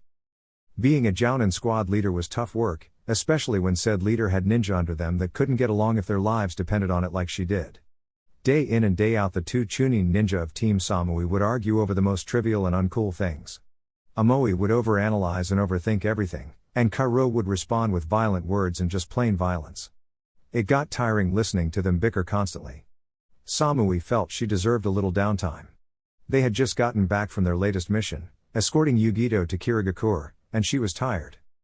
Look, all I'm saying is that we were really lucky that Courier Ninja wasn't carrying top-secret documents that could have destabilized the entire country. Not only that, but if someone could actually steal documents from us, it means our village isn't as secure as it should be. Who knows what other countries and villages would dash. Gah. Shut up. Shut up. Shut up. Why won't you get it? I don't know care. The situation was already dealt with anyways. Why are you so fucking big on what ifs? Unfortunately for Samui, it seemed like her teammates had the same idea she did. She could go to another bar of course, but there was only one shinobi-only bar within Kumagakure. The Reikage did not approve of indulging in alcohol, but couldn't ban it unless he wanted to cut into one of the most profitable ventures in the entire elemental nations. So instead he simply stated that only one bar would be a shinobi-only bar in the hopes it would keep his ninja forces from overindulging, since most didn't like to mingle with the civilians. The rest of the bars were civilian bars, which she most definitely did not want to go to. While having to suffer through listening to Omoi and Kaoru argue was bad, the feeling of several dozen eyes stripping you was worse, much worse. It was times like these Samui cursed her large chest. Sure, her breasts were big. She had even had people compare her breast size with Senju Tsunade's. And they were useful for distracting male ninja. But beyond that, they were nothing but a mere annoyance. They sometimes got in the way of her kenjutsu. They were so large they didn't fit her small frame and often gave her back problems, and she couldn't go anywhere without having every male and even a number of females ogling her chest. It was so uncool. You should care. What if something like this happens again? Only instead of something useless like the number of handbooks being published getting stolen, they steal a map with the entire layout of the village, including all of our secret entry points. Speaking of uncool. That would never happen. Her eyes traveled over to the insufferably uncool duo that were her teammates. Omoi was looking contemplative and slightly paranoid as always. Meanwhile, Kaoru was red-faced and angry and looked 1 second away from shoving a kunai into Omoi's spleen. In other words, she also looked the same way she always did. Her wanting to kill Omoi was just par the course. Naturally, the reason for her teammates' various expressions were because they were fighting. Again. Over what, she didn't know. They had changed subjects so many times in the past hour that she wasn't paying attention anymore. For all she knew, they could have been arguing about whether or not the samurai came before the shinobi. Times like these made her wish she had different teammates. When she had first come into the bar, she had been able to claim a seat by herself. Her reputation as a cold and aloof bitch worked in her favor and made it so that none of the average run-of-mill shinobi would ever bother her. There were only a few ninja in the entire village who would actually come up and speak with her. Her teammates were two such people. Yugito was another one. Kirabai-sensei would probably be one as well, but since he had never been to a bar because he didn't drink, it was a moot point. My respect for you has really gone up. Samui tore her cold gaze away from her arguing teammates to look at the only other person sitting at her table. The man on her left was a fairly tall, dark-skinned man with a slightly bulbous nose and lazy, half-lidded eyes. To top of his general lazy boy look, his posture was slouched while his left arm was hanging behind his chair. His hair was a mess of shaggy white locks with a thick bed of his hair covering his left eye. He was wearing a high-collared, sleeveless uniform with loose-fitting pants, bandages on his wrists, and the standard white one-strap over one-shoulder flak jacket of Kumagakure. He also had the kanji for water and lightning tattooed onto his left and right arm respectively, signifying the two elemental affinities he possessed. When Samui raised her eyebrow at him, Daru gestured to the pair of still arguing chunin. Dealing with them day in and day out must be tiring. I'm impressed that you can handle them as well as you do. I had Kirabai-sensei as my sensei, same as these two. Samui shrugged her shoulders, which did very pleasant things to her chest as Daru could testify. Having to deal with their constant arguing as well as Kirabai-sensei's rapping on a daily basis made it easier for me to remain cool when they get like this. Though that didn't mean she actually enjoyed listening to them bicker, or that she could necessarily block them out. She had just grown so used to them constantly arguing like an old married couple that she was able to act like she was ignoring them. That's still pretty damn impressive, Daru continued with an easygoing smile. I don't think I would have the patience to deal with this, he gestured to Omoi and Kaoru, who were still arguing. On a daily basis. Flattery will get you nowhere, Samui replied in the same cold tone she always spoke. I would like to ask that you not hit on me, Daru-san. It's not cool. Ouch, Daru over-exaggerated a flinch and affected a mock-hurt expression. I see those rumors about how cold you are weren't an exaggeration. He tilted his head back as he knocked back the sake in his saucer, allowing the warm liquid to burn down his throat. With a content sigh, he set the saucer back down and poured himself another glass. Though I did hear a rumor that you've gotten pretty cozy to the Namikaze boy Yugito is so taken in with. That's because Naruto-san is cool. He can at least look at me without looking below my face, Samui replied. And besides, he is already taken by Yugito-sama and, from what I understand, several other women. I did hear Bosu saying something about that after the Chunin exams a few months back, Daru hummed in thought as he remembered the Yondaime Reikage muttering something about lucky blonde bastards. He sounded jealous. I wouldn't know, Samui said in a cool voice. I'm not as close to Reikage-sama as you are. True, true. Before anything else could be said, The loud boom of multiple explosions and what sounded like something crashing into a number of buildings reached their ears. This was followed by the earth rumbling and shaking underneath them. "What the hell is going on?" shouted Kaoru as she was knocked off her chair and onto the floor, an angry expression marring her face. "Maybe some new techniques gone out of control," Amoe suggested, right before he began suggesting more theories. "Or maybe there's some kind of large-scale earthquake that's managed to reach up here. Or maybe someone's attacking the village." "Who would be stupid enough to attack the village?" asked Kaoru as she stood up with a growl. The thought that someone would attack their village so blatantly was absurd. They were the most militarized village out of all the hidden villages. No one would be dumb enough to assault their village with anything short of an army, and they would have been alerted long before now if that were the case. Samui ignored them both as she and Daru dashed towards the doors and quickly exited the bar. The two Kumo jounin hopped onto the roof in order to assess the situation. What they saw was enough to shock even Samui into losing her cool demeanor. Smoke and fire filled the air. Samui could smell the scent of ash on the wind. Everywhere she looked, dozens if not hundreds of fires were liberally dotting the village. Dozens of buildings were destroyed, their remains, cement corpses on the ground, lay on the ground as nothing more than large mounds of rubble. And a number of corpses, both shinobi and civilian, lay unmoving on the streets. Beyond all that was the large three-headed dog towering over many of the buildings in the village as it tore its way through buildings and people with equal impunity. It roared and snarled at anything and everything, attacking whatever it laid eyes on with the single-mindedness of a beast. It was a scene out of a nightmare, something Samui could have never imagined happening. Kumagakure was under attack. But who could be attacking? To assault Kumo directly was akin to suicide without an army, and there was no way an army could have attacked the village without Kumo having been alerted far in advance. That was another thing. She could clearly see that this was not an army attacking. There were no hordes of enemy shinobi, no mass amounts of hostile forces conveying on the city like a plague of locusts. In fact, from her point of view it was easy to see that there were only 6 areas of Kumo being attacked at any given time. An infiltration assault then? That was the only thing she could think up at this point. But to infiltrate the village with only 6 people was the height of stupidity. 6 people against the most heavily militarized village in the entire elemental nations was like an anthill trying to take down a dragon. All the dragon needed to do was breath fire into the anthill and it would be gone. Could it be Akatsuki? There really wasn't any other explanation as to who could be attacking them. Out of all the groups Kumo had made an enemy of, Akatsuki was the only group that was not only brazen enough to do something like lead a direct assault on their village, but also the ones with enough power to cause serious damage before they were taken down. Did that mean they were here for Kirabai-sensei? Samui shook her head. Of course that's why they would be here. Akatsuki were after the Baijuu, and of the 2 ninja of their village, Kirabai was the only one possessing a Baijuu that was still within Kaminari no Kuni. But they were attacking the village. Did that mean they didn't know that Kirabai-sensei wasn't actually in the village? She supposed that was a good thing in some ways, except for the fact that their lack of knowledge meant they had decided to lead an assault on the village. There was always good and bad to any situation. That they did not know where Kirabai-sensei was meant they could not capture him and take the Hachibi. That they did not know where he was also meant they had decided to attack Kumo directly, leading to much death and destruction.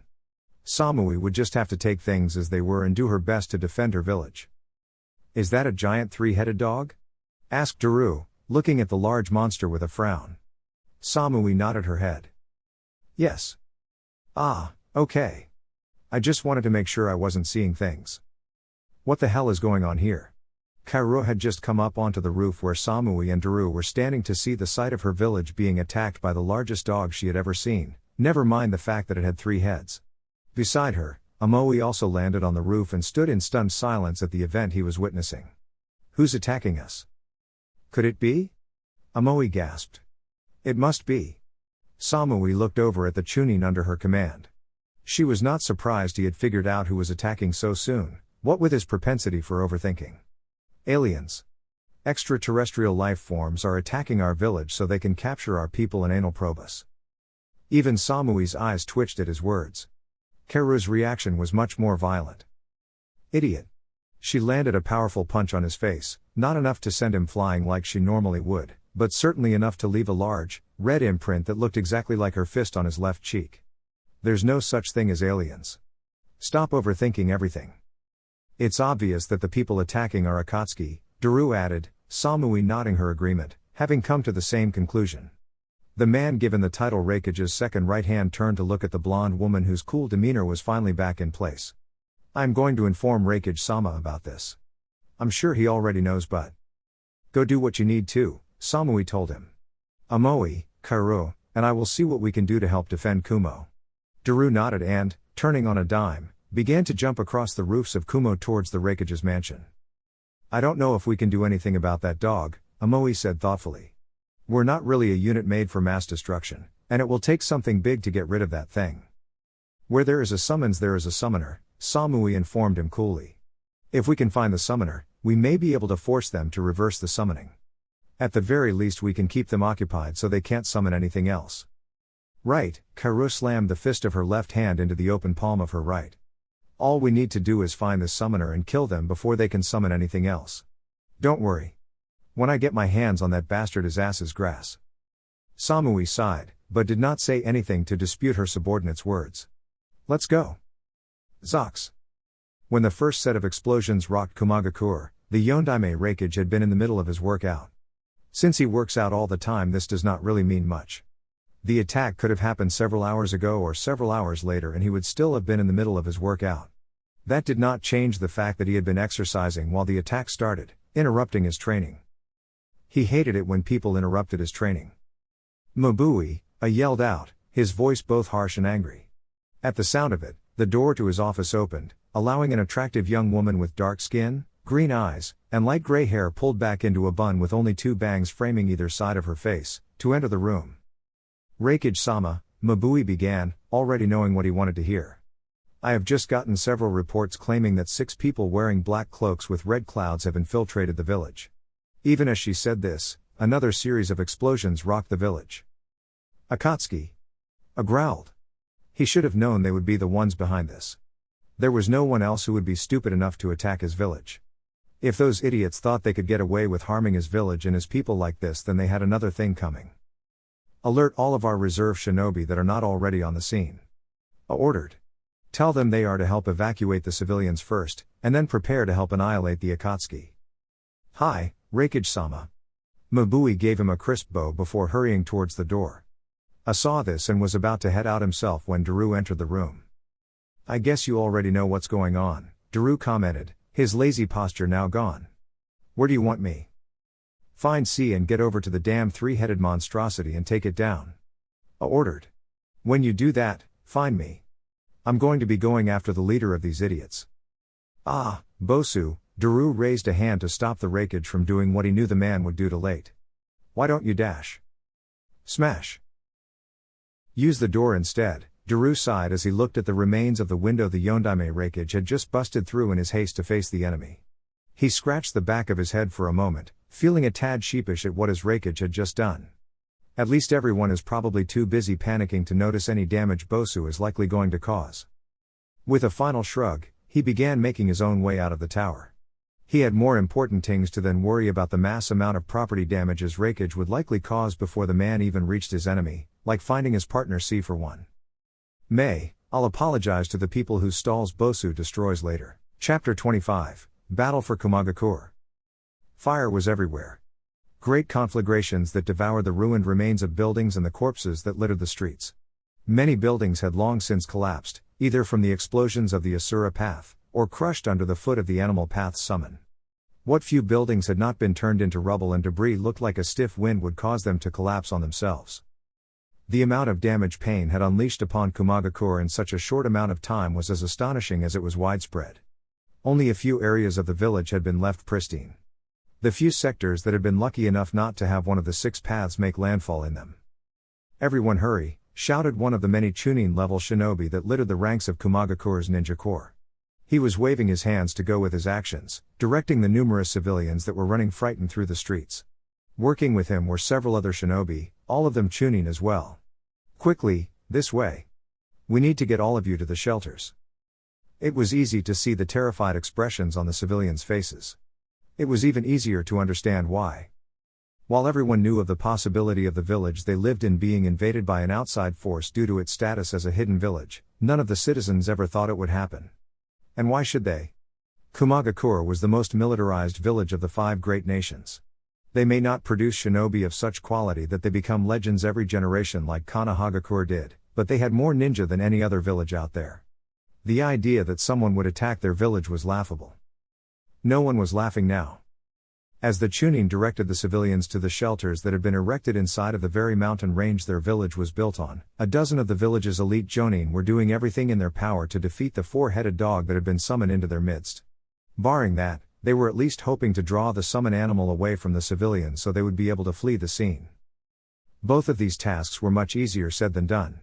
Whatever kind of summon this four-headed dog was, it was incredibly durable. Kunai were too small to do any real damage, close-range weapons like swords were out of the question as well. One ninja tried to be brave and close the distance by jumping on its back so he could stab it with his katana. He paid the price for his hubris by being eaten alive by one of its four heads. Originally, the dog had only had 3 heads, but during one ninja's attack where he had blasted it with a powerful lightning jutsu, the dog had grown an extra head. They weren't sure if that meant lightning jutsu aided it or if this was just some kind of freak accident, but they had become wary of blasting it with any lightning jutsu below A rank. Please remain calm and follow us. The Chunin continued directing his charges across the damaged village. They could not move very quickly. Even running as fast as they could, civilians were notoriously slow. At least compared to shinobi. We're getting you all to shelter. Please remain calm and, look out. Ultimately, it was the slowness of the civilians that led to their demise. A stray jutsu managed to hit the dog in one of its eyes, perhaps its one weakness. This led to the giant summon stumbling right into a building, one which led directly to the roadway that the civilians and Chunin were using to reach the shelters. The civilians were all killed when the debris and rubble of the now destroyed building came crashing down on top of them. Their screams were the last thing the ninja helping direct them heard before they were crushed by several tons of cement. The Chunin was killed when he jumped out of the way, just barely missing getting crushed by the large amount of rubble, only to get crushed under the large paw of the dog summon.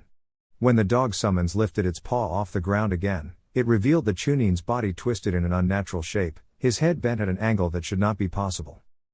Samui tried not to lose her cool as she watched the giant four-headed dog kill a large number of civilians and Chunin like they were nothing.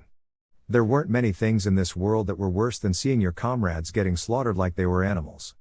The knowledge that she could do nothing to stop this monster as it continued destroying and killing everything in its path only made Samui feel that much more useless. Her feelings were made even worse by the number of corpses that littered the ground. Civilian corpses, not shinobi. These were not hardened warriors prepared to face death at any second, but innocent lives who have never known the true hardships ninja went through every day. Damn it. Kaoru swore as she saw the same thing Samui and their other teammates saw as they traveled through the streets, trying to avoid the summon's gaze and the debris it threw in all directions as it crashed through one building after another. What the hell is everyone else doing? Why aren't they trying to stop this thing? And just where the fuck are the kami be damned Anbu? They're probably being held up by whoever is causing those explosions. Always the thinker, Amoi was the one who came up with the most reasonable explanation. I doubt whoever summoned that dog is alone. It wouldn't surprise me if there was a small group that had managed to infiltrate our village and is causing as much havoc as they can.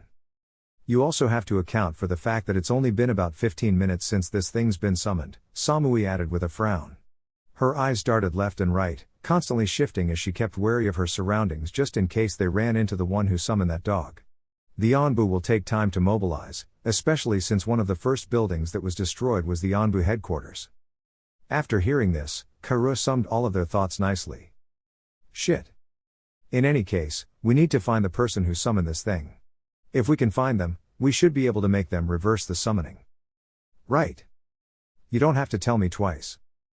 The search for the summoner continued.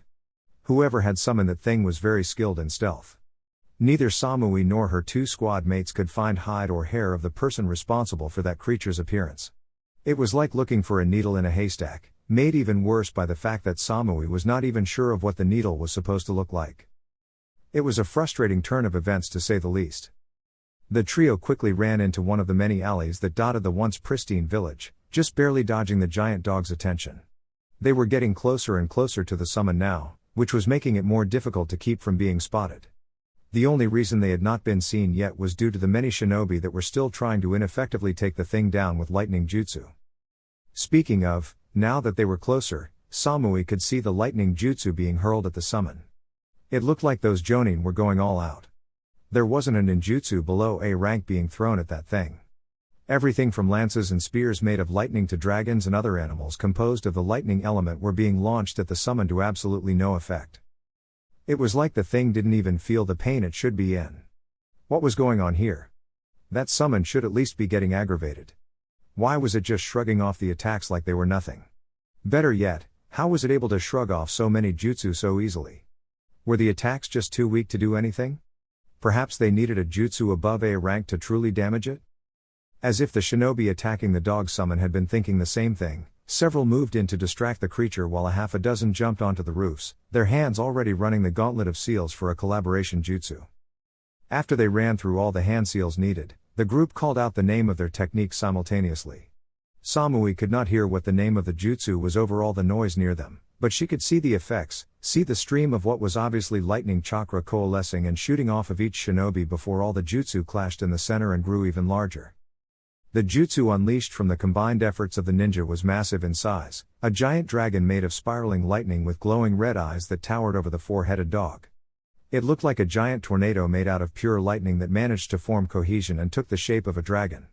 Even from the distance she was at, Samui could see the way the chakra spiraled around a central axis like that of a tornado.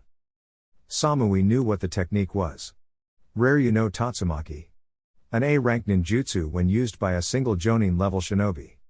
As a collaboration jutsu it was probably above S rank. If nothing else it made for an impressive sight. The four-headed dog's snarl was drowned out by the dragon's roar, an earth-shattering sound that shook the very heavens. The powerful roar seemed to carry to all corners of the village and echo for several long seconds after the massive lightning beast finished. And then the giant collaboration lightning jutsu surged forward. The four-headed dog summon was given no time to do anything, much less move, as the massive lightning dragon smashed into with the fury of a thunderstorm combined with a tornado. What happened next was an incredible explosion of epic proportions. Lightning exploded outwards in all directions from where the jutsu struck as a giant sphere of swirling blue energy engulfed the summon in its light. The sight was so bright that Samui and her two teammates had to cover their eyes lest they be blinded. When the light died down and it was safe to look again, the trio did so and gasped at the sight before them. Well, Kaoru gasped. Amoe did too. Samui just stared with a slight widening of her eyes, but you could tell she was just as shocked as her companions. And why wouldn't she be? The place where the dog summons had been was gone. What had once been a bustling city street before the fighting broke out was now nothing more than a large crater. Samui couldn't judge just how large the crater was, but she estimated it to be at least several dozen meters in diameter. Whoa! Kaoru muttered in shocked awe. That is one big hole. Amoe didn't really have anything to add, so he just nodded. It looks like they destroyed the summon, Samui noted coolly. Of course, being who she was, everything she said was often spoken in a cool and collected tone, even when she was near the point of freaking out. I doubt there's anything that could have survived such a concentrated assault. And she was right. Such an intense and powerful offensive assault was enough to defeat even the four-headed dog summon. It hadn't even been given the chance to split itself before being forced to dispel from the several hundred million volts of electricity traveling through it. That didn't mean they were out of the woods yet. Several dozen meters from Team Samui's location, another large burst of smoke appeared to hover over destroyed and burnt out buildings. And from that cloud of smoke a giant centipede with a dark black carapace and orange-colored skin underneath that shot out. Like the four-headed dog, this summon also had the Rinnegan, as well as a number of body piercings, including one that went straight through the center of its head. Almost as soon as the giant centipede was summoned, did the thing go on a rampage. Rearing its head back, the monstrous summon crashed itself straight through one of the still-standing buildings it was near. Debris and rubble were soon flung in all directions. Several of the larger chunks smashed against walls that, due to already being weakened under the strain of having the four-headed dog destroy much of the structure already, toppled down as the rest was building collapsed from having nothing left to support it. Samui turned back to look at her two teammates, a cool look in her eyes. Come on. Right. The trio dashed out of the alley and into the street proper. Deciding to forego stealth in favor of getting to whoever had summoned that centipede before they could disappear, Team Samui blasted down the street as quickly as they could go, their legs nothing more than a blur as they ran. It was this lack of discretion that led to them never reaching their intended target. It started when Samui felt a very mild yet powerful burst of killing intent directed at her and her teammates. The intent was so subtle that the only reason she sensed it at all was because she was a Jonin-level kunoichi. That was the only warning she got before a presence appeared from above them. "Move it, you two," Samui ordered her squad mates as she followed her own words with actions. Tucking forward into a shoulder roll, the blonde-haired Jonin traveled across the ground quickly just as whoever she had sensed landed on the place she had been with a loud smash that seemed to shake the ground. Spinning about, Samui reached behind her and grabbed the tanto strapped horizontally across her back. Her two teammates landed on either side of her, Karu on her left and Amoe on the right. Both had their weapons drawn. Unlike Samui, who preferred using a tanto, a short blade made more for stabs and thrusts than slashes, Amoe and Karu utilized long blades. The blades were not quite at the length of a nadachi, a long sword that was usually just as tall as a person, but they were definitely longer than your average katana. Other than their longer than average length, they were fairly standard looking blades. Nothing at all special about them. With their weapons out and ready to be brought down on whoever had just attacked them, the trio of shinobi glared at the dust cloud that had been created by whatever made impact with the ground. The thing, for whatever this was, could not be human. Before them was incredibly unusual. It looked human enough, except that it had no neck to speak of and a large piercing on its chin to go along with the numerous other piercings all over its face. Its eyes were purple, both the iris and sclera, and running around the eyes was a ripple pattern. The thing that Samui noticed the most aside from the eyes was its cloak, black with red clouds. Akatsuki? Samui narrowed her eyes. So these were the people after B-sensei, Yugito and Naruto. They must either be supremely confident in themselves or incredibly arrogant to attack them up front like this. So these are those Akatsuki assholes? Kaoru looked at the thing incredulously. I knew they had to have some issues, but I hadn't realized these people would be so damn freaky looking. We should handle this guy with caution, Amoe suggested. Given that he's attacked the village, even if it was done out of arrogance, he must be assured that he has enough power to back up his assault. Or maybe he's just some kind of distraction and the real mastermind is already heading over to where B-sensei is. Whatever, Kaoru scoffed. If this idiot thinks he and his goons can really take on the full might of Kumo, I say let him. We'll crush him and his friends like bugs. Samui frowned as she listened to her teammates. Something told her this battle would not be that easy.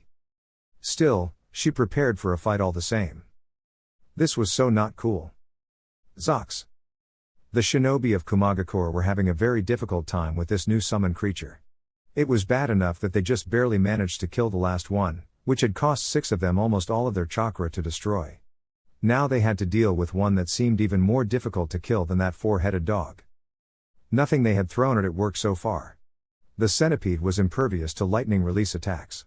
At least, nothing they've attacked it with did anything more than mildly irritate it. Not even chakra flow, channeling lightning chakra through their swords, did anything more than leave light nicks on the giant monster's carapace. One of them had managed to take out one of the creature's many legs, but he had also lost his life in the process. Since then, those few brave ninja who tried ended up losing their lives long before they could even reach the summoned beast. It was almost like the thing was learning the more they fought it. How were they supposed to beat something like this? Something they couldn't even damage? Kumo Ryukain Giri, cloud-style flame beheading. Descending from above, a man with blonde hair and holding a sword that was imbued with fire nature chakra above his head slashed at the centipede summon's left eye. While the carapace that he hit did not even crack or glow red from the heat, the eye was soft and the blade that had been lit aflame easily sliced through it. There was a loud sizzling sound as the eye burst open like an overripe fruit. The intense heat caused the light-receptive organ to not only explode, but evaporate all of the liquid located inside of the eye itself. The centipede summon let out a loud shriek of pain as it reared its head back.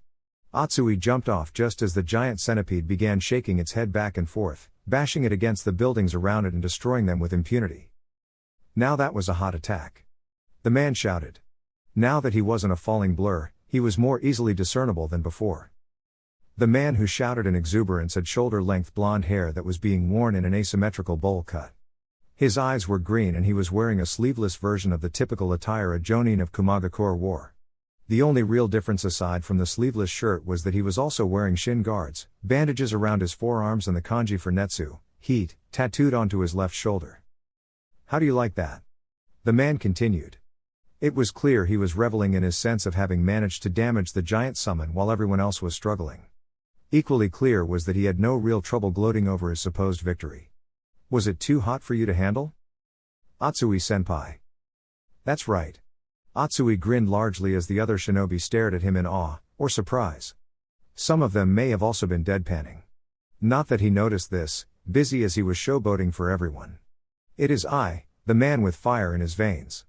Don't come near me or you might get burned by how hot I am. The amount of stares his introduction got was numerous. Even the summons was staring at him with its one good eye. Kushios no jutsu. Unfortunately for him, and everyone else, there was someone who was not staring at him. The one who had summoned the giant centipede. Even more unfortunate, this person decided that the best response to make to Atsui's declaration would be to summon more animals to fight. Kushios no jutsu. 2 more large bursts of smoke exploded into existence. Like the after effects of a nuclear explosion, the white smoke formed 2 large mushrooms' heads that expanded far into the sky before being blown away by a strong breeze. When the smoke finally cleared, everyone got a sight of what had been summoned to fight them. They promptly wished they hadn't. The first of the summons was actually one that flew out of the first cloud and smoke and into the air. It was a giant drill-beaked bird. It was an incredibly unusual-looking animal as it not only displayed a prominent and jagged beak that looked similar to a drill, but it also had 3 distinct legs, 2 located horizontally on either side of its body and 1 below, as well as 3 wings. Like all the summons of the animal path, the bird had Rinnegan eyes. The bird summon screeched a loud, horrible-sounding shriek that echoed across the village and forced Atsui and the other shinobi near it to hold their ears in pain. Gritting his teeth, Atsui could barely restrain a grimace at the loud noise. His hands were beginning to feel wet, a sure sign that the ear-splitting screech had actually managed to damage his eardrums enough to cause internal bleeding. That was not good. Looking up, he was just in time to see the large bird summons dive bombing them. The giant avian swooped in like some kind of demented bird of prey, leveling out only after it was hovering just a few feet over the village. It was close enough that the discharge of air from its flight destroyed several buildings. Then it began to lay eggs. Atsui found himself blinking along with all the other shinobi as hundreds of eggs fell out of the bird summon's backside. The eggs, strange yellow eggs with white spots, attached themselves to every surface available. Not just the ground but the walls of buildings as well. Several landed near Atsui. What was this? Some kind of strange ninjutsu? Perhaps the eggs contained a poison that would be released when they broke? Or maybe they would birth more birds? That's what usually happened when eggs hatched, right? It only took Atsui a second after the eggs around him began glowing to realize that whatever they did, he did not want to stick around to find out. Atsui jumped into the air in order to avoid the eggs, which had covered every viable surface on the ground. Just in time too. Several seconds after he became airborne, the eggs all exploded. Many of Atsui's comrades did not get away in time and were caught in the blast. Those who did manage to get far enough away from the explosions were forced to watch as their friends were annihilated in a hailstorm of fire, their bodies disappearing as they were reduced to naught but ash. Landing on the ground after the explosions ceased, Atsui and the other ninja of Kumagakure wondered how they were going to deal with this monstrosity. Already the giant avian was coming for another pass, this time with what looked like some kind of dust storm with lightning billowing inside of it trailing behind. It wouldn't matter. Many of these ninja would not get another chance to attack the bird summon anyways, for at that moment the second summon made itself known. Stampeding out of the second cloud of smoke as it busted down anything and everything in its path was a large rhinoceros. If the bird summons was large, then the rhino was gigantic on a scale that could compete with the Baijiu. It easily towered over everything around it. Not only was it tall, but it also possessed a lot of mass. From the sharp-looking horn on its head to the long tail that swayed behind it like some kind of pendulum, the giant summons had to be at least 6, maybe 10 times the length of the average building in Kumo. With its mottled, leathery gray skin and what looked almost like dark gray armor, the rhino was easily visible amongst the cement bricks that exploded in all directions in its wake. Its large hoofed feet pounded on the ground, creating large craters each time it moved. The earth seemed to tremble under its weight. The earth was shaking so violently that Atsui, along with his comrades, were forced to send chakra to the bottom of their feet to keep from falling over. Not that this did any real good. The rhino had started charging them the moment the group of ninja landed on the ground. It plowed through several buildings, smashing its way across the village in its effort to run them over. As things stood, Atsui was just barely able to get out of the way by making quick use of the kawarimi to substitute himself with a rock. Many of his comrades did the same thing, substituting themselves with the debris around them to avoid getting trampled by the monstrous-looking rhino. A few of the chunin were not so lucky. One of them had been going through the hand signs for the Kawarimi, but the shaking earth from the rhino's charge had knocked his hands out of place, forcing him to remake the hand seals. He had not been fast enough, and he had paid the price when the rhino's large horn gutted him. The Chunin died quickly, bleeding out as the horn went straight through his stomach and came out of his back, its length stained red with blood that glinted in the sunlight. With a violent shake of its head, the rhino threw the corpse off its horn. The body flew through the air and landed on the rubble from one of the many destroyed buildings. Damn it! This is getting even hotter than I expected. Atsui was not very pleased with this turn of events. They had managed to get rid of the dog and the centipede, but now they were facing two summons and he had no idea how to deal with these ones. That rhino looked very durable. Would jutsu even work on it? And what about that bird? It looked like it attacked mostly from a distance if one were to judge by the jutsu it used. Most lightning-styled ninjutsu were short to mid-range attacks due to the fact that the lightning had to travel through air, or wind, and would dissipate after a certain amount of time unless someone kept it going with a constant stream of chakra. Most people did not have the reserves to keep a lightning jutsu from dissipating. Atsui wished he had a summons of his own. Only something as large as a boss summon could deal with something like this without exhausting itself. It was unfortunate, but while Konoha was known for having powerful summons such as toads, slugs and monkeys, Kumo was not known for possessing any summoning contracts. That pretty much meant they were shit out of luck. Life was so unfair sometimes. Zox. It was like one of those old Western standoffs. It was a clear day, mostly, if one ignored the cloud of dust and dirt that blocked out the sun at times. The roads were deserted, sort of. There were no people around besides them at least, just the bodies of those who had died. And the hero and the villain were standing just several meters away from each other in a stare-down of epic proportions. All the signs of an epic standoff were present. I'm simply saying we should approach this guy with caution. He's a member of Akatsuki. There's no telling what kind of tricks he has up his sleeve. For all you know, he could be hiding a mechanical body under that cloak. Or maybe he can launch explosives from his hand or something. What would we even be able to do if he had a mechanical body? That's why we need to attack. So long as we don't give the bastard the opportunity to do anything, he can't attack us. Now quit talking, idiot. We're in the middle of battle. If one discounted the fact that the hero had two bickering sidekicks by her side. You two, stop fighting, Samui sighed. Really, she wished these two would just give it a rest at least once. It's not cool.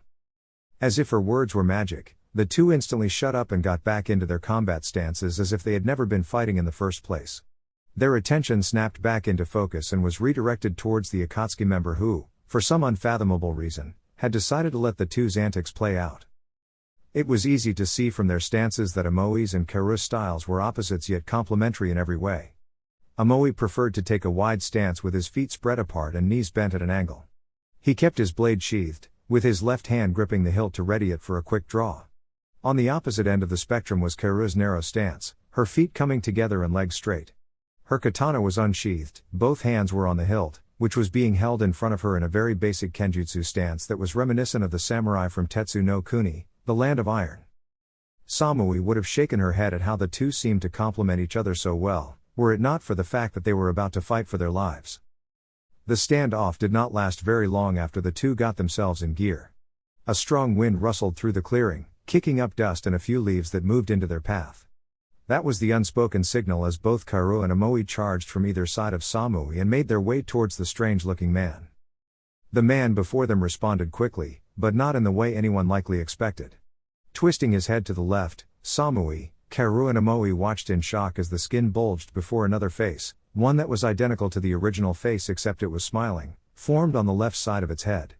This was followed by the same thing happening to the right, only that face was frowning. The man then threw off his cloak, revealing a horrifying surprise underneath. What looked like a man was actually a machine of some kind. It had 6 arms with what looked like bolts on the shoulders and a large, serrated blade-like sash around its waist that almost looked like a tail. Seeing what this thing looked like underneath that cloak for the first time had the members of Team Samui pause. Holy shit. Karu swore as she jumped back to gain some distance between her and the machine. That is one ugly son of a bitch. Said ugly son of a bitch seemed to take offense to that. At least, that's what it looked like. Gripping one of his forearms, a loud clicking sound preceded the thing's wrist detaching from the rest of his arm with only a thick line of metal with several rockets attached to its side. This doesn't look good, Amoe murmured as the Asura path pointed his arm at them. With a hiss of smoke and fire, the many dozens of rockets launched from their places and flew towards the trio of Kumo shinobi. Samui swore as she, Kaoru and Amoe jumped away to avoid the barrage of explosives. This didn't help them much as the missiles followed them wherever they ran, forcing the group to split off and divide the missiles between them. Kaoru and Amoe took to the roofs and went in opposite directions. Nearly a dozen missiles followed them, and the two were soon forced to dodge and weave across the rooftops, keeping one step ahead of the missiles as they impacted against the roofs and exploded. In the meantime, Samui used the distraction the two gave to charge forward and close the distance between her and the Asura path. It was a risky venture, moving so close to an opponent whose abilities were still very much a mystery. But it wasn't like there was much else she could do. If she wanted to find out what her opponent was capable of, the only way to do that would be to engage this strange being in combat. Despite her intentions, Samui found herself unprepared when the Asura path was blasted forward at incredible speeds from chakra propulsion jets activating on the bottom of its feet. Samui only had enough time to get her tanto up before the serrated blade tried to bifurcate her. A loud squeal of metal on metal erupted from where tanto met serrated blade. Sparks flew between the two weapons, but only for an instant, as the Asura path overpowered Samui seconds after the two clashed.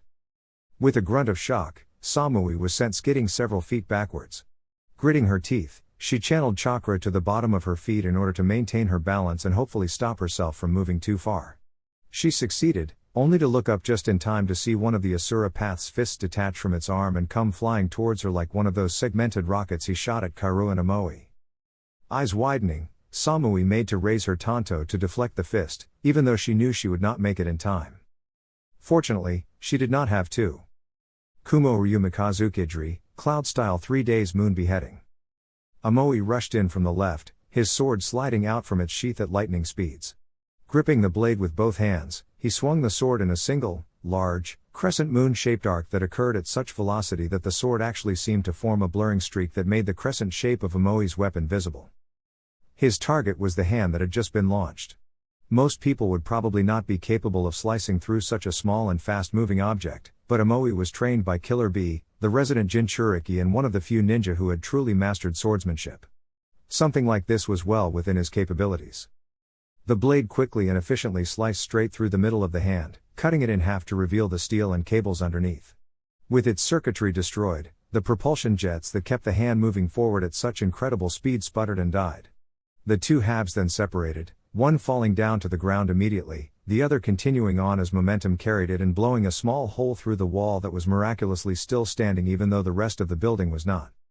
The wall collapsed several seconds afterwards, as if the hole had been the final straw that broke the camel's back. Just seconds after Amoe managed to slice the flying hand in half, Kaoru descended upon the Asura path with the vengeance of a fallen angel, her sword pointed straight down as she was set to impale the mechanized villain. "Take this, you bastard." Unfortunately for Kaoru, the Asura path was already reacting to her presence. 4 small triangle-shaped segments split and peeled back from his head, revealing the metal underneath the false skin along with a large hole. Blue light began gathering around the hole. It was only after a few seconds of watching the light gather there that Samui realized what was happening. "Kaoru! Get out of there!" The warning given, Kaoru did not waste any time and began making several hand seals. It was difficult when one of her hands was gripping her sword, but she made do, completing the last hand seal just in time for what came next. There was no real warning when the cannon on top of the Asura path's head went off. One moment it was building up enough chakra to destroy several buildings, the next there was a large blast of energy that shot from its head and exploded. The light engulfed Kaoru's form until nothing of her could be seen. When the light died down, there was nothing above the Asura path. Everything had been obliterated. Kumo Ryu Omotadri, Cloud-style front beheading. Appearing in front of the Asura path, Kaoru swung her sword in a single, quick and powerful cutting motion. The attack would have taken the Asura path's head off, had it not been for the powerful-looking serrated blade launching itself forward and knocking her sword aside. With her sword knocked away but her momentum not halted, Kaoru stumbled forward. It was the perfect opening for the Asura path, who did not hesitate to waste this opportunity. The blade moved to bisect the dark-skinned kunoichi. Asura had every intention of ending her life right then and there. He would have too, had the blade not been blocked by another sword appearing from his left. There was a loud clang, as metal struck against metal, followed by a squeal as the two weapons ground against each other. Amoi's teeth were grit as he channeled chakra into his feet to keep from getting sent flying. He didn't know how such an unusual weapon that did not appear to be all that sturdy, it bends far too much, could be so strong. It was like getting hit with a several thousand-pound brick. Still, he did what he could to keep the serrated tail blade from moving. Out of the three of them, he was physically the strongest. While blocking and locking this attack into place was hard, it was not impossible for someone who had been forced to block Killer Bee's sword attacks during training. Dashing forward, Samui made her presence known as she began using chakra flow to channel lightning-natured chakra through her tanto.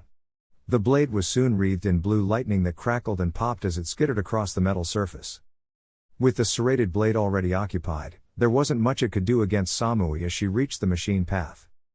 Kumo Ryu Reitaku, cloud-style lightning thrust. Keeping her body low to the ground, Samui thrust her lightning-coated weapon forward, hoping to pierce this thing's head. It was not to be. While the serrated blade may have been neutralized by Amoi, the Asura path still had 5 arms it could use. Which it did use. One of the 3 hands on its right side came up and grabbed onto the blade, heedless of the electricity that was not coursing through its body. While that hand moved the blade off to the side, forcing Samui to stumble forward, another hand came up to stare into Samui's face. Kawan no Haya, flaming arrow of amazing ability. Samui had just enough time to realize her mistake before the fist was detached from the arm and launched at her. The fist struck her with such force that it felt like all the bones in her head had caved into her face. She had never felt anything as excruciating as this before. And then she was sent flying backwards with enough force that her body became nothing more than a blur before it crashed straight through a building. Samui. Her 2 teammates yelled out in unison. Not that they could do much more than yell, for once Samui had been taken care of, the Asura path turned its attention on them. Almost too quick for them to follow, the Asura path had 2 of its 5 remaining arms pointed at them. They only had enough time to register this before the fists were detached and sent flying. Amoi was hit in the chest, his entire ribcage collapsing in on itself while the hand going after Kairo went straight through her stomach, leaving a bloody trail in its wake as it exited her back. The last thing either of them saw before their world went black was the Asura path's head splitting open again to reveal the chakra cannon gathering energy to finish them off. Zox. Atsui was beginning to wonder if this situation wasn't getting too hot for them to handle. They had a giant bird creating lightning storms and dropping egg bombs on them, a giant rhino that was rampaging through the streets and destroying everything that the centipede and dog didn't. And that was on top of the new summons that had come out of the woodworks, a giant ox. That's right, a giant bison with thick brown fur, multiple piercings located throughout its body, the largest damn horns he had ever seen, and the same odd ripple-patterned eyes as every other summon they had been dealing with so far. It had appeared about 5 minutes after the Anbu had shown up to try and subdue the other summons and subsequently wiped out most of the Anbu by squashing them flat when it had been summoned. Now there were only 3 Anbu left of the 4 squads that had arrived. Things really weren't looking too hot for them right now. The bird is coming back. As the cry went up, Atsui looked up into the sky and swore. The bird was coming back, and not only was it laying eggs, but that lightning storm was behind it as well. He hadn't even known that thing could create 2 different attacks at once. Everybody scatter. That sounded like a fine idea to Atsui. He had no desire to stay in the line of fire from that thing. He had already seen numerous examples of how deadly that bird could be firsthand. A good number of Chunin and a few of the Anbu that had managed to avoid getting smashed by the ox had their remains splattered across the ground from those egg bombs. Hopping down from one of the few roofs that miraculously still stood, the young Jonin made his way out of the area of imminent destruction via giant bird summons. After making it quickly to the ground, he began to hightail it out of the general area with chakra-enhanced speed. It was while he was running that he ended up hitting a new problem. Though it may be more accurate to say the new problem hit him. He had been running down one of the main roads when it happened. The building to his immediate left exploded in a blast of fragments and cement shards. Atsui was not only knocked off his feet, but several large shards managed to embed themselves in his arms, legs and torso. Thankfully, he had managed to cover his face with his arms, otherwise his head would have been impaled instead. Not that this meant much when he landed on the ground several dozen from where he had been originally standing. Atsui moaned in pain as he tried to regain his bearings, an impossible task to be sure. His entire body felt like it was on fire. He was tired, he hurt, and there were at least a dozen shards of cement ranging from the size of a pebble to the size of dagger sticking into various areas of his body. If he didn't get medical attention soon, he would probably bleed out. A loud snort caught Atsui's attention. Managing to just barely lift his head and show off slightly glazed eyes, the Jonin of Kumagakure caught a glimpse of the thing that had been responsible for almost killing him. It was the rhino. And it was glaring straight at him. Oh. Ugh. I feel almost like Samui for saying this, but not cool. As the rhino glared down at him, its mouth opened up to reveal a person standing inside of it. Atsui's vision was blurry, so he could not make out who they were or even what they looked like. All he could see was black on red. Now, why did that sound so familiar? You are the one who took out my centipede. Atsui blinked. The voice was distinctly male. He supposed that was good to know, though just why it was good to know he was about to be killed by a man eluded him. Come to think of it, there were a lot of things eluding him at the moment, like why he was no longer feeling any pain when just moments ago it felt like his skin had been getting ripped off his muscles and bones. A part of him knew this was not a good thing.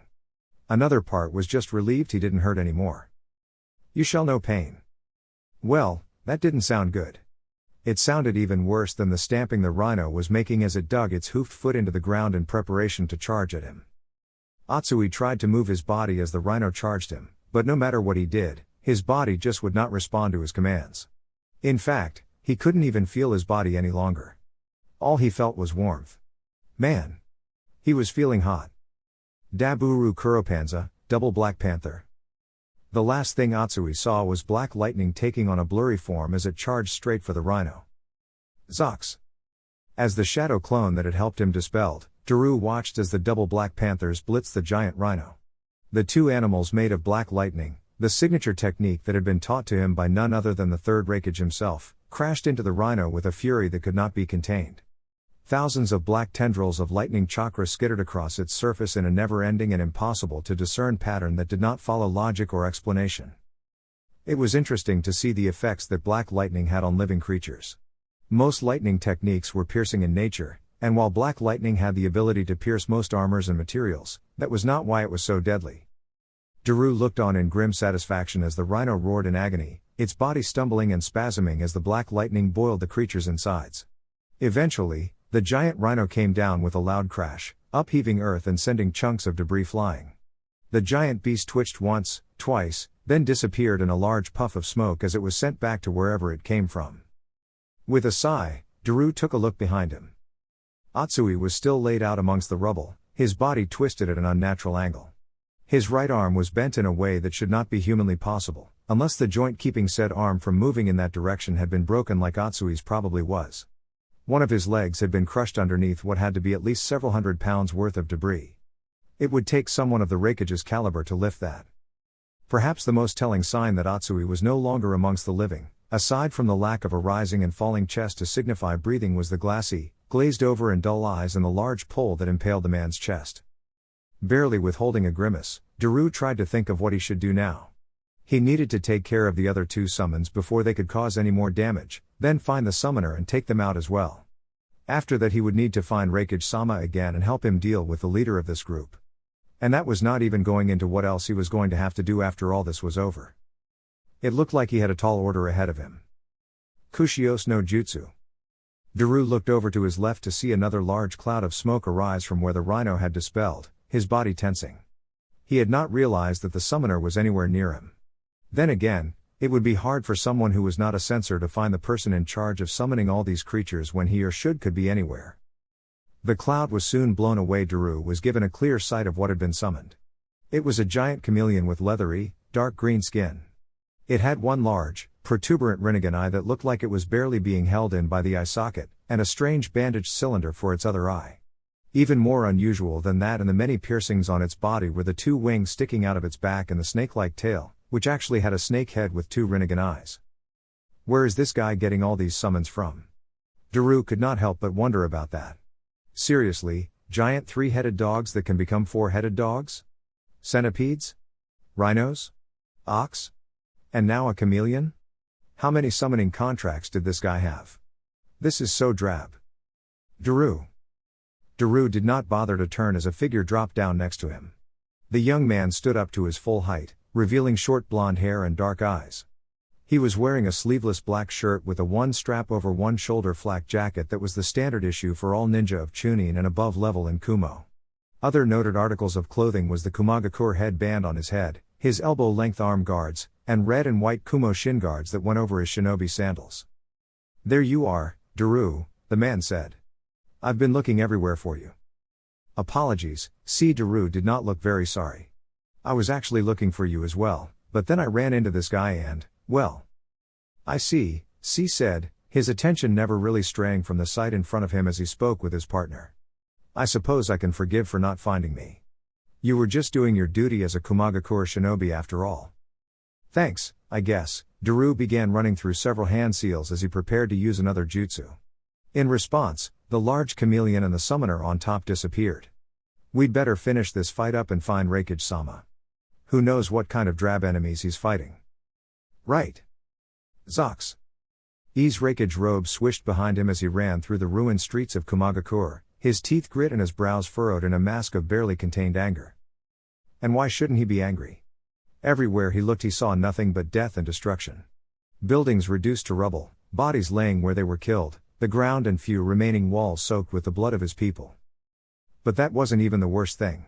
No, the worst thing about all this destruction and chaos was that most of the people who had died were civilians, men, women and children who did not even know how to fight. Whoever had attacked his village had done so with little regard to innocents and noncombatants. It pissed him off to no end. He loved his village. He may not always show it, but the village meant more to him than anything else, even his own life. There was nothing he would not do for his village, whether it was something dirty and underhanded like trying to kidnap the Hyuga heiress during peace negotiations or allying himself completely with Konoha. If it meant keeping his village safe from harm, he would do it without a second thought. That was actually why he had allied himself with Konoha in the first place. When he had heard from his spies that had been keeping an eye on the ongoing war in Kiri and learned that the Yellow Flash had made a return in the man's son, he knew that he would have to do something to keep the man from becoming a threat to his village. At first, he had thought about assassinating him, but later on realized how poorly that would work out.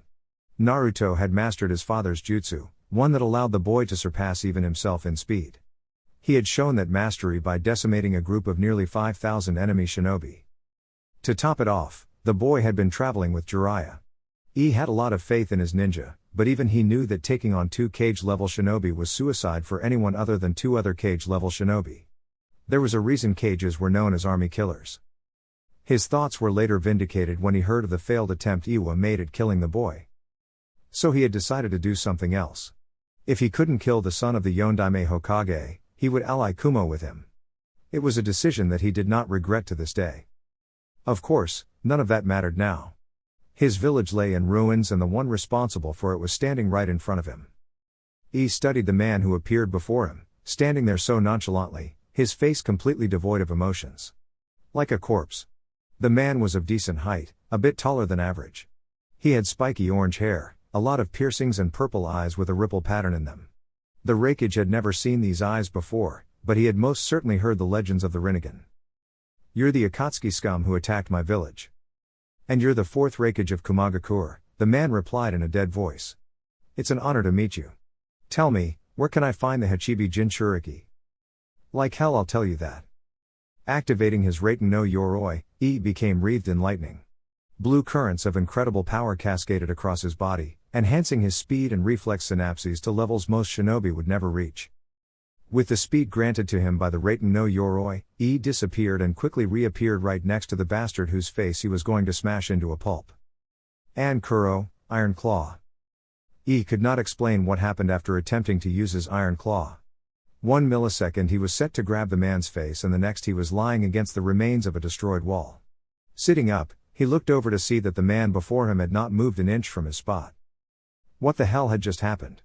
Deciding he would need to be more cautious, he stood up and eyed the man warily. "It looks like I'll be needing to take you seriously." The man tilted his head, as if not quite understanding what he was saying. "Prepare yourself. For I won't be giving you another opportunity to do whatever you just did." He charged up his lightning armor again. He had a feeling he was going to need to go all out from the very beginning if he wanted to have any hope of victory here. Then again, what else should he have expected from a man who bore the Rinnegan?